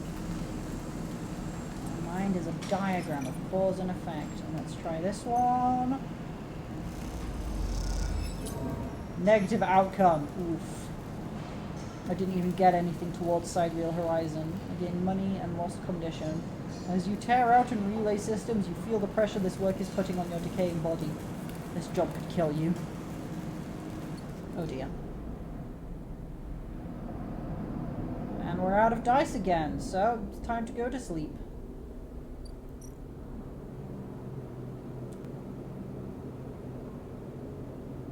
Now the question is, how much does this actually repair me by? I'll try it now, see how much it puts me up by. Incredibly little, okay. But I can bring myself up over the threshold to get myself back up to 5 dice for tomorrow.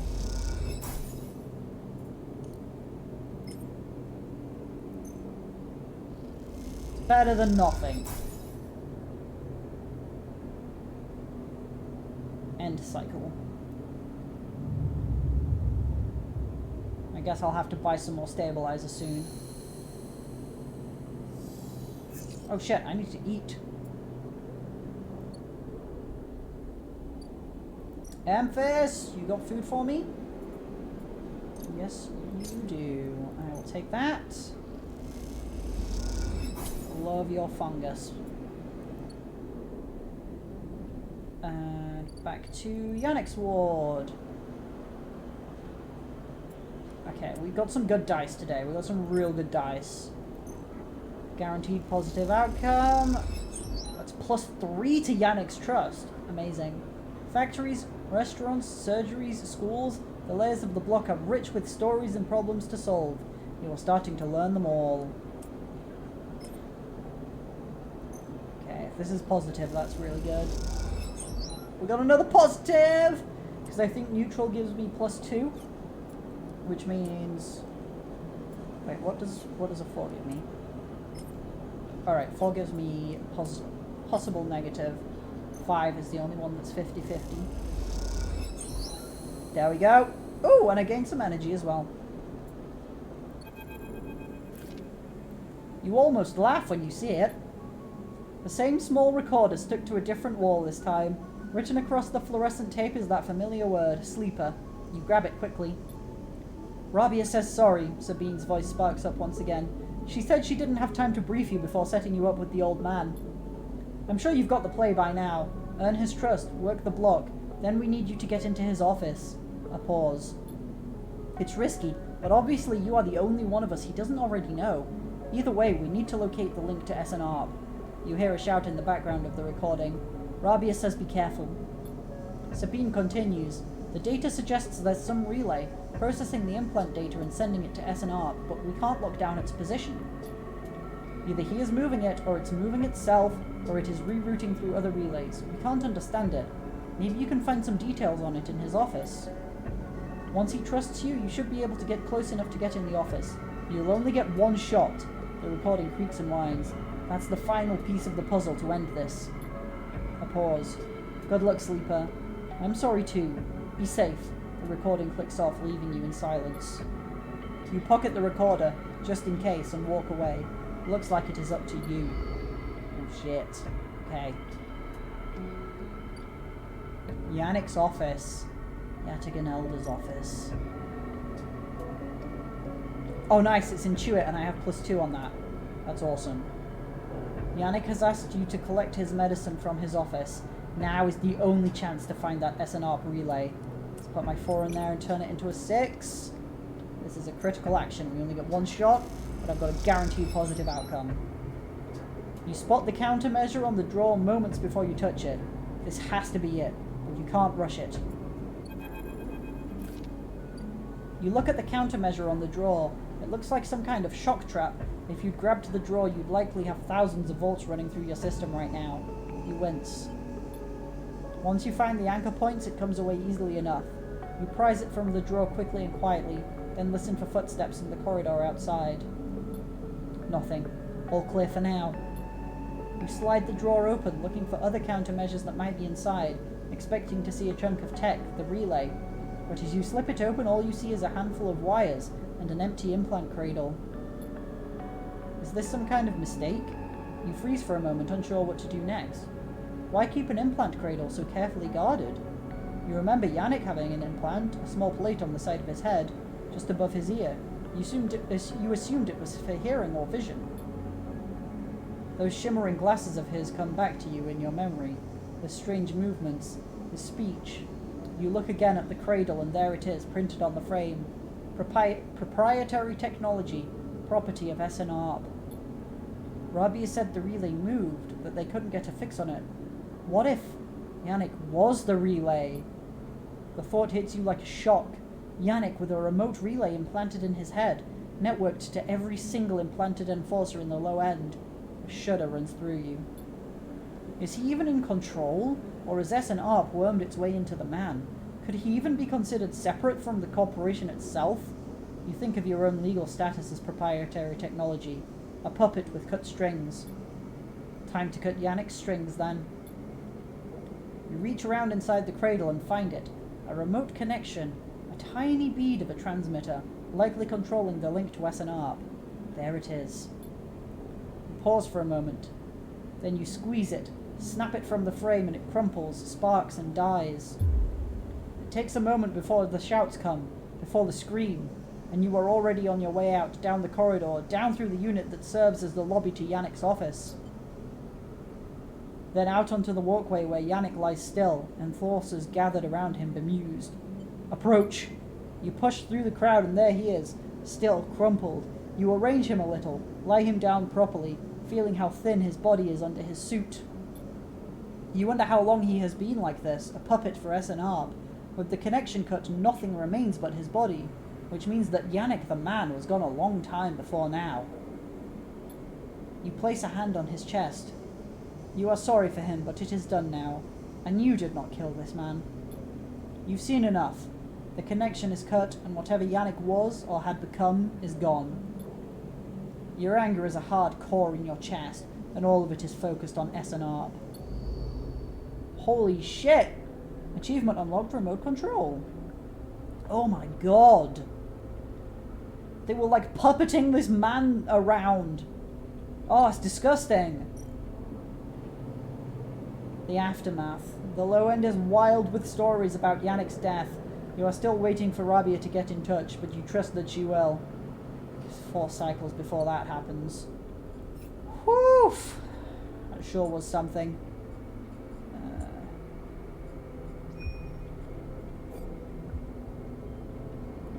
Let's help get the Sidereal Horizon finished then. Now we've done that, and we've got another 4 cycles to wait before we can follow up on it. Actually, quite close to getting this done now. I pressed leave. Why did I press leave? That's not the correct button. I'm supposed to press start action.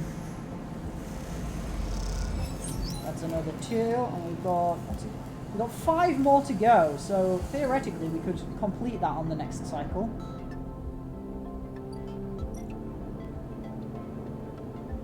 Time to sleep.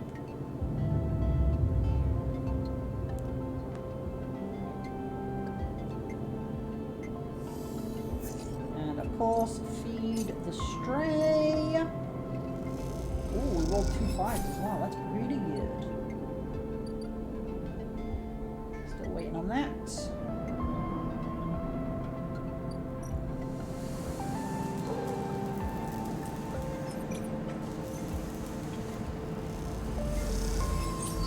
Guaranteed to give me a positive outcome. And then I'll re-roll the 1 and 2. Beautiful. Just what we wanted to see.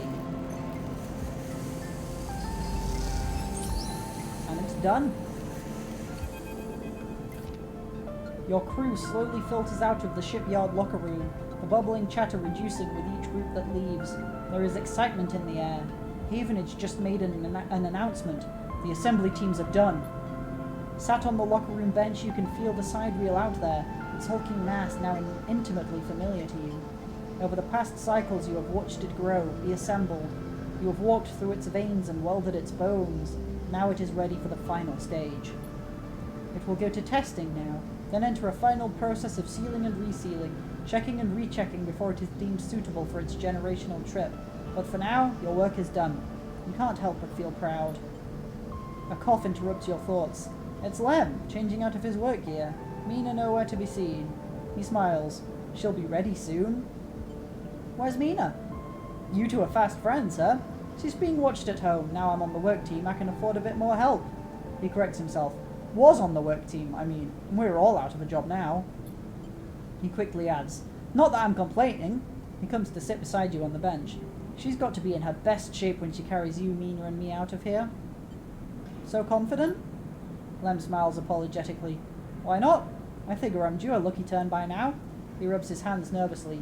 No use in wondering what if until the draw anyway, and there's a few cycles till then. Lem is right, but the odds seem unlikely anyway. How many are working in the shipyard? Hundreds? 1,000? You've certainly seen more faces than you can count pass through. And are the Celis Foundation even going to keep their promise? Out here, on the Eye, you get the sense that no one will hold them to it. Why else would they be building the side reel in a surrogate system? As you think, Lem watches you with a worried look. How's Mina doing? Lem is surprised by the question, but smiles. She's doing well. She misses having you over, actually. I need to get you two together again soon. Especially now I won't see you here, either. Lem gazes into space. She's pretty stuck on you, actually. She told me the other cycle that she doesn't want to go unless you can come too. Have you ever been... He sighs. Have you ever been in a thunderstorm sleeper? A real big one? I don't remember. Lem shoots you a worried look for a moment. It's something else. He smiles. The sound, the smell, the rain hammering down, a whole sky stretched out and bruised, roaring and huge. The place I was born, New Pembroke, a dry old rock in a Conway system, had 2 seasons. One of them was as dry as bone, dusty, ugly. The other was one long storm, a side effect of the terraforming efforts, they said. Rain used to rattle off the roofs like bullets. It washed the dust away, turned the streets to rivers. It'd sing us to sleep and wake us in the morning. We'd wait half a year just to see it again. The best day was the one where the first drops fell. He sniffs. Some days I wake up swearing I can hear it again. I was thinking, Mina has never seen a storm, never even felt rain. She's grown up here, the ring her only horizon, always in the dark. I want to change that for her. You will. Of course. Almost there. Lem stands, stretching. Best get back to the little one anyway. With the shifts done, I reckon she'll be happy to have me home for a few cycles. He shoulders his gear. See you in a few for the draw? Good luck. Don't need it. He grins. Lem leaves, making you the last person in the cavernous locker room. As you sit, you think about rain, and a little hope creeps in. Is it possible? Could the sidereal really take you to a planet? A place with weather, with skies, with life? You get up quickly before you can think about it anymore. It's too soon to hope. Too dangerous. There's work to be done.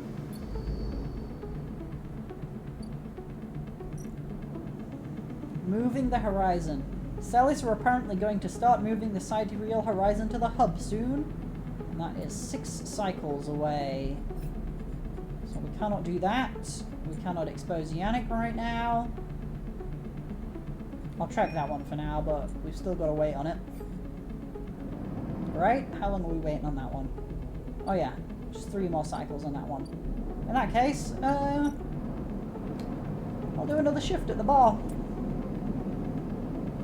I like it at the Overlook.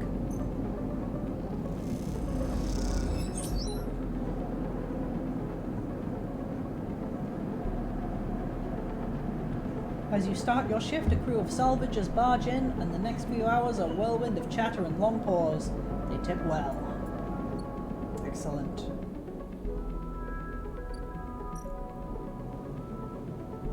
Back to bed.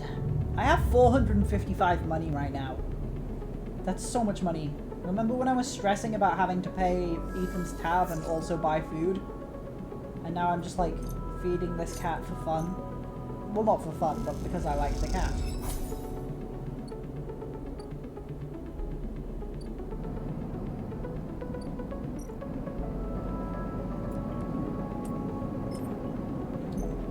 Let's have another couple of guaranteed good shifts.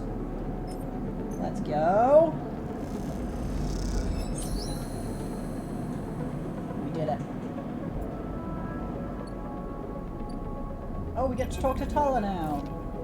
The Girol slides from the bottle into the lumpy recycled glass, a pale grassy yellow under the Overlook's warm lights. The spacer nods and takes the drink, bringing it up to their face in both hands like an offering bowl. This is the good stuff. The stuff Tala says is aged in wooden casks, stored in some closed-off part of the old station, among corroded wires and softly looping systems. Though sometimes it is hard to tell if Tala is joking. Either way, you like pouring this stuff, it gets on your fingers, and if you rub them together you can smell the mossy drink, cut through with aniseed, mushrooms, wood as the alcohol evaporates. You like those who order it too. The aged Girol is kept beneath the bar, open to order only by those who know it's there, like the quiet spacer sitting at the bar right now. Watch the spacer. They are far enough away that you can freely watch them as you close the bottle and tuck it beneath the bar. You call them a spacer because they bear the hallmarks. Pale, vac-suited, bird-boned, and hunched beneath the weight of the station's spin gravity. But the closer you look, the less you see a type. Pale eyes, almost grey, but kind. Delicate fingers that lightly drum the bar as if it was an instrument. A shock of black hair almost covering a forehead scar. Scars are something you have learned to value. They are what marks out your body from the hundreds, maybe thousands, who knows, of similar models that rolled out of SNRP's biolabs. You find yourself rubbing one on your forearm, a rough little split, something that on the good days you might think of as a mark of defiance. Suddenly you hear a heavy clunking at the door. It creaks open and a huge cylindrical metal tank tumbles through, slamming into the floor. Shit! Tala breezes in from behind it, a whirl of hair and bright eyes. Shit, shit, shit! Tala? Sleeper! She ducks behind the bar and comes over. Can you help me with this? You look at the huge metal tank suspiciously. How did you get that up here? Tala puts a hand on her hip. Are you going to help me or what? You come around the bar and get to one side of the tank. Okay, says Tala. On my count. 1, 2, 3. You both heave the tank up to standing. Somehow, you hold it in place, struggling to keep it steady. Where's this going? In the back, comes a voice from behind the tank. Somehow you manage to lug the huge thing into the back room, where you place it in one corner, dwarfing the rest of the contents in the cramped space. As you do, you hear a crunch. You stand back and look at the expired rations oozing out from under the tank. Oh shit. Tala looks at you apologetically. I know you liked those. That's okay.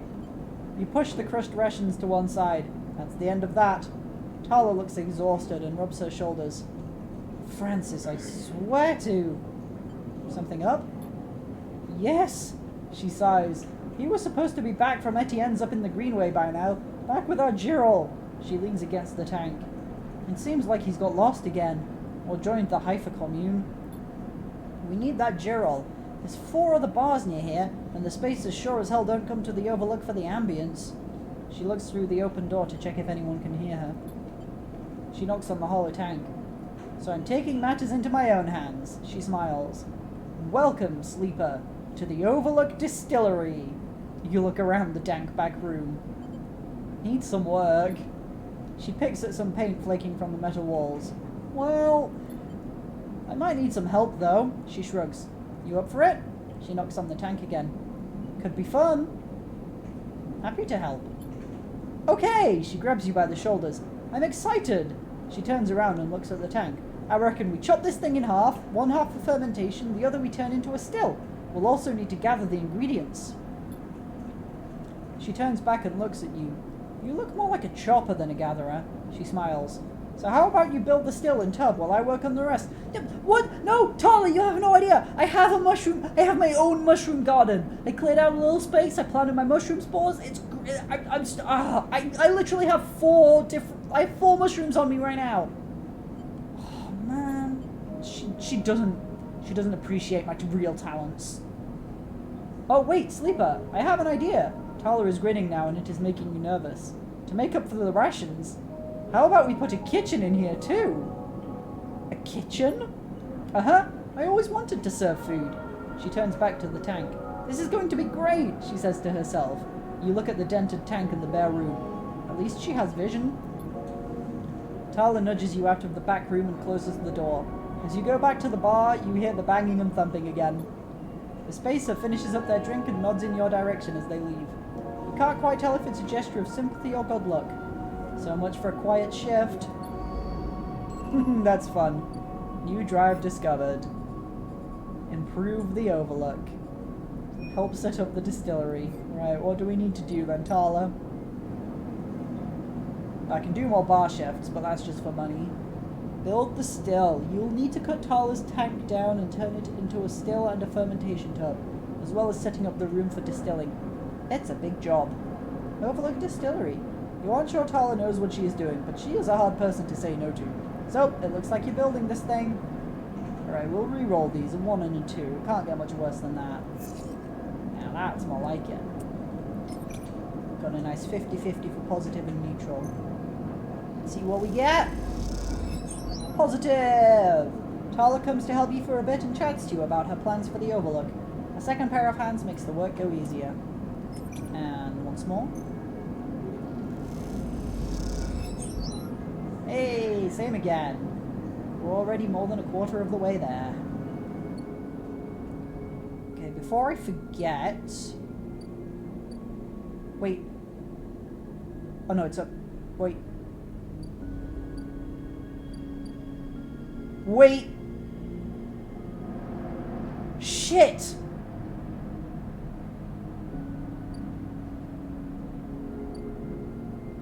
Wait, what's going on here? Wait, this is 2 different... Wait, hold on. So that's moving the horizon, yeah. What's this one? Oh, this is for the draw. Havenage have said it'll be a few cycles until the winners of the draw are announced. You'll have to come back then. I see, so that's gonna happen soon. I can't buy stabilizer. The clinic is closed down. Oh shit! Because I took out Yannick! Oh man! I should have bought some earlier. I should have bought some more as soon as I ran out. I'm so stupid. I put it off until oh no. Okay, it's fine. I'm sure once this is all worked out, I'm sure that Sabine will be able to help me get some more. I'm sure they won't let me down, right? Right? They won't let me down? God, I hope not. Let's sleep. Let's end the cycle. Unless I can, like, gather a bunch of scrap from somewhere. I guess buy it from the scrap ship when it comes in. Feed the cat.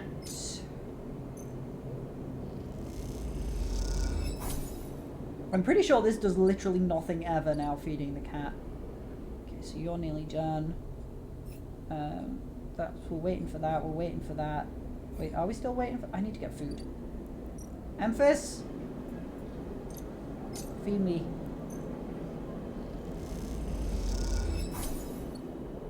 Thank you. Yeah, we're still waiting for that. No scrap ships come in. Right. Let's build this still. Guaranteed positive. Very good. Halfway there.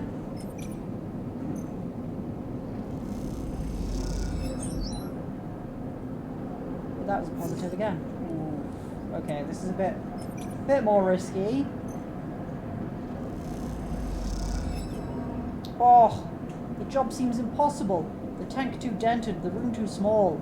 You give up after a while. What is Tyler thinking? Shame.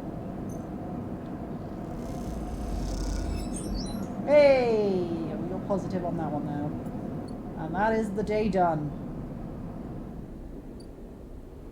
Tomorrow will be more eventful. Oh my god, it will be much more eventful.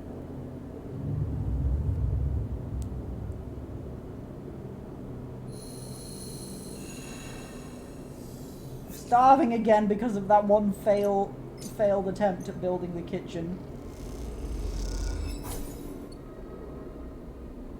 Okay, and you, Memphis, and back for more spiced fungus.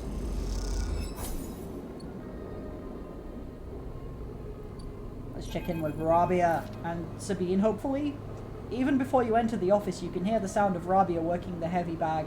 She's hammering it, the chain creaking as it shakes with each hit. She's been like this since... Sabine doesn't finish the sentence. They are sitting on a stool looking at the terminal in the corner, searching through the SNARP data you pulled all those cycles ago. How have you been? I'm well, Sleeper. Happy to no longer be hunted. I know the feeling. They smile. Yataghan has plenty to deal with, and without Yannick, I'm free. They glance nervously at Rabia. Rabia stops punching, and in the silence you can hear her breathing hard. Sabine looks over at her, and you sense something between them. You realize you haven't seen them together since they tried to kill each other in this same unit. A lot has changed since then. I ship it. They hooked him up like a puppet, Rabia hits the bag. Rigged that thing in his head so they could control him. Pushed the old Yannick out. I don't know why he let them in. Rabia throws a few more punches. But it's a lesson. Don't let them in. Another flurry. Yataghan shouldn't deal with corporations, and we never will again, she spits. She comes away from the bag. At least Yannick's death has been treated as natural. There's a chance we come back from this, that Yataghan can hold on, but there are opportunists trying to take control. Sabine turns to you. Yes, but now the connection has been broken. I've been looking at removing the trackers from the implants in Yataghan's enforcers. It's a significant job, but I think, with time, I can do the surgeries. Rabia walks away from the bag towards the far side of the unit. Those surgeries will never happen if Yataghan collapses! She shouts back at Sabine. Clearly this is a well-worn argument in this unit. Will Yataghan really collapse? I don't think so, no. Rabia doesn't either. They look over at her. At least not when she's calm. What I understand now is that Yataghan can be something if we want it to be. Coming here from SNARP, from the core worlds, all I saw was a gang, and with Yannick keeping me on a tight leash, they shudder. Rabia believes, and I want that belief. They look unsure. I also want to be done with SNARP, but I doubt they're done with me. They glance away, rubbing their shoulders. Are you and Rabia? Sabine fixes you with the look. Yes, Sleeper. Isn't that obvious? They smile. I've been wanting to say, Sabine begins nervously. I'm sorry that I didn't tell you where I came from. I know I've apologized before, but I want to again. They pause. Properly. When I leaked the data on the sleeper program, it was to try to help people like you. They grit their teeth. But after all the cycles here, being pushed down, pushed around, trying to survive, all that got away from me. So when you turned up, they sigh. It shook me up. They run a hand through their hair. But I ended up here. So, they look at Rabia. Oh, of course. They reach into a pocket and take out a handful of vials. These are the last of the case. You can have them. They drop them into your hands. After these last few, I don't know what we can do.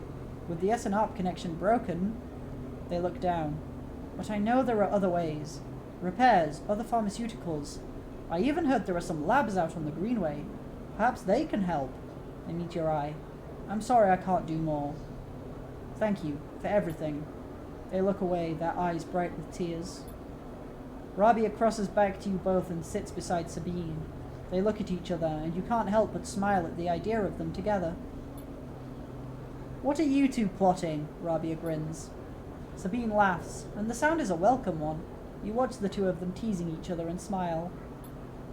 Later, when you leave, you take that handful of vials out of your pocket and look at them. You can still feel that core of anger deep down inside, and you don't know if it will ever leave. But SNARP doesn't own you anymore. They can't, because this place, these people own you. They are what makes you get up every cycle. They are what keeps you breathing. You put the vials away and walk through the low end, your senses tuned to every sight, every smell, and every sound, soaking it all in, living. Okay, so I have 3 stabilizers now, which is great. That is fantastic news. That'll keep me going for a while.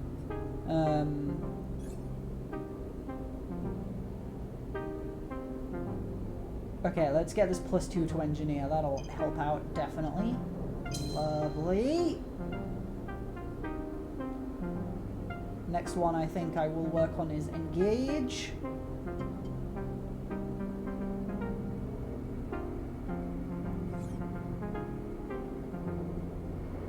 So we did that, and I think the lottery is ready now as well. Yep, let's go talk to Lem and Mina. The crowds have already gathered by the time you get to the shipyard, and you recognize faces among them, people you have worked alongside on the side reel. The intervening cycles have turned their excitement to anxiety, and few of them smile at you. Instead, the nervous energy of the crowd fills the space, creating a feedback loop of growing tension. You pick out Lem and Mina and work your way over to them, pushing through the crowd. He silently raises his eyebrows at you, his anxiety obvious. But Mina flashes you a huge smile, unaware of the tension. "Robot!" she shouts, reaching out to you. "Hug her!" She gratefully accepts your hug, leaning against your chest, and Lem smiles, seemingly glad to share the weight of Mina for a moment. "Quite the turnout, huh?" Lem glances around, pulling Mina close. "I don't think patience is one of this crowd's strengths." The sound of an argument towards the back catches your and Lem's attention. He is putting it lightly. This place seems set to explode. They'll manage them. Lem looks around nervously. "I sure hope so." "This is Asta Enghart of the Celis Foundation."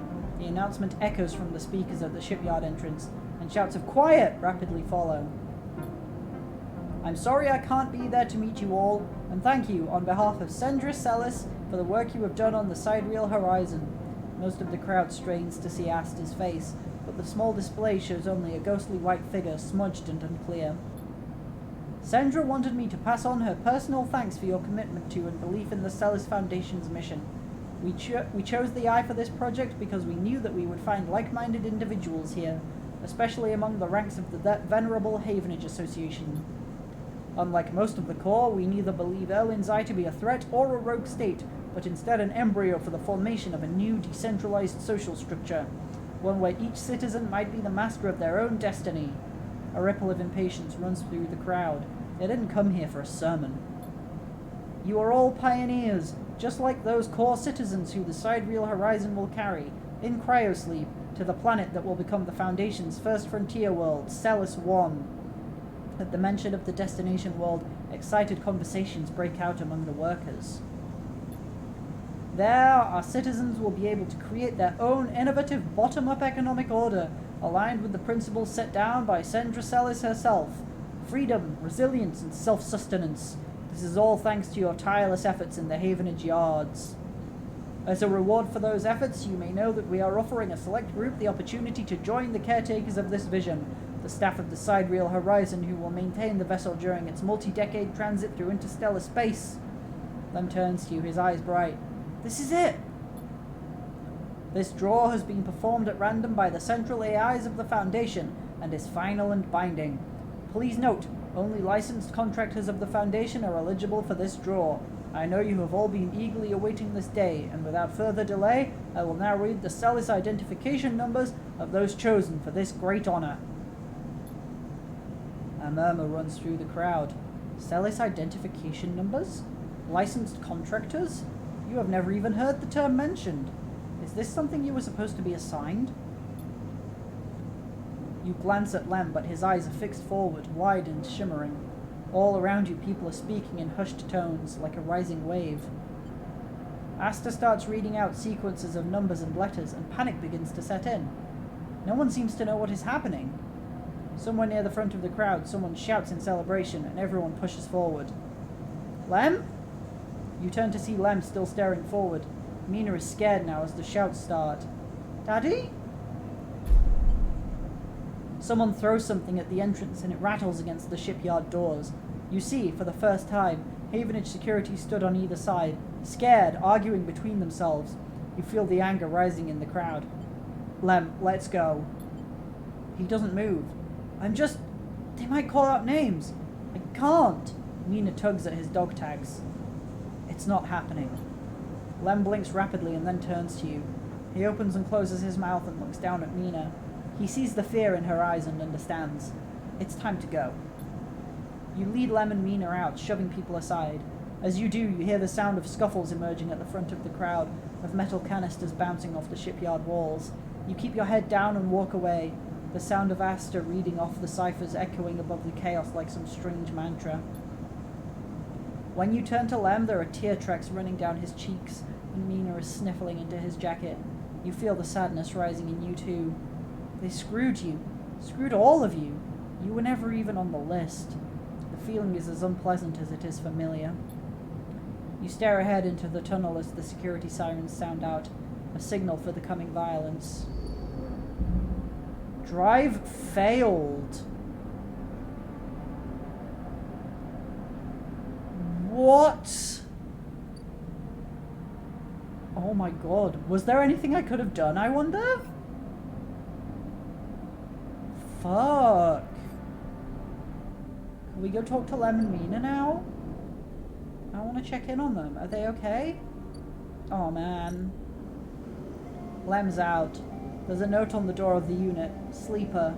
Gone to find work. Lem. Oh god. I hope they're gonna be okay. I'm very worried about Lem and Mina right now.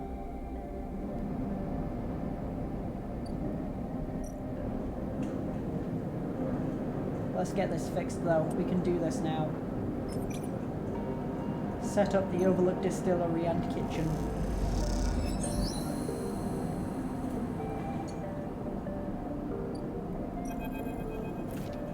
Tala stands back from the newly finished still and tub, hands on hips. Look at this! She grins. The Overlook Distillery in all its glory. She squeezes you around the shoulders. Thank you! How's sourcing ingredients? Tala smiles. I think I've got most of it covered between the food factories in the low end and the farm stacks on the greenway. However, she pauses, there is an issue. Tell me. Well, Girol the drink, as you probably guessed, is named after Girol the mushroom. That's what gives it that golden colour and earthy taste. The alcohol is infused with the mushrooms along with a mix of spices. That means you need Girol caps to make Girol, but no one wants to supply us. The distilleries on the Greenway are taking all the stock from the farms out there, so it's hard to get a single cap across Founder's Gap. However, I have an idea. She smiles. We can grow our Girol caps here! She gestures at the increasingly equipment-filled back room. I can bring you mushrooms. Tala gives you a pitying look. Where's your vision? Any outside supplier means they take a cut. Okay, maybe not you, but someone somewhere takes a cut. Tala puts a hand on the still.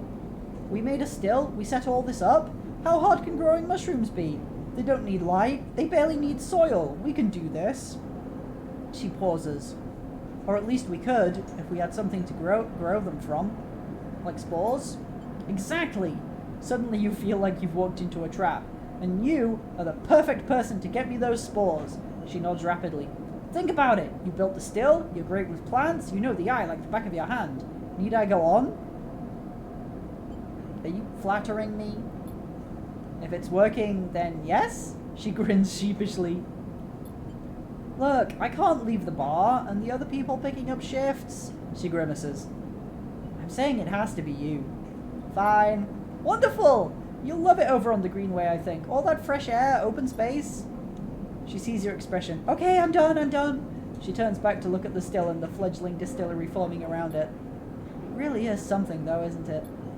And want to or not, you really have to agree. Listen, I have absolutely no problem going to get some spores. Like, that is a thing that I am very qualified to do. I've done that already several times. Let's get some spores. Wait, how many spores do I need? Shit, I should have checked before I came out. But let's grab some, and then I'll go back. I've got 2. How many does she need?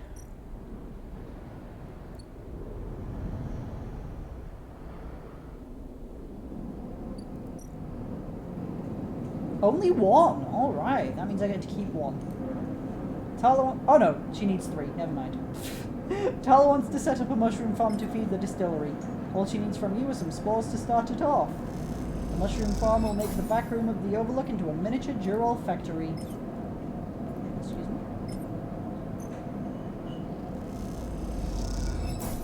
Time to leave. I'm gonna re-roll. Oh, fuck. I can't believe I had a 1 and a 2 and I re-rolled it into the only possible worst thing.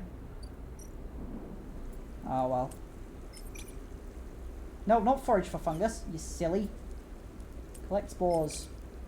We only need a neutral so we can get 1. So, there we go, we got it.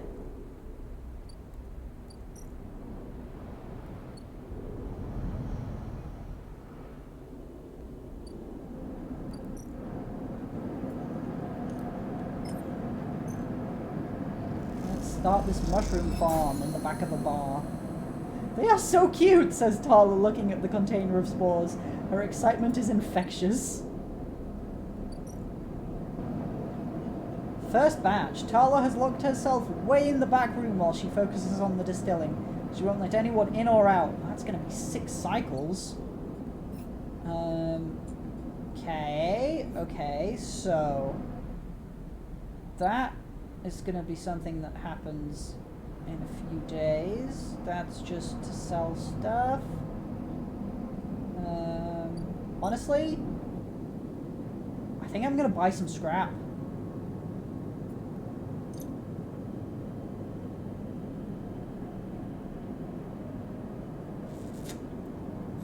Shall I buy some scrap? I do have 3 stabilizers now. But I also have a lot of money. Do you know what? I think it's worth it to buy some scrap. Just to hold off needing to use the stabilizers too much.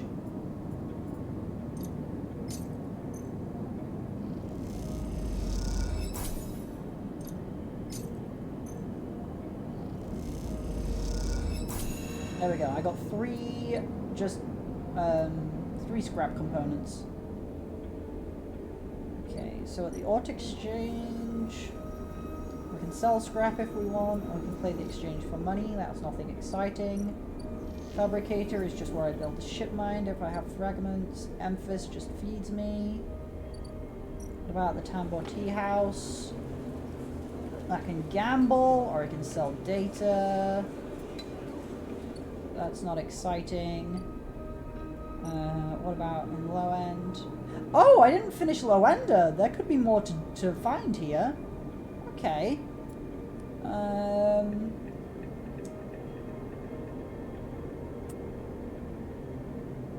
Let's do a bit of gambling, a bit of Tavla gambling. Positive outcome! Hell yeah, we filled that up now. Anything new or... Oh yeah! Ooh, Caster, Curious Data Fence, a whole new person! You cross between two walls of units, one of the cavernous streets at the center of the low end. The pressurized bridge is full of the clack of tabla, the shouts of children, the whir of air filters. Sleeper.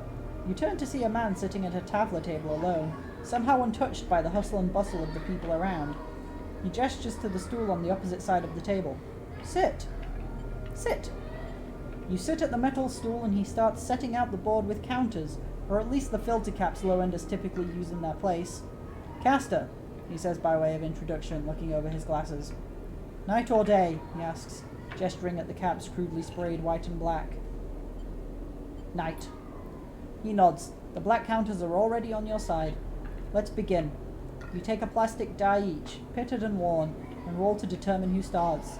Caster rolls a 6, you a 4. I lead. He smiles and begins to move his first cap precisely along the board. Play passes back and forth between you, the dice changing hands as the caps spread along the board. As it does, Caster speaks, eyes not leaving the caps. It is unusual to see a sleeper on the eye. That's why I wanted to play you. You take your turn, rolling a 5 and a 6. Play aggressively.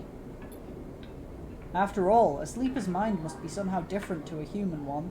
Being emulated, I mean. As Caster talks, you target his counters, halting his progress, but exposing your caps as you do. I don't mean to offend you, Caster meets your eye. I merely see that you are by definition different. What has been subtracted in the emulation? What has been added? He stacks a wall of counters, a boundary you must break. He hands you the dice. Do you ever think about this, sleeper? About what you were before and what you are now? Always. You roll a double 1 and solidify your wall. Caster whistles. The holding game. Commendable. It can be brave to build from what came before. He rolls the dice and leaps your wall in a single move. But we cannot idle too long, sleeper. The slower we move, the sooner we are caught. The past you is not just an idea, a concept for you. It is a living, breathing person. He looks up over his glasses, his eyes bright and wide. You split from them like a shadow splitting from its caster. They may be sleeping now, yes, but one day they will awake and carry on with their lives, unaware of your fate, no matter what it may be. He hands you the dice, smiling. You are a branch severed from the main trunk, an offshoot who refuses to die, so to speak. You roll again, under pressure now, trying to slip your caps out from under Caster's before he solidifies control of the game. So what I am curious about is how you see yourself in all of this, Caster asks. What does this tangle of truths make you? Free. Yes, Caster looks away, through the glass to the crowded units on all sides. I can see that. Your life as an escapee was never meant to happen, yet here we are. He starts removing caps, his home board now full. Your life is an offshoot. It can go anywhere from here. You try a few more rolls, attempting to get back in the game, but Caster clears his home board with a sense of the inevitable. He has known he was winning for a while. I feel I may have pushed too far. He slides another cap from the board. I apologize. My curiosity has a habit of getting the better of me. You roll to return a cap to the board, but all the spaces are blocked.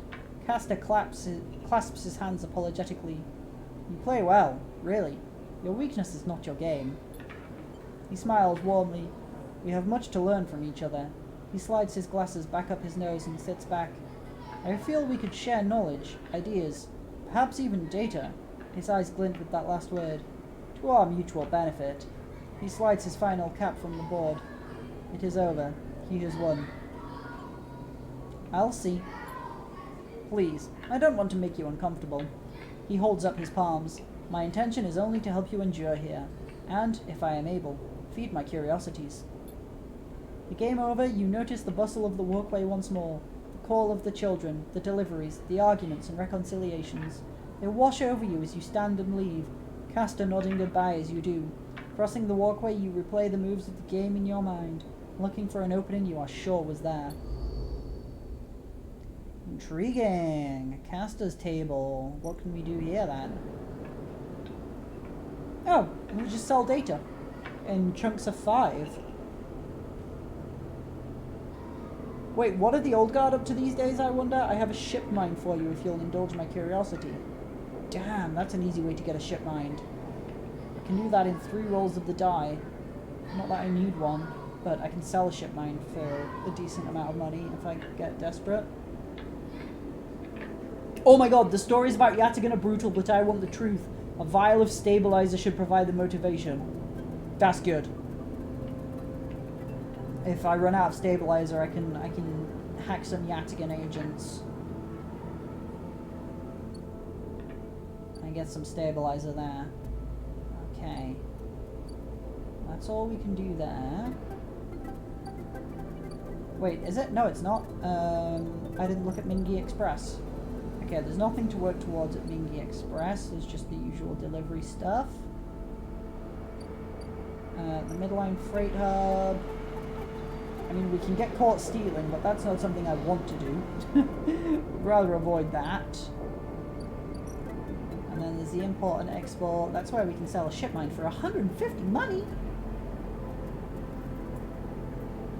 Oh, if I end up with spare Matsutakes, I can sell them there as well.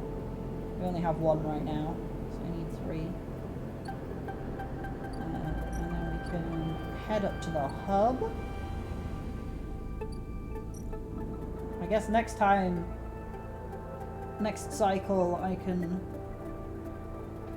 start working on that and find some things to do in the hub.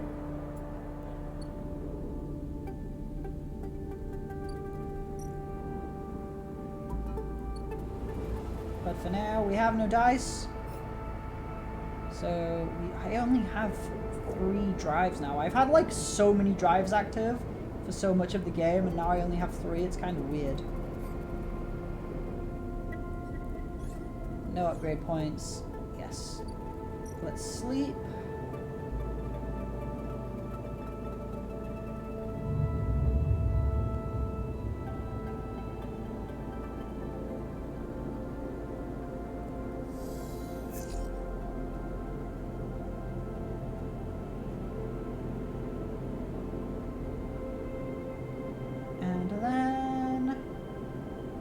Am I gonna be brave and raid someone? Am I gonna be brave?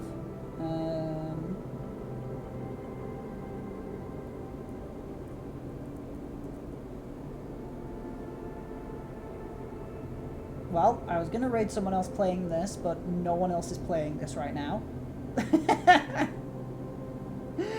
So that's not gonna happen, and no one I follow is live. So I guess no raid. I was gonna be brave, but no raid.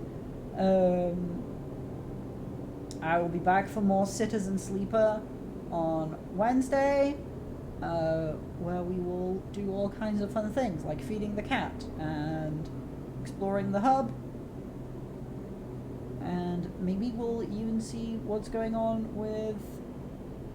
Wait, what else was I waiting for? Something with Rabia and Sabine again? Or did that happen? Or was I still waiting for more from them? I forget. Anyway, until next time, thanks for watching, enjoy the rest of your day, and stay safe. Bye!